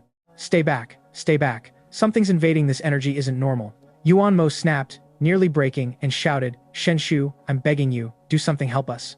But from outside came a cold, casual reply. "Help you? Figure it out yourselves." The blunt rejection silenced him instantly, and yet the real terror wasn't the voice, it was the cabinet behind him, shaking violently, as if something inside was about to force its way out. Gritting his teeth, Yuan Mo pressed his back against it to hold it shut, sweat dripping down his forehead as the pressure grew unbearable. Meanwhile, Shen Xu, hearing all this chaos, narrowed his eyes as he recalled Rule 2 again, something about professional staff, morgue procedures, and actions that were never clearly defined, and suddenly, understanding flickered across his face like a light bulb turning on in a horror movie. "Oh, I see," he muttered, and without hesitation, under the shocked gaze of Jiang and Yuan Mo, he calmly walked forward, chose a nearby cabinet, and climbed straight inside as if this was the most normal decision in the world. The two froze, staring at him like he had lost his mind, but in the next second, something about his confidence made them follow instinctively. For if Shen Xu was doing it, it meant either genius or disaster, and at this point both felt equally likely. The moment all three entered, the entire morgue warped like a broken reflection in water, the surroundings flickered, then collapsed into stillness, and when vision returned, they were standing in the morgue again, completely unharmed, as if nothing had happened. Yuan Mo exhaled sharply, realizing they had survived, while Shen Xu and Jiang stood calmly on either side of him like nothing unusual had occurred, though Shen Xu looked analytical rather than relaxed. Rule 2 is misleading, he said flatly. Not wrong, just incomplete. As he explained, the real trick became clear. Entering the morgue without turning around caused the door to vanish, meaning the space itself depended on perception. Without an exit, it either became a dead-end illusion or a controlled trap, and the only way out was to break the assumption entirely. That was why he deliberately forced the contradiction. But the moment they stabilized, something worse happened. Several corpses suddenly appeared standing upright between the cabinets, motionless, like they had been waiting the entire time. I'll check, Shen Xu said casually, don't move, and neither Jiang nor Yuan Mo objected, still shaken. Shen Xu walked among the bodies, inspecting them one by one with unsettling calm, before suddenly turning and heading straight for the morgue door. Without warning, he kicked it open, sending the corpses behind it, toppling like a chain of dominoes collapsing in perfect sequence, and then, without hesitation, he stepped out and shut the door behind him with a final glance back. At that exact moment, every corpse snapped its head open at once, eyes locking onto Jiang and Yuan Mo in perfect unison. Shen Xu, what are you doing? Open the door. Yuan Mo roared, panic finally breaking through, but outside, Shen Xu didn't even flinch. Instead, he turned away with a faintly thoughtful expression, weighing something deeper, for he had begun to suspect something else entirely. These two teammates who had looked so ordinary, so frightened, so cooperative, were they really just unlucky recruits? Or were they, from the very beginning, part of something far more deliberate? That uncertainty alone was enough for Shen Xu to decide on one thing. In a world like this, hesitation was the real death sentence. There's no such thing as a free advantage in this world, and I've never been the type to hand out help without collecting a little labor tax in return. I glanced at Jiang and Wanma inside the morgue, still half-cornered by those twitching corpses, and spoke casually like I was discussing office overtime instead of survival in a haunted facility. Since I'm the one thinking here, you two should at least contribute some effort too, right? If you don't want to die, I strongly suggest you stop holding back and use your awakened talents. Go on, entertain the ghosts a little. Don't worry, I'm a gentleman. I won't even look if you feel shy. That last part was said with absolute sincerity, or at least it sounded like it. Inside the morgue, both Jiang and Wanma exchanged a glance heavy with unspoken understanding, the kind of silent agreement that only appears when teamwork officially dies and self-preservation takes its place. Without hesitation, they each stepped apart to opposite sides, as if carving out their own survival zones, and the moment that decision settled, the corpse horde could no longer contain itself and erupted forward in a violent surge. Wanma moved first, his legs lit with a faint blue glow as if some hidden energy circuit had been activated, and with a powerful leap he rose into the air, spinning lightly before delivering a clean kick that reduced one corpse to drifting ash. At the same time, Jiang slammed a fist into his own chest, producing a dull, drum-like echo that vibrated through the morgue, and then launched a brutal punch that obliterated two more bodies in a single motion. Watching them, I couldn't help but tilt my head slightly in disappointment. They're not bad. A bit weaker than me, but still acceptable, though honestly, aren't these ghosts kind of underwhelming? Besides setting the mood and being creepy, do they even have a second skill? While I was quietly evaluating their performance like a disappointed manager reviewing employee output, the battle inside ended far quicker than expected, leaving me feeling a bit robbed of entertainment value. Right when I was thinking about how to push them further, maybe provoke a few more hidden abilities or force them into revealing something interesting, I noticed a wall switch nearby and, without overthinking it, I flipped it. Instantly, the morgue plunged into absolute darkness, swallowing everything whole. In that pitch-black void, pairs of crimson eyes bloomed one after another like scattered embers in a dead forest. I clicked the switch again. Light returned abruptly, harsh and sterile, and just as quickly those eerie eyes vanished without a trace, as if they had never existed. That was when Rule 8 resurfaced in my mind when staying in corridors for extended periods. Always ensure sufficient lighting, and it suddenly clicked that not just corridors, but rooms too followed the same logic. So I flipped the switch again, deliberately. Darkness returned, thicker than before, and this time, shadowy figures began surging out of the blackness, targeting Jiang and Wanma like they had been waiting for permission to attack. Shen Xu, turn the lights back on. What the hell are these things? Their voices cracked under pressure while I leaned slightly to the side, pretending to be concerned. Hey brothers, how's it going over there? I can't seem to hear you very clearly. Half an hour passed like that, and when I finally turned the lights back on, the scene had already settled. Jiang was slumped against the wall, breathing heavily, while Wanma lay on the floor, covered in dust and sweat, both of them marked with clear signs of exhaustion and battle damage, looking like they had managed to survive the darkness wave on their own. I immediately walked over, putting on my best honest, remorseful employee expression. I'm really sorry about earlier. That vengeful ghost was way stronger than I expected. The moment I entered, it invaded my mind and took control of my body. I couldn't resist at all. It made me do everything. I almost got you both killed. You can punish me however you want. The system chimed in right on cue. Troll talent activated. Due to extremely troll-like behavior, damage reduction increased by 30%. The two of them looked at me with expressions that said they had several things they wanted to say but no safe way to say any of them. But fortunately for everyone, the shift was almost over. Despite their injuries, they had survived, whereas I looked completely fine, like I had just taken a stroll through a haunted workplace. In fact, judging from the earlier situation, I could probably still control that cat-faced old woman if I wanted to, and the gap in strength was obvious enough that even if they teamed up, they wouldn't stand a chance against me. So even though they clearly understood I had been testing them, pushing them, and possibly messing with them the entire time, they had no choice but to swallow it. After quickly finishing the body inspection tasks and cleaning themselves up, we headed out together after the shift ended, and that's when we ran into the day shift trio, equally disheveled, looking like they had crawled out of a disaster zone. I glanced at them and smirked lightly. Wrecked on day one already? Looks like you guys aren't doing much better either. What happened? Eat something bad. Your mouths smell awful. That one line seemed to hit a nerve, and one of them, Gusuken, instantly stiffened, his expression twisting into something ugly and restrained. Apparently not long ago, their group had been full of confidence, planning to take initiative and search for a second protector. But judging by how they looked now, reality had already introduced itself to them in the most unpleasant way possible. No one in that moment expected a giant toad to be part of the evening's hospital orientation, but in this ghost story world, expectations were usually just a polite way to invite disappointment.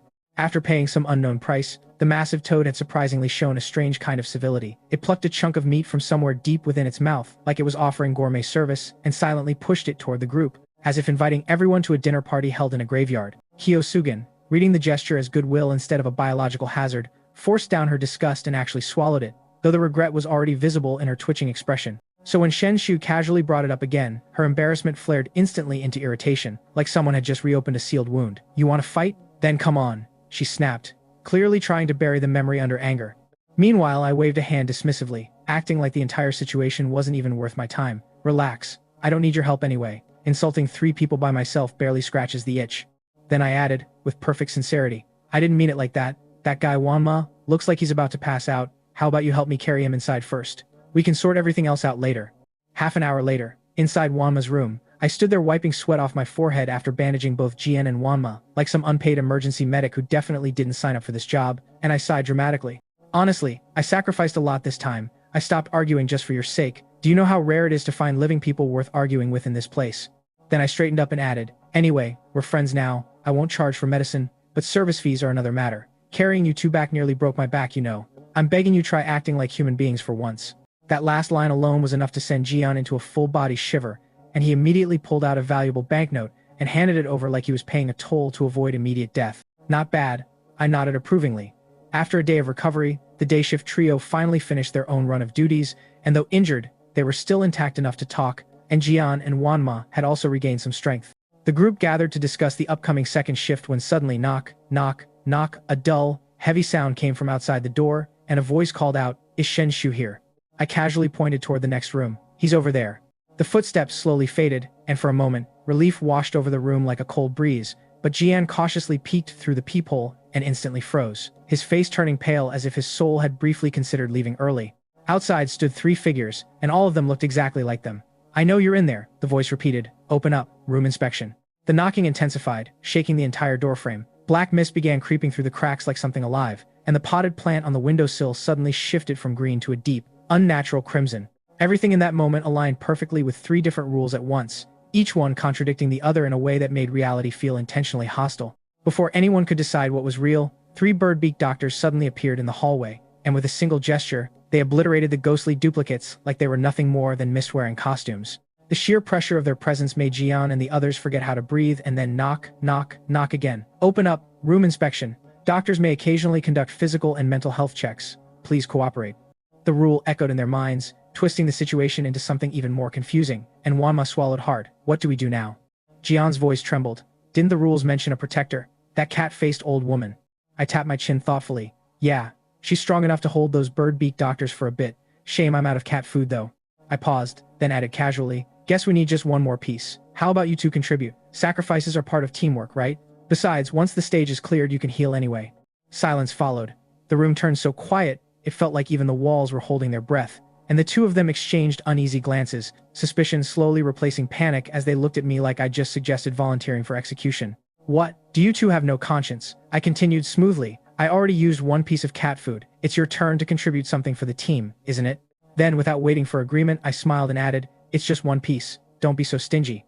Jian gritted his teeth, face twitching with conflict. and in the end, he threw the cat food directly at me, while Wanma immediately rushed in to check on him, half in shock, half in confusion. I blinked, caught it effortlessly, and let out a soft laugh. Ah, my mistake. Almost forgot I had that. Right, I almost forgot I had one more piece. I sighed like I was genuinely regretful, though my hand was already moving, and I added, sorry about that, buddy. Consider this one a souvenir from our beautiful little brotherhood. The moment I spoke, Jian's expression completely collapsed. Shen Xu, I'm going to kill you, he roared, lunging at me like he had finally snapped. Honestly, I respected the enthusiasm, but I also respected survival more, so without even hesitating, I calmly opened the window, lifted my hand, and revealed the final piece of cat food. The instant it appeared, the atmosphere shifted, and the cat-faced old woman reappeared on the windowsill as if she had been waiting backstage for her cue, her eerie presence filling the room like cold water poured into a furnace. Jian immediately froze, all aggression evaporating into panic as he instinctively backed away. I waved casually, smiling like this was just a friendly misunderstanding. Relax, I was joking earlier. Don't be so tense, we're all friends here. So, why are you still standing there? Run. That last word was the only invitation they needed. Jiang and Wanma exchanged one look, and, without further debate, followed me straight out of the window. Behind us, the cat-faced old woman and the plague doctors locked into a silent standoff, neither side moving first, like two predators waiting for permission from the rules themselves. Of course, I didn't do all that just for fun, well, mostly not as it was all according to plan. Psychological pressure is also a form of strategy, and the rules clearly hinted that only one shift group was meant to survive the night intact, so I simply helped reality make its decision faster. Old 6 talent activated. Due to extremely sneaky behavior, damage reduction increased by 45%. Meanwhile, on the other side of the ghost story world, the day shift trio was barely holding their ground inside the dormitory, sweating as they blocked the door while chaos pressed in from outside.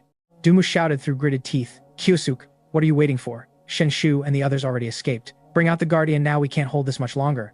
Kyosuke hesitated, jaw clenched so tightly it looked like it might crack, before reluctantly pulling out a piece of meat she clearly valued as a last resort lifeline, a recovery artifact capable of regenerating missing limbs in an instant. With a heavy heart, she threw it forward. In an instant, a massive, arrogant toad materialized on the windowsill, its presence heavy and disgusting in equal measure, and it didn't even acknowledge them at first, just lazily rolled its tongue, swallowed the meat, and went silent. The room fell into an awkward, suffocating pause. Sweetheart, please, we really need your help, Kyosuke forced out, voice shaking slightly. We'll make sure you get all the good food in the future, just help us this once.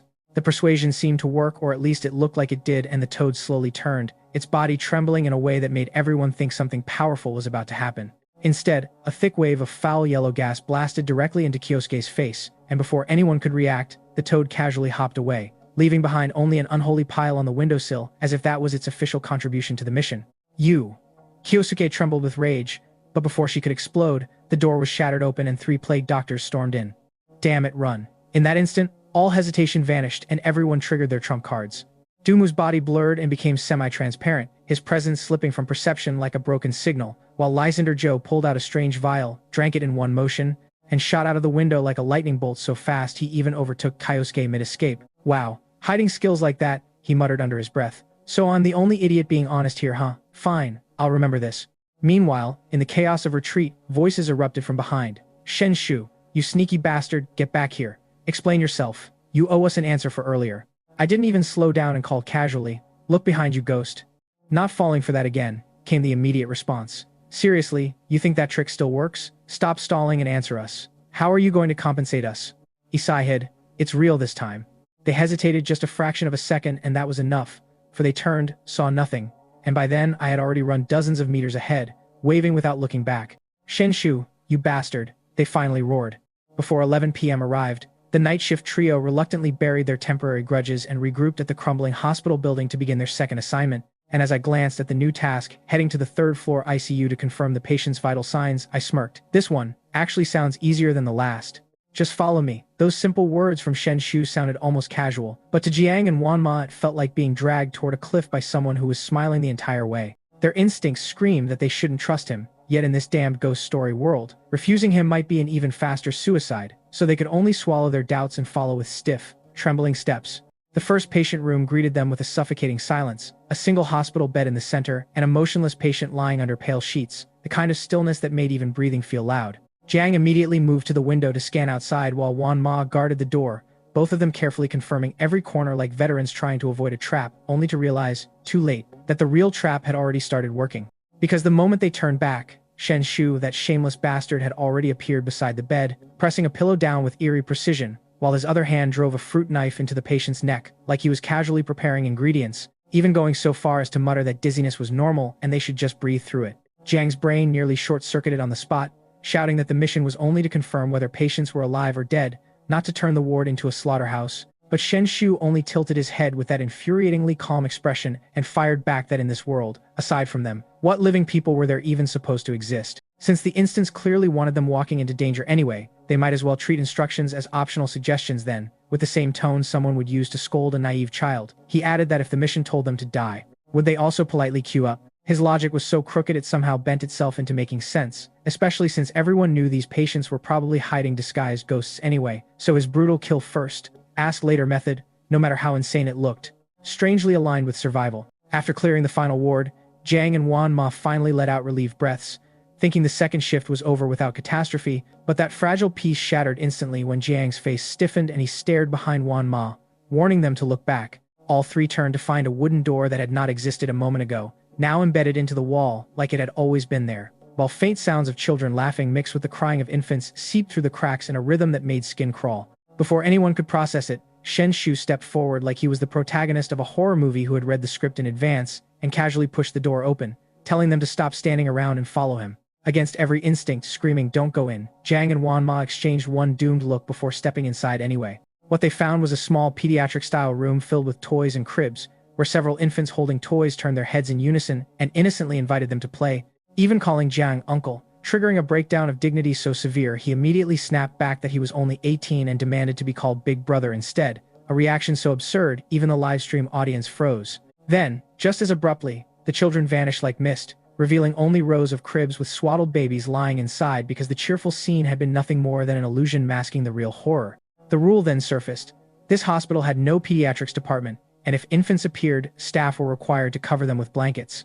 Shen Xu, already stretching lazily like he had finished a shift, waved them off and said he was too tired from teaching those brats manners and would leave the rest to them, instantly earning himself furious accusations from Jiang, who shouted that he had clearly known everything and deliberately tricked them into dealing with the ghosts. The situation turned immediately worse when Jiang stepped forward to obey the rule, only to find that no matter how hard he pulled, the blanket refused to move, while an invisible force began choking him from the inside, as if the room itself was tightening around his throat.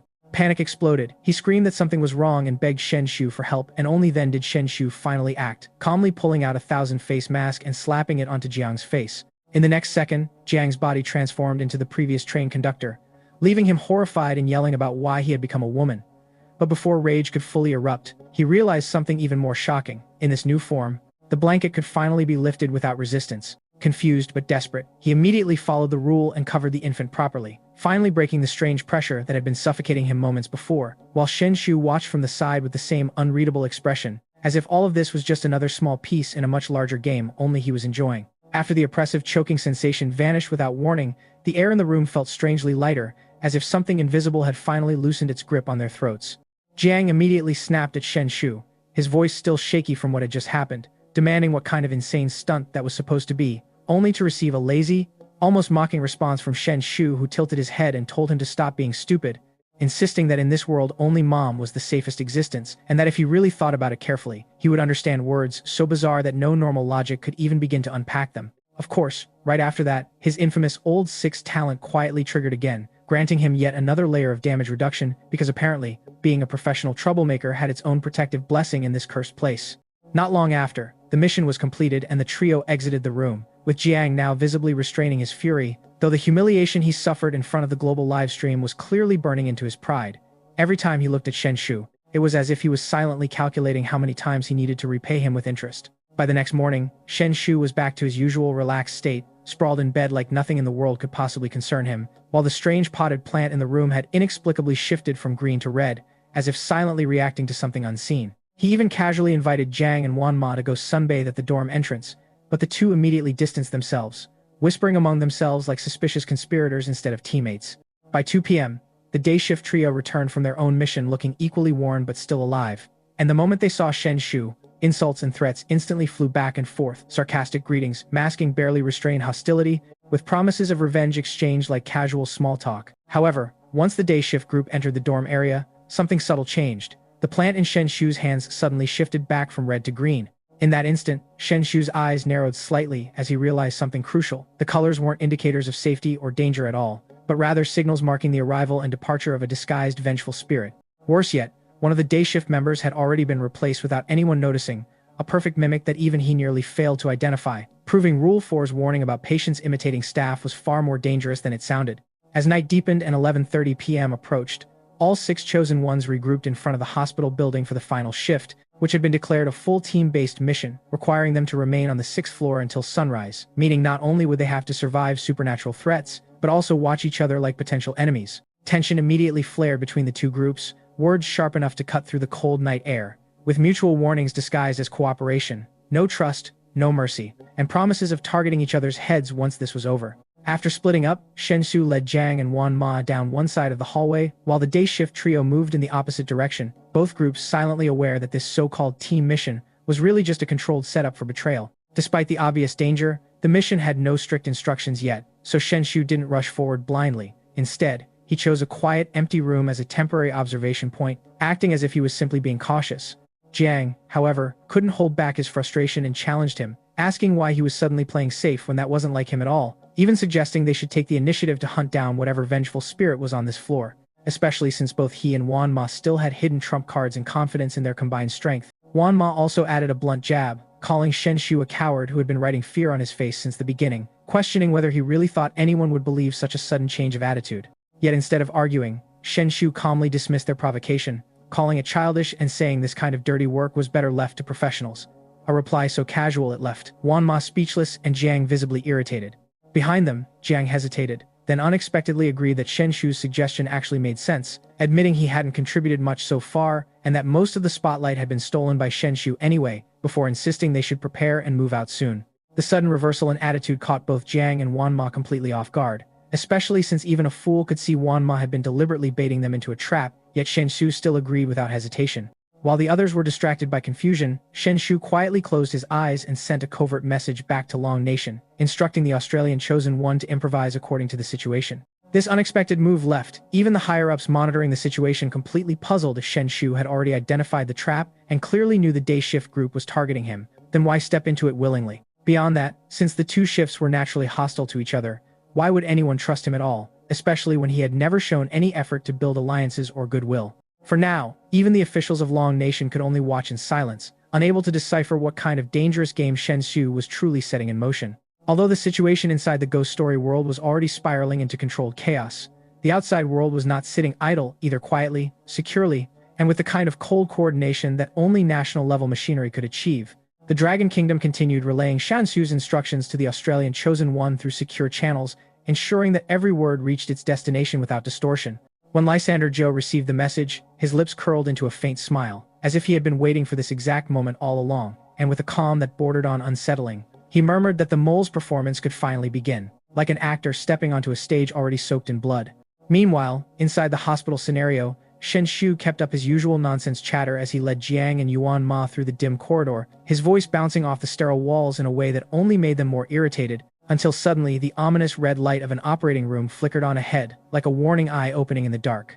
The trio carefully pushed inside, only to find a horrifying tableau. More than 10 female ghosts in nurse uniforms stood frozen in place like mannequins forgotten in time, while on the operating table lay a grotesque torso, missing both head and limbs, as if reality itself had been carelessly disassembled. Shen Xu casually muttered whether someone had dropped a time control remote here, which immediately triggered every nurse in the room to snap their heads toward him in unison, featureless faces marked only by twisted scars, like unfinished paintings of human skin. However, the moment silence returned, they froze again, reacting only to sound, which Jiang and Yuan Ma quickly noticed and exploited mentally as they exchanged a subtle glance and secretly passed Shen Xu a written note claiming they would generously leave all the female ghosts to him, a gesture that nearly brought tears of fake gratitude to his eyes as he nodded enthusiastically, fully playing along. Then, just as Shen Xu cautiously advanced deeper into the room, the so-called teammates abruptly abandoned him and bolted toward the exit, only to be intercepted at the doorway where Kyosuke's group was already waiting, waving them in with suspicious friendliness. In the next instant, Lysander Zhou gave a light but decisive push that sent Kyosuke and Du Mu stumbling forward into the operating room, crashing directly into Jiang and Yuan Ma, and before anyone could react, he slammed the door shut, sealing all 5 of them inside while calmly positioning himself as the final beneficiary, the mantis stalking the cicada, unaware of the Oriole behind scenario playing out exactly as he intended. Inside, the 5 trapped individuals stared at one another in stunned silence, the atmosphere so awkward it felt like the air itself had forgotten how to move, realizing too late that every layer of their scheme had collapsed into a self-made cage. At that moment, Shen Xu, who had been quietly observing like a spectator in his own disaster, suddenly revealed a faint, almost playful grin and pulled out a notebook, writing a single line before holding it up for everyone to see. The moment those words were read, the expressions of the other 4 shifted drastically, shock rippling through them as they recalled the earlier detail they had overlooked: the potted plants that had turned from red back to green when the group reunited, which was not a sign of safety at all, but a coded indicator that a vengeful spirit had already infiltrated their ranks, regardless of color. In an instant, the fragile alliance shattered completely, suspicion exploding like shattered glass as Jiang and Yuan Ma instinctively stepped back while Kyosuke and Dumu distanced themselves just as quickly, each group now convinced the other side was hiding something deadly. Shen Xu's old 6 talent triggered again in the background, granting him yet another layer of absurd damage reduction, as Rule 5 echoed in everyone's minds, warning that some patients could mimic staff, and once a vengeful ghost was among them, survival became impossible. With speech restricted by the situation, Jiang deployed message-carrying insects to communicate, and within that fragile system of silent accusations, arguments erupted anyway, each written message more paranoid than the last, until Shen Xu casually intercepted one of the insects mid-air and added his own contribution. Kyosuke was the most suspicious, always targeting him specifically, and worse, no one even knew what her ability truly was. That final observation landed like a spark in dry grass, and as everyone replayed past moments in their minds, the uneasy realization began to settle in: maybe, just maybe, that suspicion was not entirely unfounded. Kyosuke's behavior changed so abruptly it felt like someone had swapped her soul mid-sentence, her earlier composure twisting into something sharp and hostile, and Dumu was the first to snap, shouting that she was the traitor who had been sabotaging them all along before suddenly drawing a blade and lunging forward in a desperate strike.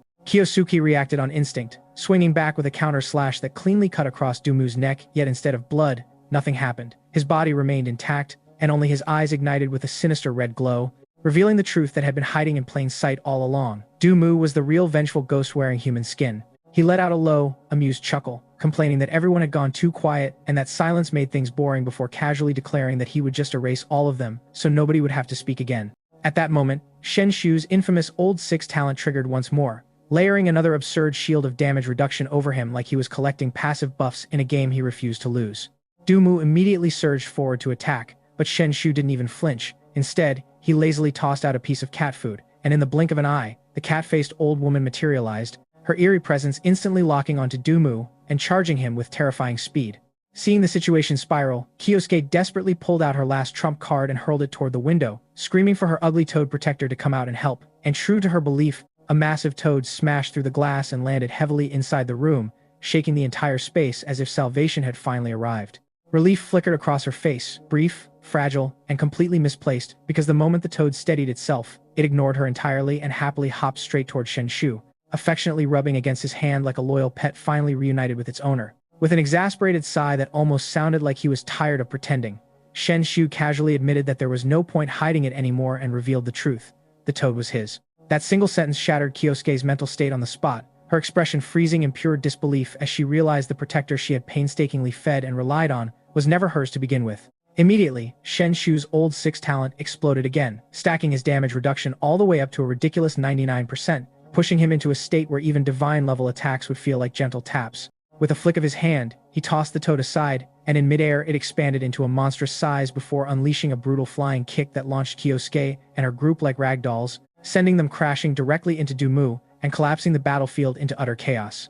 On one side stood the cat-faced old woman and the rampaging toad, on the other Dumu blocking any escape route, while the noise of battle had awakened all the nurse ghosts in the operating room, who now swarmed in with surgical instruments like a tide of death closing in from all directions. Shen Xu, completely unfazed, activated his old 6 speed, darting through the chaos and deliberately pulling the nurse horde along like an unwanted parade of disaster. The room transformed instantly into a nightmare battlefield. Kyosuke barely managed to survive by unleashing her Windblade talent to hold off the cat-faced old woman, while Jiang and Wan Ma were completely overwhelmed by the toad's brutal assaults, suffering so badly it almost looked personal. In desperation, Jiang snapped, pulling out a blowgun and firing poison darts at Shen Xu with the intent to drag him down even at the cost of his own life, but Shen Xu simply stepped on his head mid-air and vaulted over him effortlessly, leaving him to be swallowed by the advancing nurse swarm. Even in his final moments, Jiang managed to take down one nurse, but was immediately overwhelmed and restrained by the rest. Dumu's voice then rang out sharply, ordering everyone to eliminate Shen Xu first as the source of all chaos,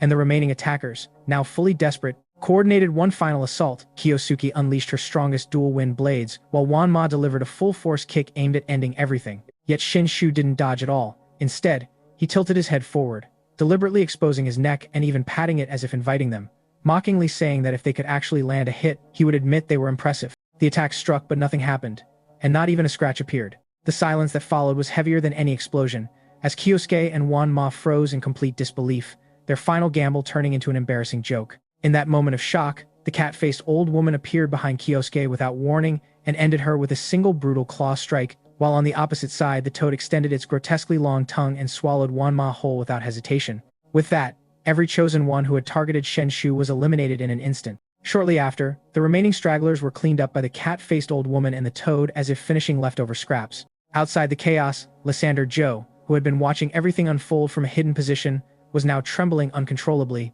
his earlier confidence completely replaced by fear as he realized Shen Xu's strength had far exceeded anything he had prepared for. And then, swallowing hard, his eyes darted around before he made a decision no one expected. He calmly pushed open the operating room door and stepped inside himself. Honestly, taking down an entire room of chosen ones alone, not bad at all, I said, stretching my shoulders like I'd just finished a warm-up instead of a massacre, glancing at the wrecked operating room with the casual satisfaction of someone who definitely didn't just orchestrate chaos from the shadows. Lysander Joe, standing there with that overly confident grin, continued like he was narrating his own heroic subplot. Luckily, I saw through their little scheme early and helped you out. Now it's just the two of us left. So how about we quietly clear this stage together?